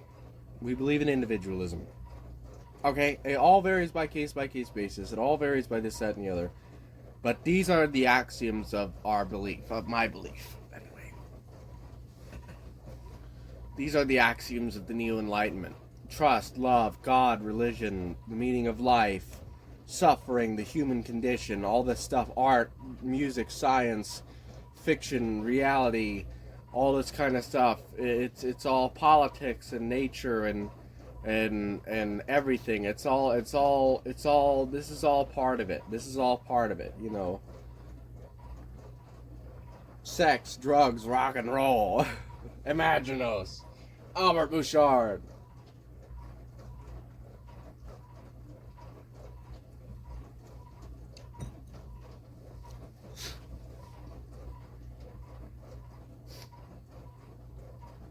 Iraqi child marriage. Oh.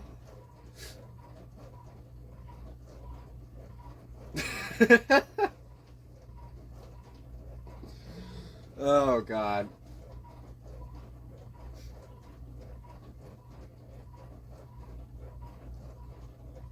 But yeah, it feels good to because this was sort of the ultimate fantasy of this whole thing. I've been thinking about this for years. Thinking about doing this video series for years.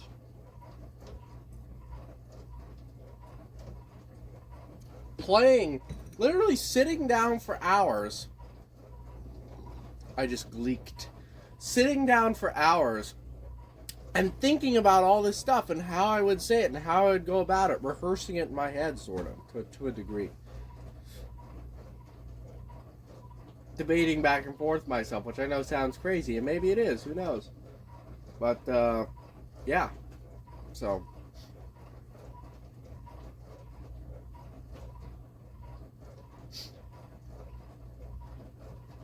Dairy Gold milk, huh? What is this exclusive to, like, Washington State or Pacific Northwest? Because I've never seen it before in my life, of course. And, proudly made in the Pacific Northwest. I guess it's a Pacific Northwest thing. What an interesting cultural icon. Where I'm from, there's no brand of milk.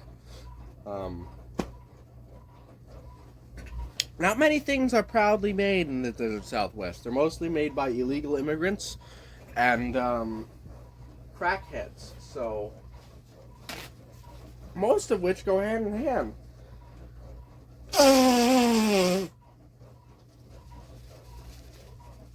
Not much pride in their work.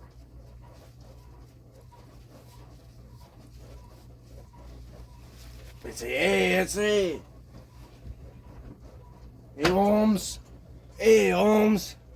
We over here to make money. We're gonna go back to Chihuahua and rule like kings, bro. Rule like kings, bro. We're going to have all the bitches, man. Pendejo. Have to get in on this. I have 6 wives. 6 esposas.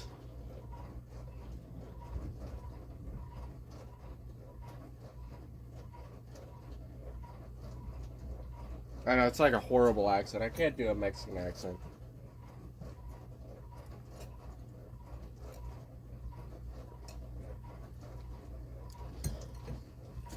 Which is fine, you know, hey, again,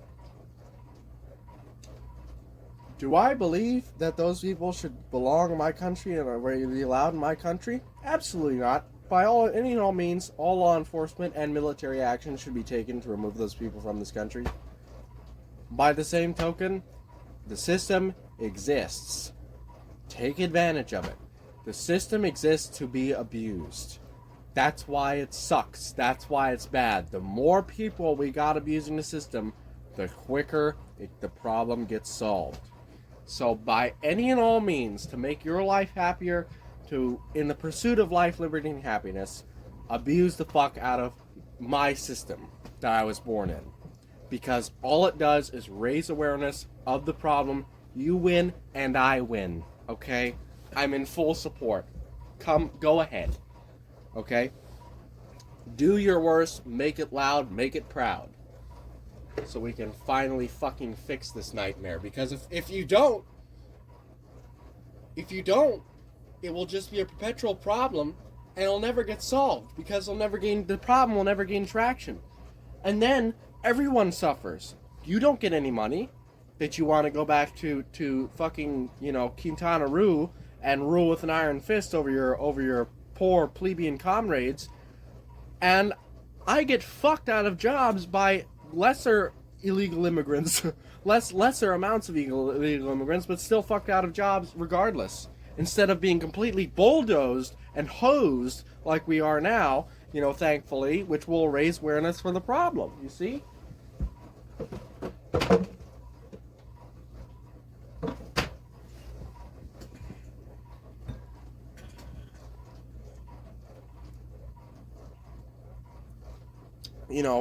My enemy's enemy is my friend.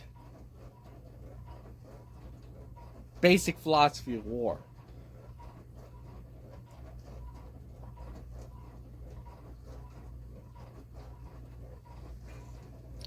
So, by any and all means, go ahead.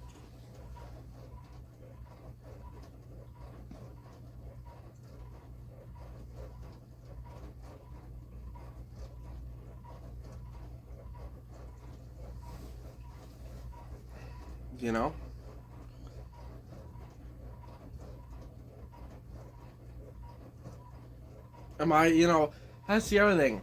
Don't ever rat people out to the government. I even thought about doing that to some places. But just don't. I mean, you can actually, I guess, but it's just not going to do anything because then the government will know about it and they won't do anything about it. It's just not going to do anything.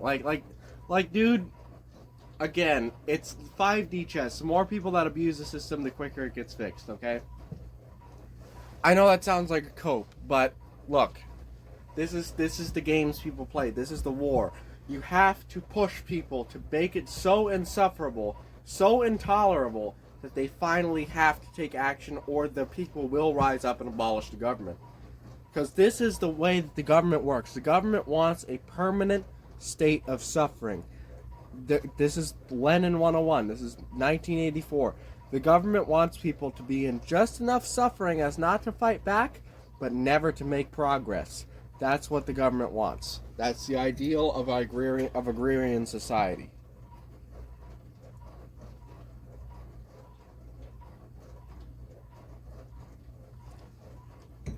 Okay, this is what a non-hunter-gatherer society begets. You have to push it to the point where the people want a civil war. That's what the government should be. Again, we're Thomas Paine. We're the Enlightenment. We're Thomas Paine. We're God, who is the other guy who said there should be a civil war every 10 minutes? You know, that's who we are. Well, besides like Trotsky, this is who we are. We believe in that. We believe in that. We believe the government should be on its toes and ready and willing to be abolished should it make any mistakes. That's what we believe on this channel. That essentially it should be a suicide mission to work for the government and treated as such, and not met with respect, not met with tolerance, not met with obedience, not met with loyalty, not met with anything like that, met with pure and indignant righteous anger, fury, war, wrath, and arrogant entitlement, because that is the only way to keep the government in check. The instant any of those conditions are surrendered, you get the fucking hellhole we're in now.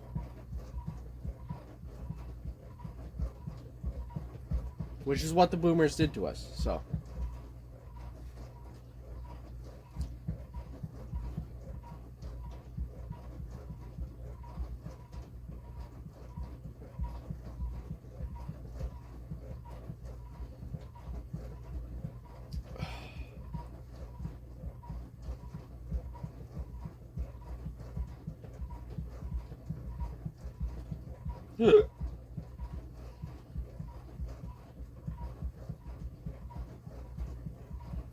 Yeah, but if you believe, if you believe in race, you're an idiot.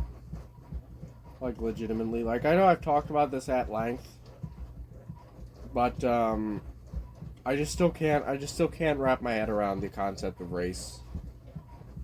Like, do you believe in evolution? No. I believe God created all of us in His image, in God's image.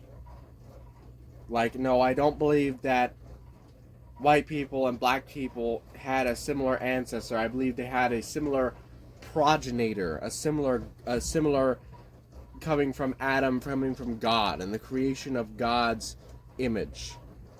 Okay? I don't believe that we have an evolutionary ancestor, a common ancestor, besides Adam and Eve, the beginning of man,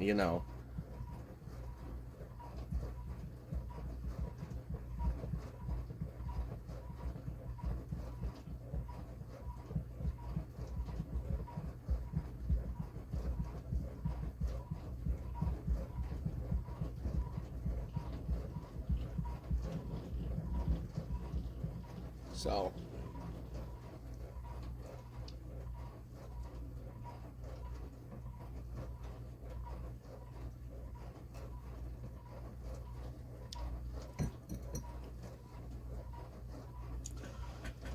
all people are created equal and endowed with certain inalienable rights, such as the right to freedom of speech, the right to privacy, the right to bear arms, the right to non-self-incrimination, the right to private property, the right to life, liberty, and the pursuit of happiness,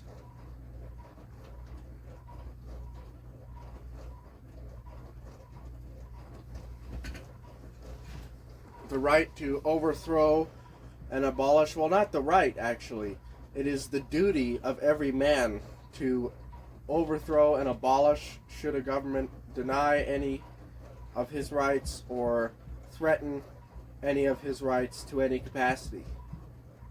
Period.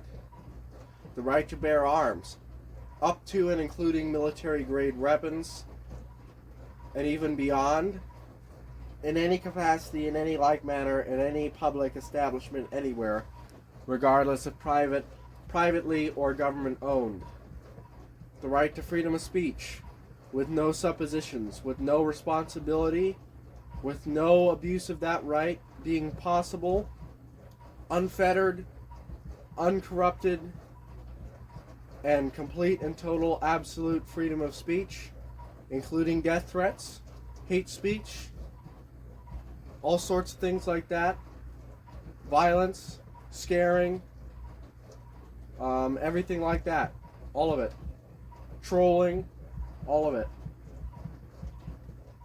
The right to non-self-incrimination by any and all means, in terms of blood, mind, thought, pulse, temperature, all bodily fluid in action, all sorts of things, including breathalyzers, including lie detectors, including sperm samples and urine samples, including all those things. Fingerprints as well. The right to privacy, up to and including total privacy and obfuscation from the public eye. No surveillance, record, or database keeping of any kind other than academic, for academic research purposes only, and all database participants must be completely and totally anonymous with no verifiable resource or source at all. And there shall be no database privately or governmentally owned or kept of any persons. Total anonymity in the matters of voting, in the matters of ideally paying taxes, though that would be almost impossible to achieve. In the matters of all sorts of things such and like manner. The total anonymity when registering for licensing, when registering for businesses, for acumen, for anything. Total anonymity and privacy in terms of the collection of any and all data needs to be completely outlawed, regardless. Totally. You know, these are the rights. These are the fundamental human rights, and many, many more after this as well. The right to suffrage, the right to non-burdensome tax, which includes no income tax, property tax. I mean, income tax is actually okay because, you know, whatever. No property tax, no taxes on water, no taxes on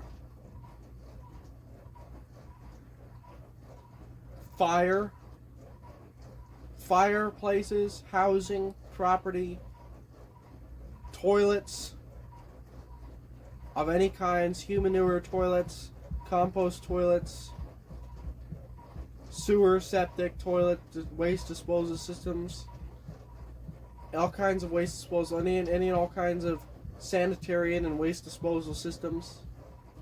No tax on fireplaces or any other kind of warming system, electrical, propane, gas, charcoal, wood. No tax on housing or shelter of any kind, no matter how extravagant or poorly built. No taxes on water. Ideally, no taxes on meat products specifically, but that's not necessary. These are burdensome tax. The right to stand your ground on property, the right to self-defense when and if threatened, the right to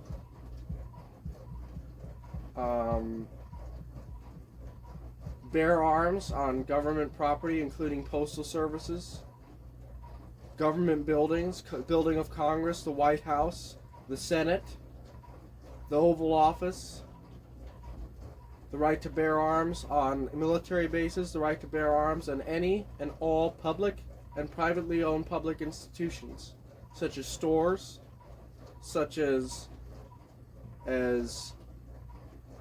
parks, recreational areas, stores, churches, streets, neighborhoods, post offices, governmental buildings, of offices, law enforcement, places of law enforcement, offices of the state legislatures, office of the federal legislature, the right to bear arms in all of these places at all times without any concealed carry, open carry of any gun of any caliber on your person, fully loaded, chambered, and fully loaded, with the safety off, if there is a safety on the gun. The right to, up to and including military grade or better weapons, including fully automatic, miniguns, rocket launchers, so forth, so on.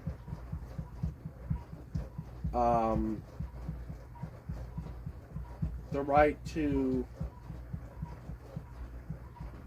I don't know, there's many more. There's hundreds more. But those are the biggest ones, probably. Some of the biggest ones anyway.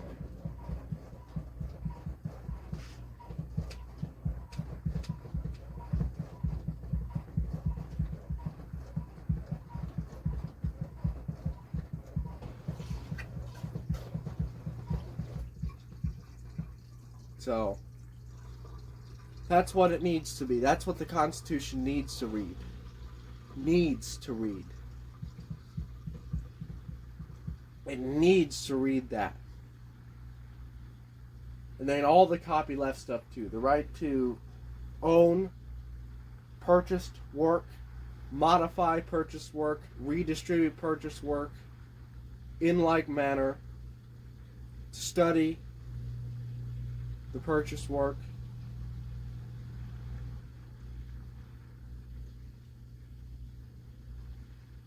four essential freedoms of private property.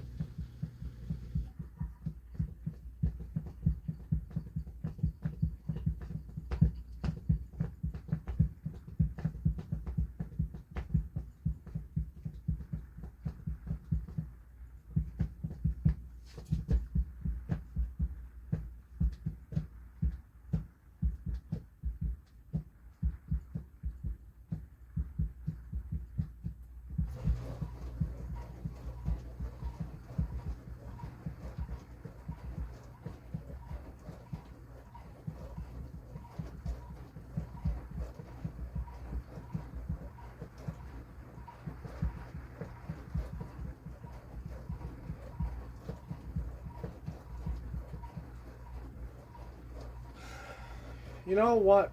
When my college reprimanded me for giving the teacher a hard time, which is my right as a paying customer, as a paying student, but nonetheless, they didn't like it, so they basically threatened to take my degree away from me with 1 month within 1 month of graduating. Anyway, which is highly illegal, but they knew I couldn't sue them. I didn't have the funds to sue them, so there's nothing I could do.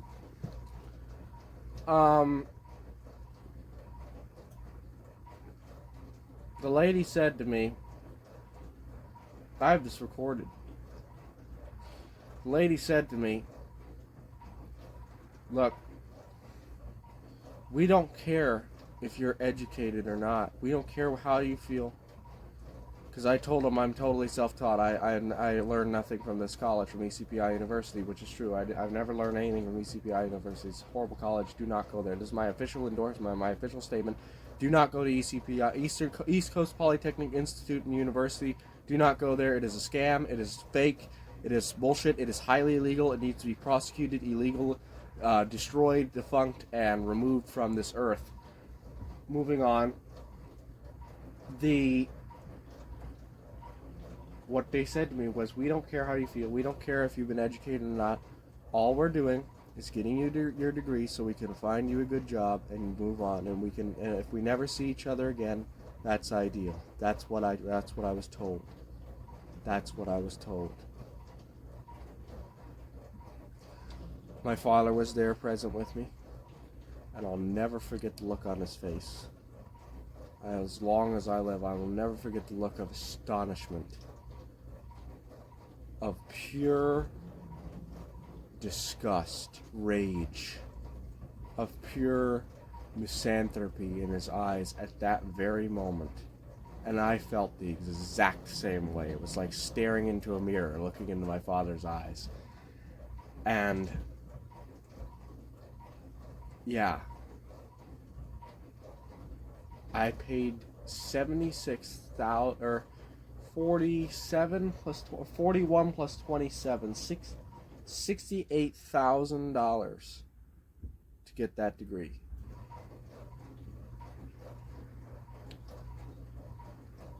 And that's the response I got for 68 grand.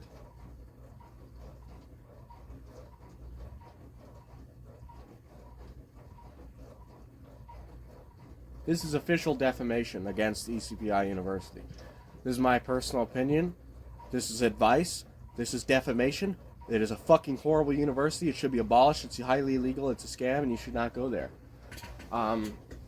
So yeah, that's my review. This is defamation, 100%. You want to sue me? I'm right fucking here, motherfucker. So yeah. Anyway.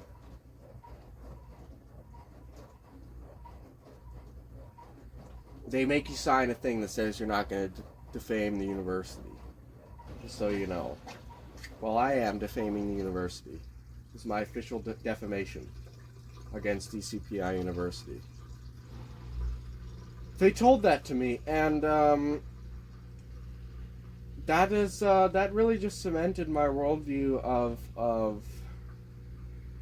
that was this year, by the way.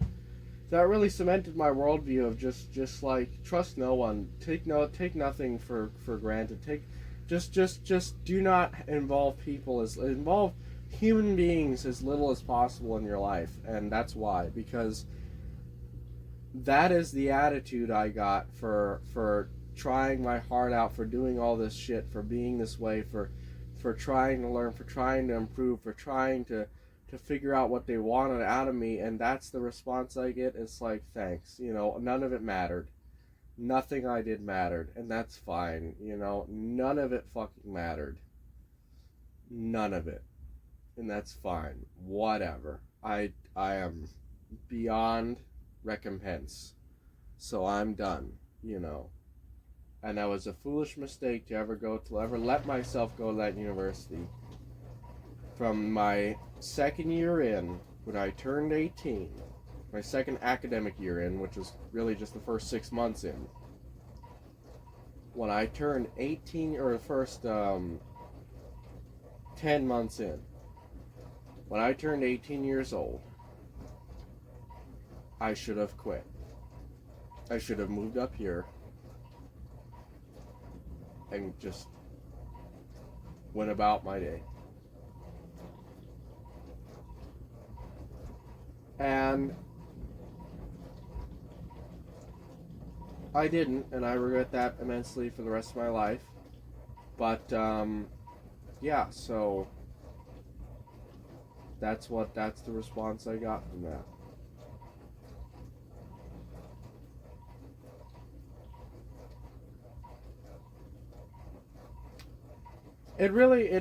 Humanity will never cease to amaze, man. It never ceases to amaze the levels of just pure degradation against humanity that humans can achieve. It really is something else. It really is something that is all. Satan has awesome power over the world and over humanity, and you have to completely rebuke and reject all satanic influence and Satan himself. And yeah, just rebuke him in his entirety, and that's what I've done thus far. And I fully embrace the Lord Jesus Christ as my Savior, and may He protect me from the devil and all of the evil influences and all who wish me wicked in this world. I forgive them. I pray for every day that they find the salvation that I have, and perhaps even more. And I'm sorry for all the affronts or anything that I've done to them. And yeah, I love them as my brethren.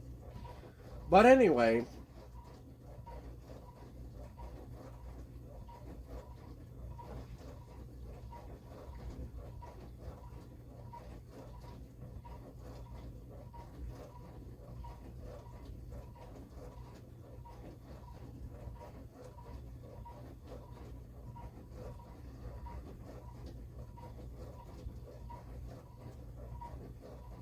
I don't understand what specialized labor is, because I don't think it exists. I'm so confused as to I don't even know what jobs my degree would get me. All the jobs I applied to, I don't even know what they would entail. I don't know anything about it. I just don't know. It just seems all like nothingness, and I'm never gonna get a job that pays above $20 an hour in 2025 money. So it really doesn't matter anyway. This is the lot I was given in life, you know. I mean, what more can you want, man? You know, this is what I was. This is what I am. I was not born into wealth. I have no connections. I have no one and nothing. I'm a non sequitur. I have literally no connections, no job prospects, nothing. No friends, no family friends, no family that can help me get a job. I have no one and nothing. Okay? And that makes it impossible to get a job in anything that is specialized or degenerate, in other words. Just so you know. I remember everyone at the college, everyone who worked there, the career success coordinators, all of the resume people, all of them, they were like, why? Why are you here? Why did you get a degree in something you had no connections in? What a stupid fucking mistake. They told me this to my face. Here I am, 4 years in, getting ready to graduate, and they tell me that to my fucking face.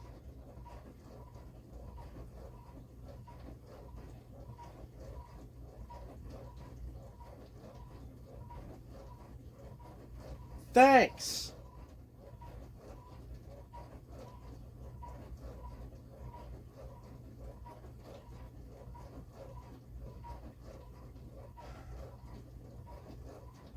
But that's okay, you know. I don't need a lot of wealth in this world. I don't really want to be wealthy anyway, you know. I mean, I just don't care. If I made $80,000 a year, my life would be a lot better off. Sure, I'd be able to buy land sooner and get everything going a lot sooner. Sure. But that would be great. But that's not gonna happen. So there's nothing I've done all I there's nothing I can do about that. So you know, I mean, it'd be great if I won the lottery. It'd be great if Samantha Feckety showed up, you know, at my door covered in baby oil and completely stock-bollock naked and needed a warm bed to sleep in. It'd be great if you know, well, I'm pretty sure those are the only two great things that can happen. You know, anything like that. It would be great if I just woke up one day and there was a pile of gold bars in my house. And Samantha Feckety, covered in baby oil, was sitting on that pile of gold with a winning lottery ticket in hand. Yeah, that'd all be wonderful, but that's not going to happen, so... someone knocked on my door. You know. So...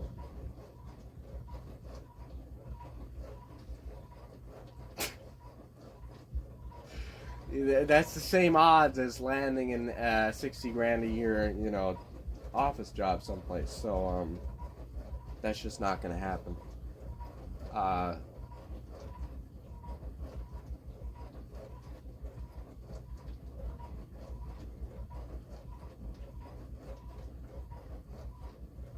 I was never in any clubs. I was never in any social events. You know, I thankfully avoided the dangers of over socialization because of my parents' strict and controlling ways, and because I was just never interested in anything really.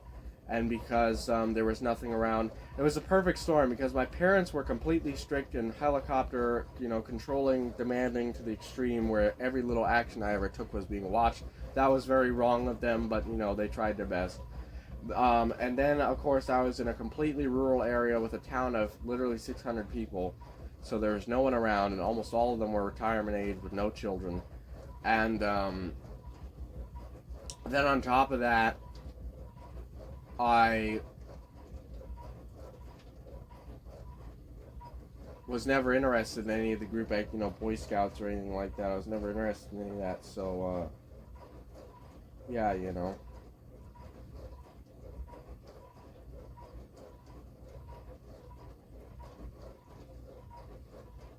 It really infuriates me the way people talk about things.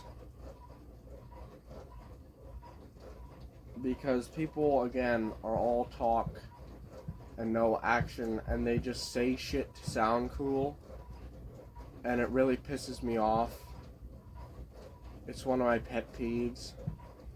Engineering is all about solving problems and finding problems to solve, and you can maybe you can design the next robot that'll help with assisted living people, be comfortable in retirement age. Now stop for a second and think about how utterly insane and retarded that sentence was.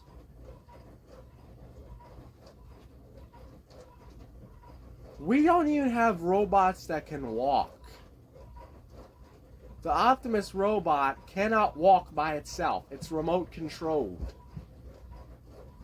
The next best thing is the Atlas. It too is remote controlled. We don't even have robots. It's just this retarded shit that people say. And they mean it. They mean it. They mean that. Because they're so fucking idiots. They don't know anything about what they speak of. And it just pisses me off to my core.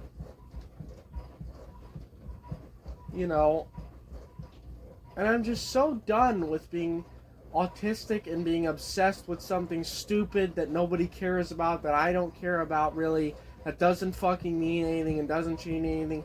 I am purely going pragmatic. I am purely thinking practically. I'm purely thinking about what can be achieved in this moment right now. What can I realistically do?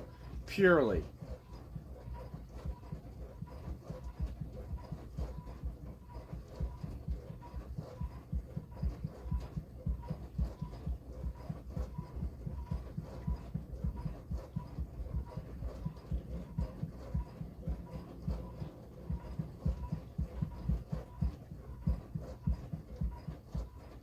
So,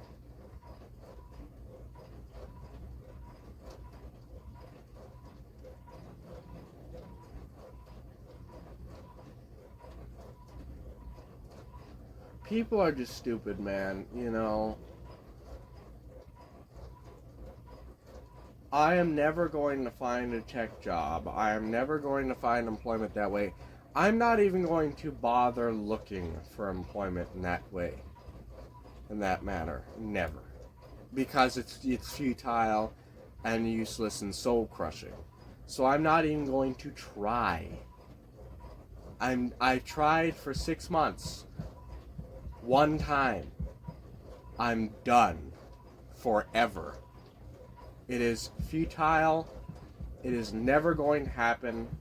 It is a flawed and soul crushing ideal that was sold to my father and imposed upon me because I was pathetic, weak, and so self-hating, so low self-esteem, so destroyed as a human being, so stripped of every kindness, of every happiness, of every ounce of joy and goodness and anything that was even remotely human left. And I let that happen to me. It's his fault just as much as it was mine.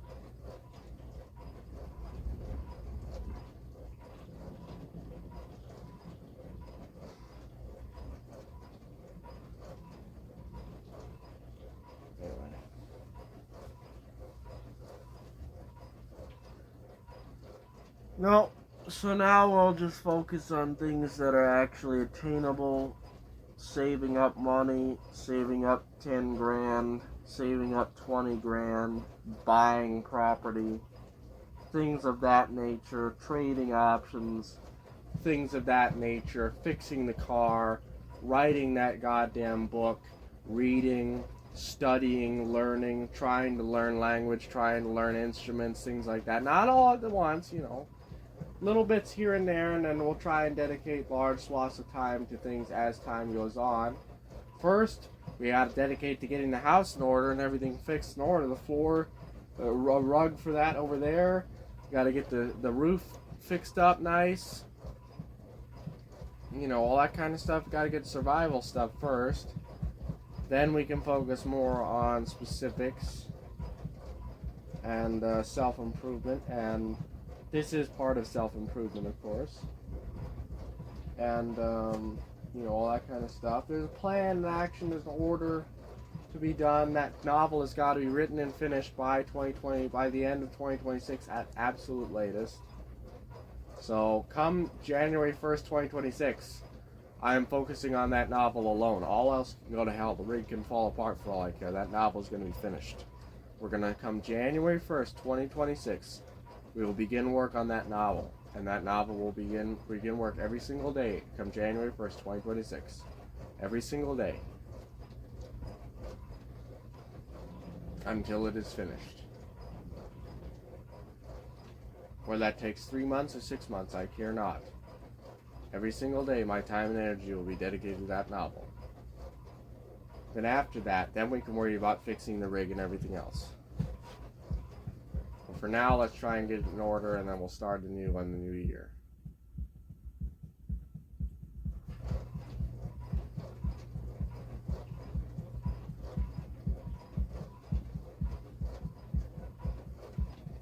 And even before then, too, probably. Probably sit down someday here and start looking at that, try and get that done for a couple hours. So anyway,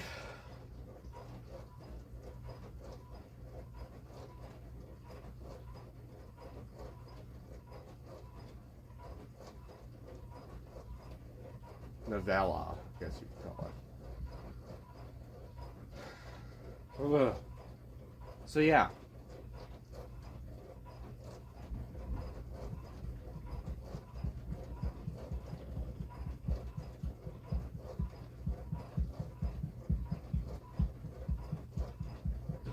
This is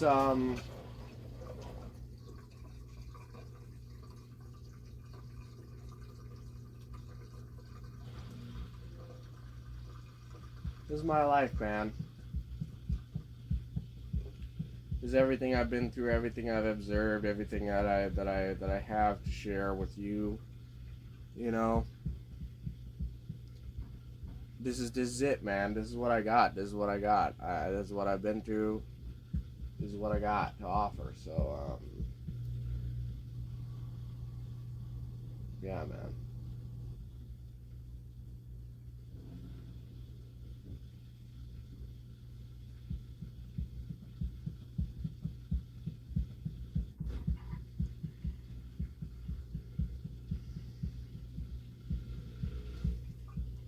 I remember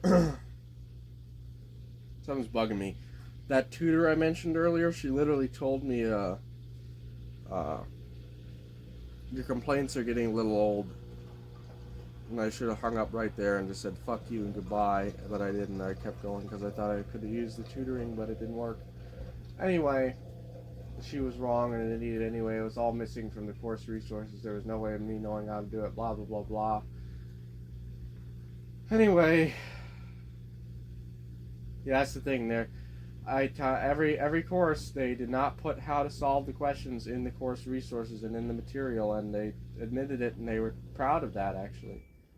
Which is impossible to learn anything because you can't even solve the questions because you didn't tell me how. That's the only way to solve a problem, is to have someone explain to you how to do it. So if you can't do that, then you can't solve it. Anyway, so.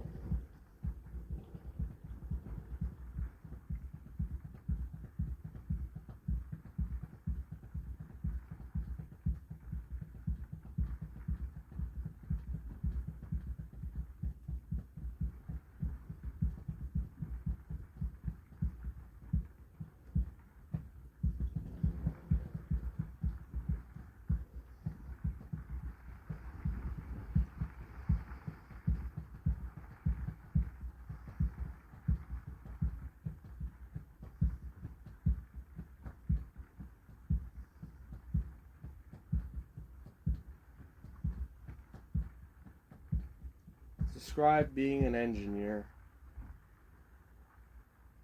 What does an engineer do? On the TV, they sit there and they look at blueprints. They type things out on the computer. And they make little designs in AutoCAD. And they 3D print things. And what does any of it mean? What do any of the blueprints mean? What do blueprints about statics mean? What does it mean for the real world? What do all the trusses and everything in the bridges mean? What does any of it mean? How do you execute any of it? Engineers don't know. You don't know. It's all formulated for you beforehand. And even when it's not, there's guides on how to do it. Someone else experimented with it enough and figured it out 100,000 years ago. So they wrote it down how to do it. Now you do it. And what does it all mean? You know, it's like this psychotic Oceania state, man. That's what it is. Look at this.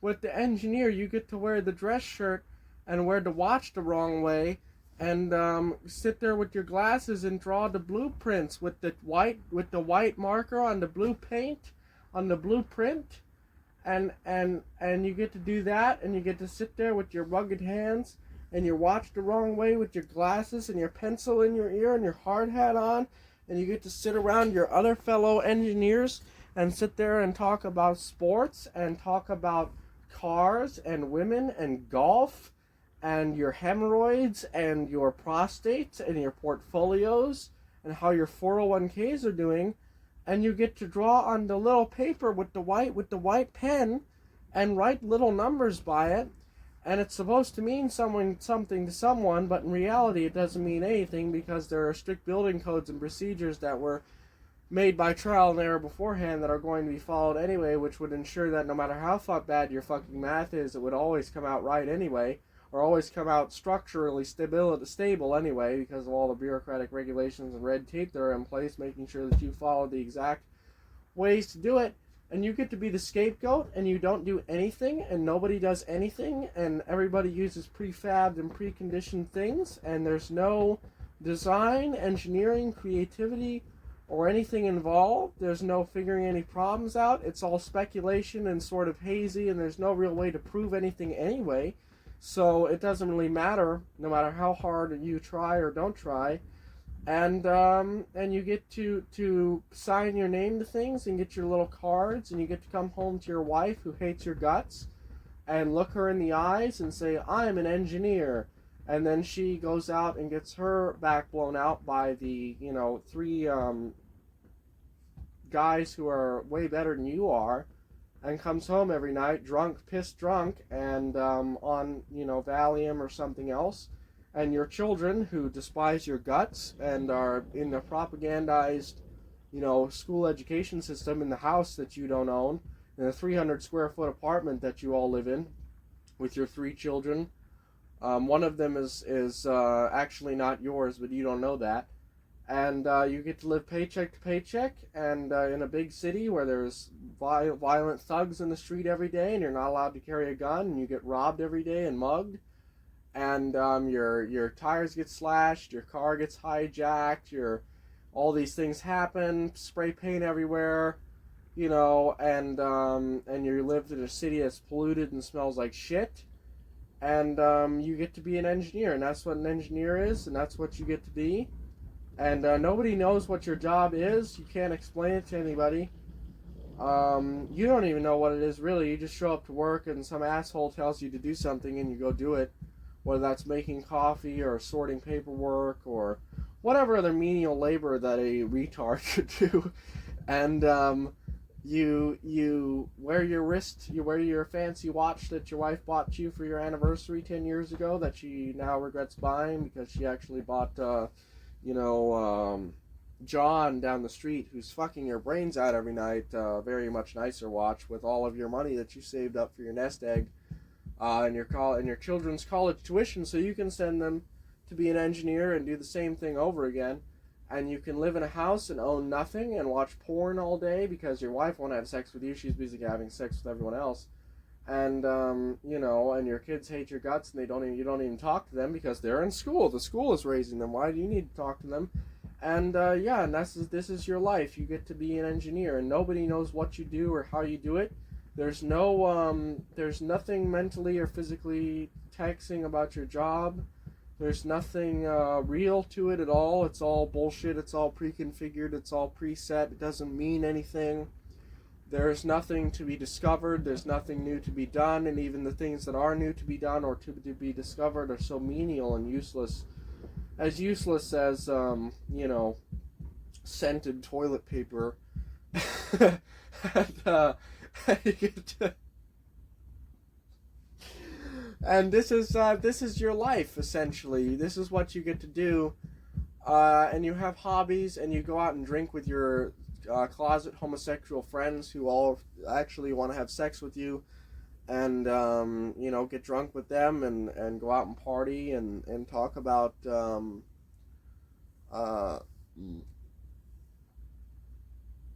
Kulu Grande, the Virgin Mary, and the mystery of it all. It's Carlos and Manny, Crackhead Fred, and Ramon. If you got that reference, I'm proud of you. So, you know, I mean, it's just like, if you can't even theorize about what your life is going to be like, what is an engineering job? What does that entail? How do I design a circuit? Well, you don't, actually, is the thing. You can't do anything without being told how to do it, actually, in life.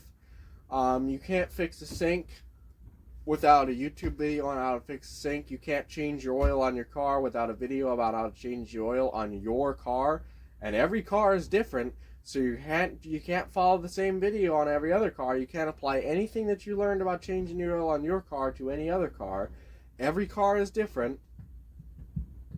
I had to learn that the hard way, and you know, well, I knew that already, and none of it matters, because life itself is just this perpetual hazy fog where nothing is definite, nothing is really real. There is no definition between where the door ends and the air begins.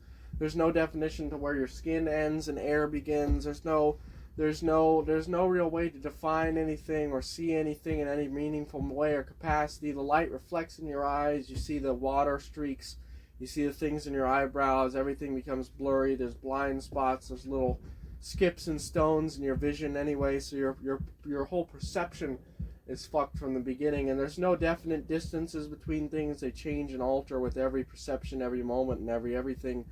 And everything is sort of this compiled, you know, this sort of messy, hazy, compiled, indefinite, amorphous reality that there is no real way to prove anything is real. You can have a theory on something that's wonderful, but you know, some people will agree with you and some people won't. That's about all you'll get out of it. And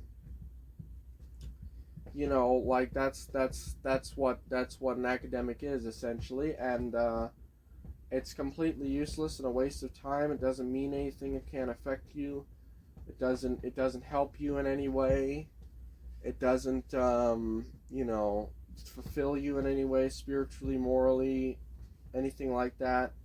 And it's just a very empty, cold, meaningless, destitute, depressing life that you can choose to live, or you can think practically and do what you need to do and learn what you need to learn, and try to achieve peace, try to achieve enlightenment, try to better yourself, try to be better every single day, try to see what you can and cannot do realistically, try to take control of your life, try to act as though every day, you know, live in the moment, every day is your last, try to act as though, you know, is in holy ways, and be God-fearing and be peaceful and all these things, and you can achieve that goal instead, which is a much, you know, obviously will lead you to a life of peace and fulfillment. And that's really the difference. That's really the difference between someone who's intelligent and someone who isn't. Someone who isn't intelligent would worry about you know, engineering and all this pseudoscientific bullshit, and thinking the world is definite in the way it is, and perception is definite in the way it is, and everything else. And then there's the someone who's intelligent who would believe that nothing is quite definite, everything is sort of amorphous, and there's really no point in debating what is perfect or what is real or what is actionable or what is this, that, and the other, because it really doesn't matter in the end anyway, and there's no way to prove it regardless, so who the fuck cares?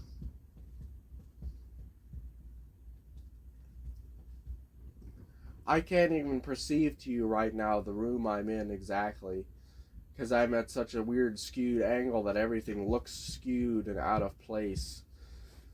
And regardless, again, as I said, everything is amorphous. You know, where does the carpet begin and the wood end? Where does the wood end and the air begin around the wood? Where does the door end and the handle begin? Where does my finger end and my knuckle begin? There is no way to tell this. There is no definite way to describe this. And every action that you take against it, why is one of my fingers cold right now? Is it a pinched nerve? Is it a lack of blood flow? Is it poor blood flow? Is it osteoporosis? Is it a swelling? Is it a stricture? Is it this, that, and the other? Well, it really doesn't matter. It's just that it's cold right now and I need to warm it up. You know what I mean? It's all this, it's just nonsense. Oh, well, what is putting hexagonal beams do? Hexagonal trusses do through a bridge versus a pentagonal trusses through a bridge? Nothing. You know, literally nothing. It doesn't make a shit of difference. You can sit there and do math till you're blue in the face, and how do you do the math for that? You're just guessing that your math is correct. You're hoping that your math is correct. Maybe it is, maybe it isn't. There's no way to prove it because it really doesn't exist in the real world, so there's no way to prove if it's wrong or right. Someone might sit there and debate you and say, no, you've done it all wrong. Who's more right? Neither of you. You know, I mean, it's just all nothing. It's all nothing. It's that the thing is that it's all fucking nothing. None of it means anything. All machine code in computing is built upon previous machine code. Without it, there is no computing. It's all just random guesses, lucky tries, things like that, random discoveries, little messes here and there, tweaks there, here and there, trying to figure things out. No prior knowledge, no skill involved whatsoever, no prior knowledge, nothing. It's all just guesswork. Glorified guesswork is all it is. That's all it is. No science, no empiricism, nothing behind it, no concepts, no anything like that. It's all guesswork. That's all life is. It's all random. Every little problem you ever have in life, every little thing you do, every moment you do is completely alien to the next. I cannot take this shoe, this is my right shoe, and use the knowledge for putting this right shoe on my foot and apply it to my left shoe. It is totally alien to each other, and they will never be the same. And I can never take any of the knowledge from these shoes or any shoe and apply it to any other shoe. It will always be different. And that is the problem. You can learn to solve 2 plus 2. From that, you cannot solve 3 plus 3. From 3 plus 3, you cannot solve 3 minus 2. It is impossible. You have to be told and taught that 2 plus 2 is 4, that 3 plus 3 is 6, that 3 minus 2 is 1. From addition, you cannot infer subtraction. From multiplication, you cannot infer division. From calculus, you cannot infer. From differential equations, you cannot infer integrals. It is impossible. They are alien concepts. They have no relation to each other. No relation whatsoever. From English, you cannot learn Spanish. From left, you cannot discern right. From right, you cannot discern wrong. You need both. You need to be taught both, told both, shown both, experienced both. From the stove, from being told the stove is hot, you cannot trust the stove is hot. Perhaps it's cold. Perhaps it holds the secret of life. Perhaps if I touch the stove, Samantha Fecity will appear at my doorstep, covered in baby oil, stock-bollock naked in the freezing cold rain and needing a warm bed to sleep in. So I touch the stove and it burns me. That's the way it works. I played with ants. I played with ants when I was a little child. I never hurt them in any capacity, of course. I never hurt animals or ants. I just let them crawl all over me as a little kid. I thought they were cool. And from that, I got a little scar on my thumb. Because one of them really fucked me up. It was like a big old monster fucking ant, and I was a little itty bitty kid. I was playing with the ants, and the big old warrior ant came and took a little bite out of me. And, you know, and before then, I played with the ants because I didn't believe that they would bite or sting me. And this is the thing. There is no such thing as inference. There is no such thing as anything like this. The mental gymnastics required for these things is just that, mental gymnastics. It means nothing. It is not actionable. It is not possible. It is not practical. It doesn't exist in the real world. It is not independent of your mind. It is not reproducible. It is not explainable. It is not definite in reality. It's nothing. It is nothing. It has no qualities. It is a nothing burger. It is absolutely nothing. All of education is nothing. It's all nothing. All of it means nothing. Just think about it for 2 fucking seconds.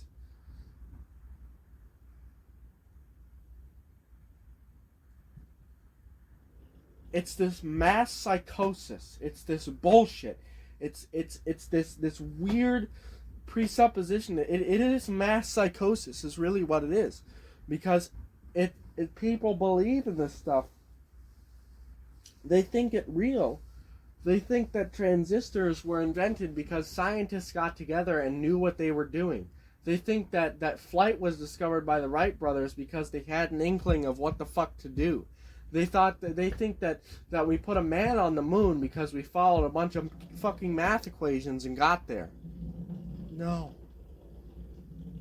No, nothing of the sort. It doesn't fucking work that way.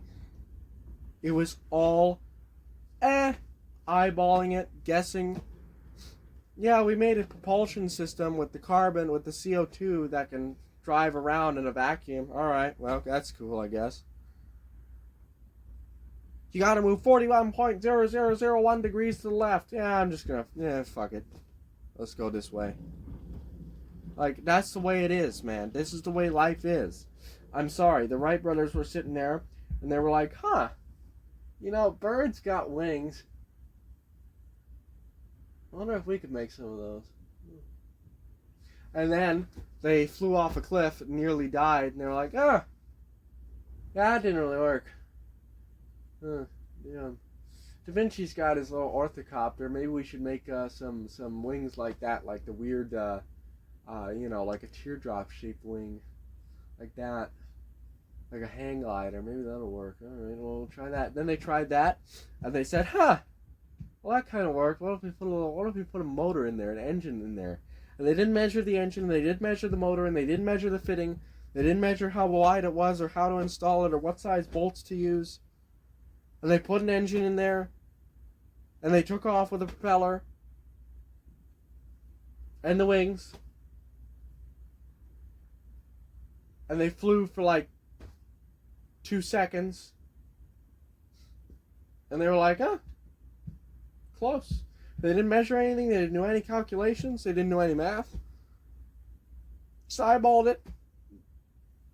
Best guess, guesstimate, trial and error. No intuition, no hypothesis.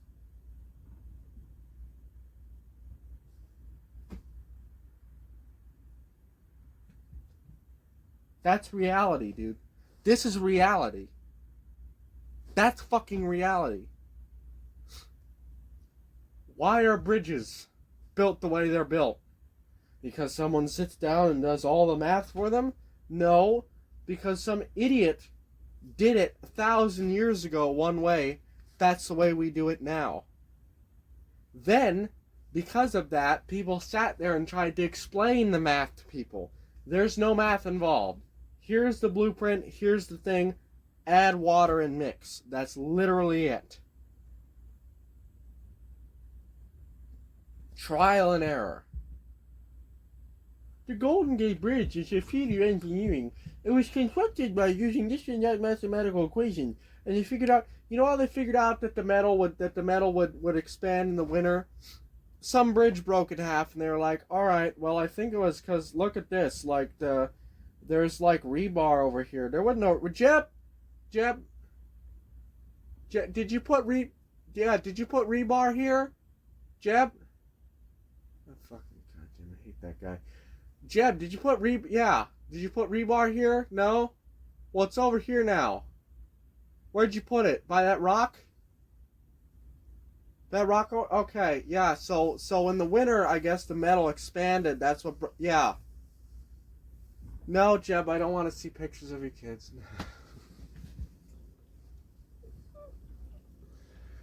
Oh, God, you can't fucking take this guy anywhere. Look, the rebar expands in the winter. So let's write that down and talk about that for a minute.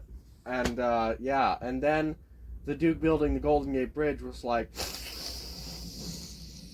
I love snorting coke out of a fucking dirty whore's ass. What's that? Rebar? Oh, yeah, okay, so we'll put slats in between the bridge. You know, that's how it was built. This is reality.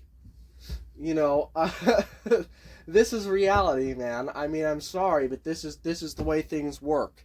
There's none of this shit that people just invent and imagine. It's this psychosis. It's like communists talking about their great society.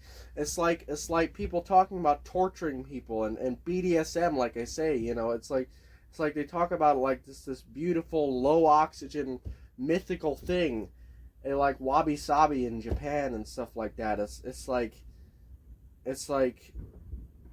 these people are sick. They're demented people that are this way. That's who they are. They're just demented, sick, perverted, evil people. That's all they are.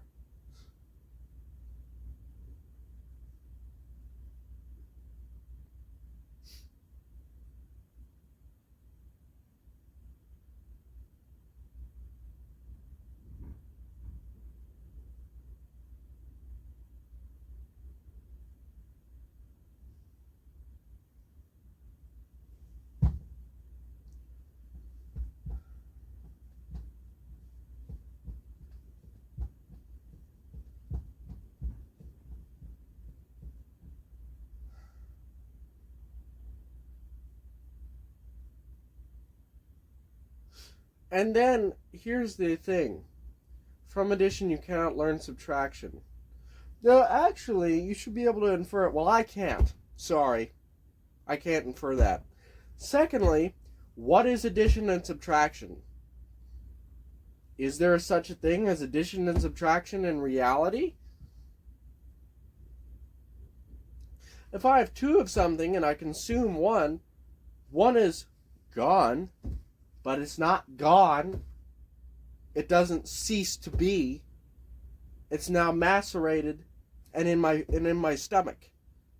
And it will be processed into nutrients. I no longer have it to eat. I've eaten it. It's in the past tense, which means it still exists.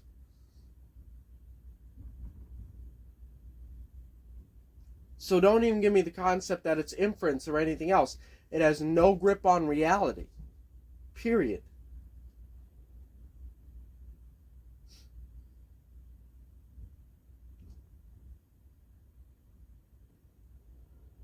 You know, what specialized labor? What are you talking about?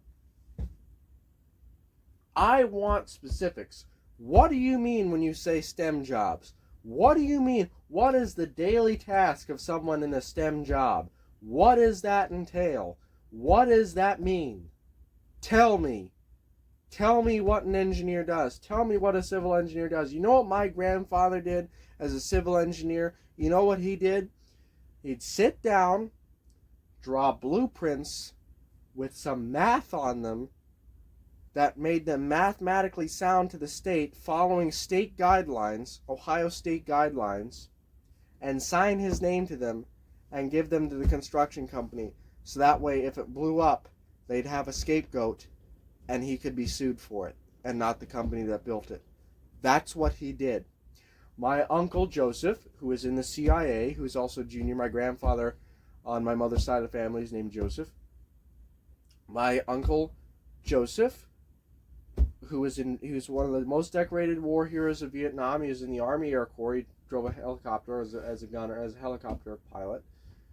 He could fix the helicopters. That's why they loved him. Anyway, he was in the CIA as well.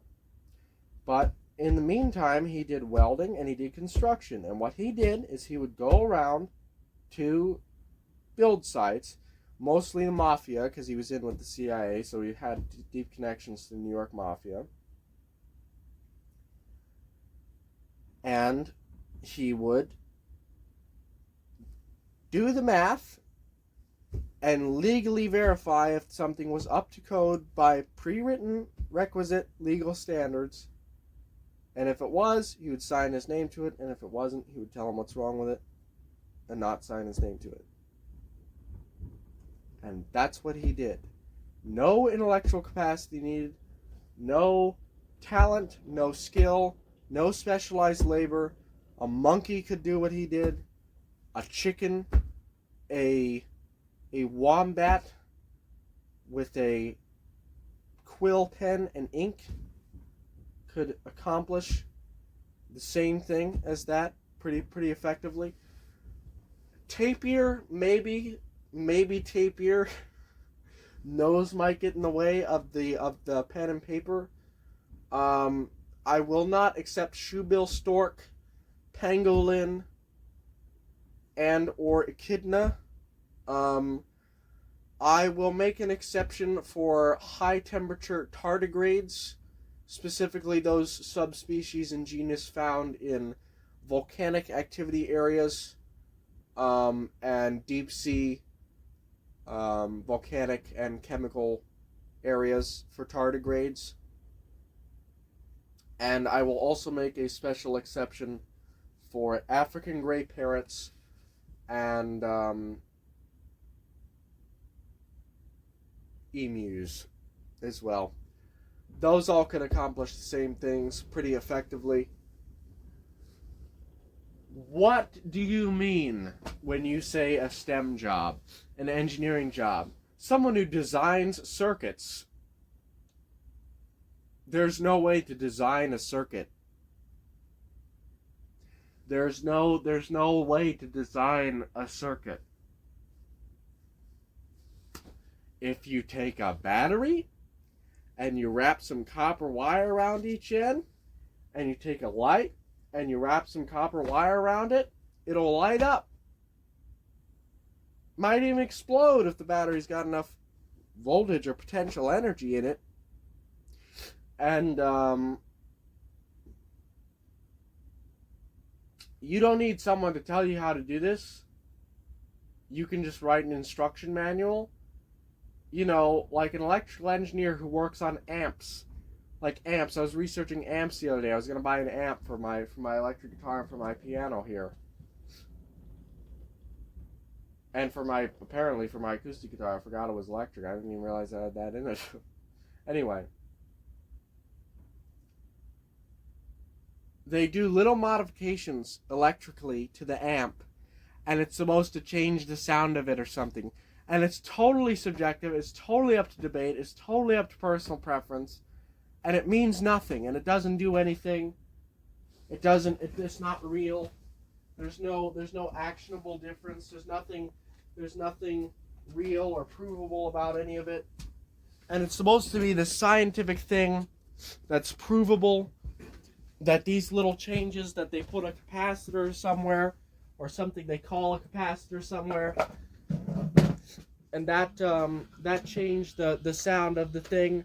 And it's like, this is fucking insanity. This is fucking insanity. Means this is nothing. This is fucking nothing.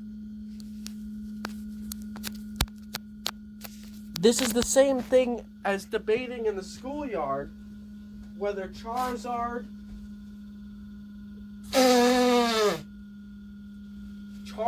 or Bulbasaur is cooler. I mean, literally, that's the same thing. It's nothing. Just checking to see if the roof is leaking. You know, people modify chemicals for copyright laws. People modify things for copyright laws. They don't add this chemical or this ingredient to a pizza to make it taste just that little bit of different. That 1 teaspoon of cardamom will change the entire flavor of the 55 ingredient steak masterpiece. No! They do it for copyright laws. Because legally, they can't call it theirs because they stole the recipe from someone else who trialed and errored for 50 years to achieve that flavor. And then they changed 1 teaspoon of an ingredient and copywrote it in their name instead. That's why they did it. It did not alter the flavor. It is the exact same flavor as something else. Okay? They changed the trusses on their bridge from hexagonal to pentagonal because they were from beams that are hexagonal to pentagonal in shape and size because of copyright laws. This is the thing. This is the thing that people just don't. It's just so pea-brained that they don't understand this shit. It's just flattering, man. It's flooring. You know, do you honestly believe that there was a time when human beings couldn't speak? Didn't know language? Because I don't.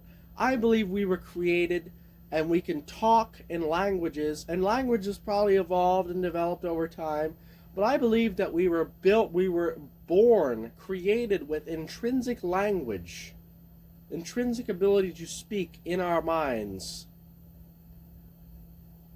Okay? From imitation of each other. Okay? And from that imitation, you know, sounds of nature, of God, as the progenitor of that. You know, I mean, there was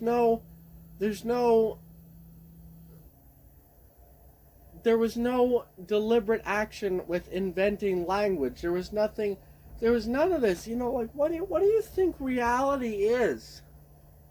What do you think changes so much if you add 1 teaspoon of something to an ingredient, or you change a type of trusses, or you change or you start, you know, doing something so minute and so minutia that you can't even tell the difference. You know, I mean, this is the thing. It's you cannot think this way. Where do you think this right here, where do you think this ends and the air around it begins? Where do you think this ends and the air around it begins? Can you tell me? No, you cannot. You know,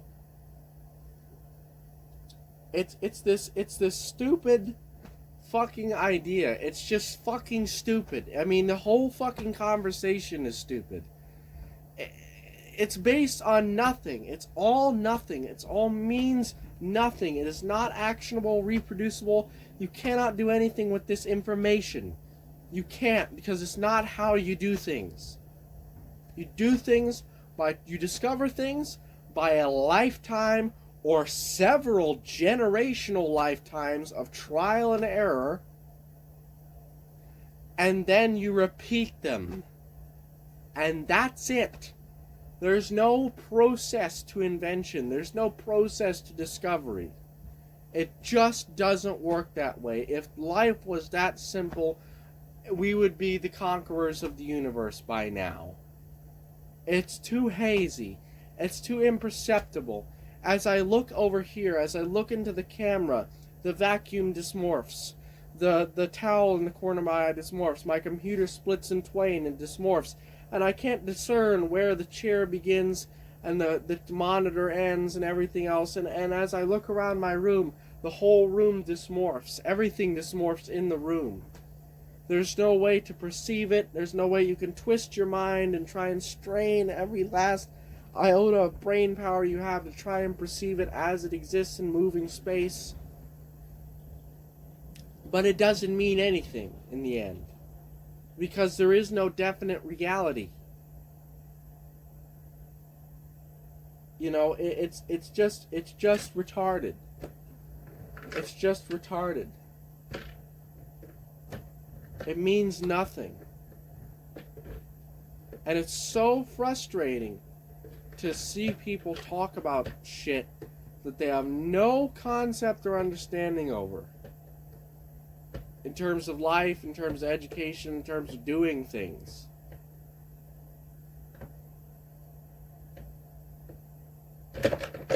There is no method for figuring things out. There is no method for research. There is nothing. There isn't. There's nothing. It changes. It's specific to every single individual of the number of Aleph Knowles times the number of atoms in the known universe times the Googles to the power of Googles to the power of Googles to the power of Aleph Knowles to the power of Aleph Knowles 1. There's no limit to the number of problems that are entirely unique, and no problem repeats. No matter how specific it is, no problem will ever repeat. There is no actionable way to repeat a problem or to solve another problem using information learned from a different problem. It is impossible, and it is complete bullshit that people will tell you otherwise. That means that they've never done one thing in their life. They've never put on a shoe correctly. They've never put on socks. They've never put on a jacket. Every single time I put on this jacket, everything is in a different place. The jacket is in a different place. The sleeve holes are in a different place. The sleeves, each sleeve goes in differently on each arm. The zipper is in a different place. The fold of the jacket is different every time. The feeling of it on my neck, the position of my clothes under my jacket, if there are any clothes under my jacket, depending on when I put this on. And every single time it is unrepeatable, and I have no knowledge of how to put the jacket on. No knowledge, no prior knowledge, no experience on how to put the jacket on. From every time I take it off to every time I put it on. It is a completely new experience for me. I learned nothing from it except how to put it on that one specific time, and I can never repeat it, and I cannot use that information to put this jacket on a second time. It will be completely alien from this time I put on my jacket to when I take it off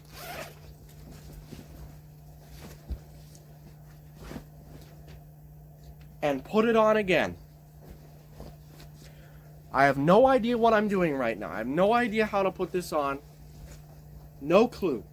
Not a clue. It's completely different from the last time I did it. It's completely alien, and it has absolutely nothing.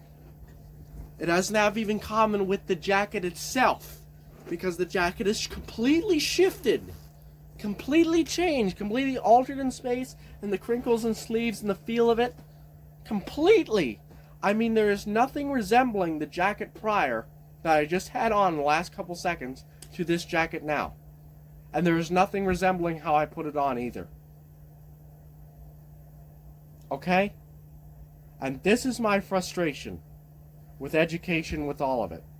Because it's all bullshit.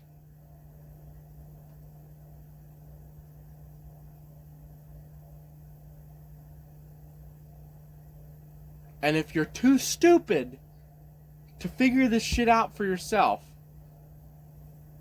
I feel sorry for you. I'm sorry. But, you can't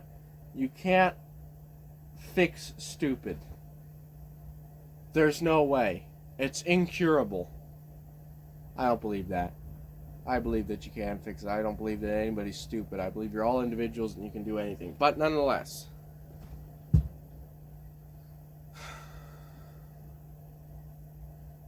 I cannot use any of the skills I just put this jacket on with to put on this jacket again, or any other jacket, or anything. It applied to that one specific time where I put on this jacket, and it will never help me with anything else in life and never come up ever again. Ever. For the rest of time itself. It is impossible to recreate.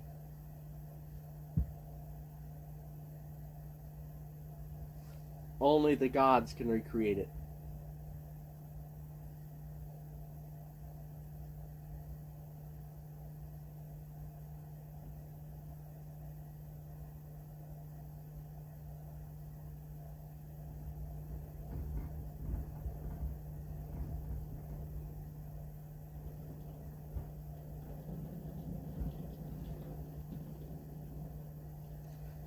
So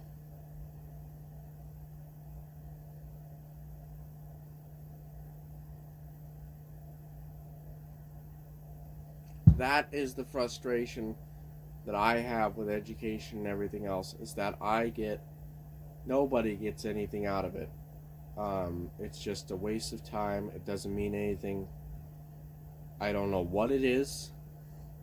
It is mass psychosis that is tolerated, that it's accepted. This whole world is psychotic. It's like totally alien to anything. It's just so weird. It's just weird. And I feel so. It's just so depressing, dementing that these things go on. That these things happen to here. Happen to here. Whoa, I'm having some speech trouble all of a sudden. That these things happen at all.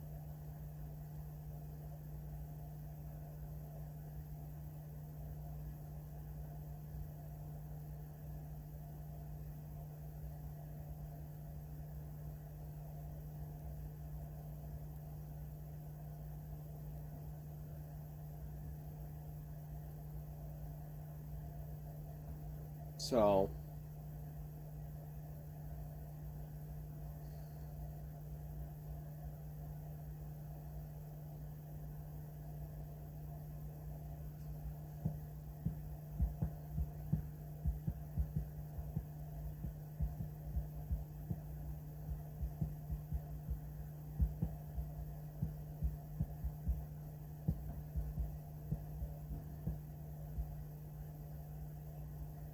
it's just the truth. I'm sorry.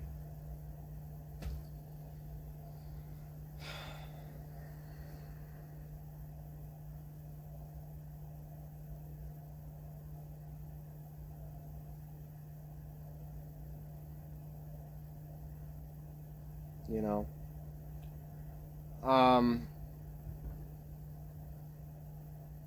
And life is so much simpler than we make it out to be.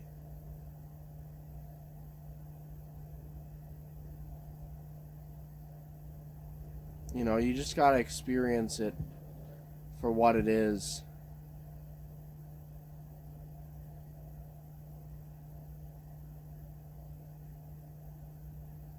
When you find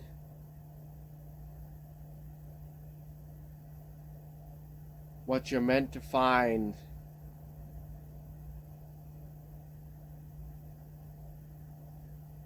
you know.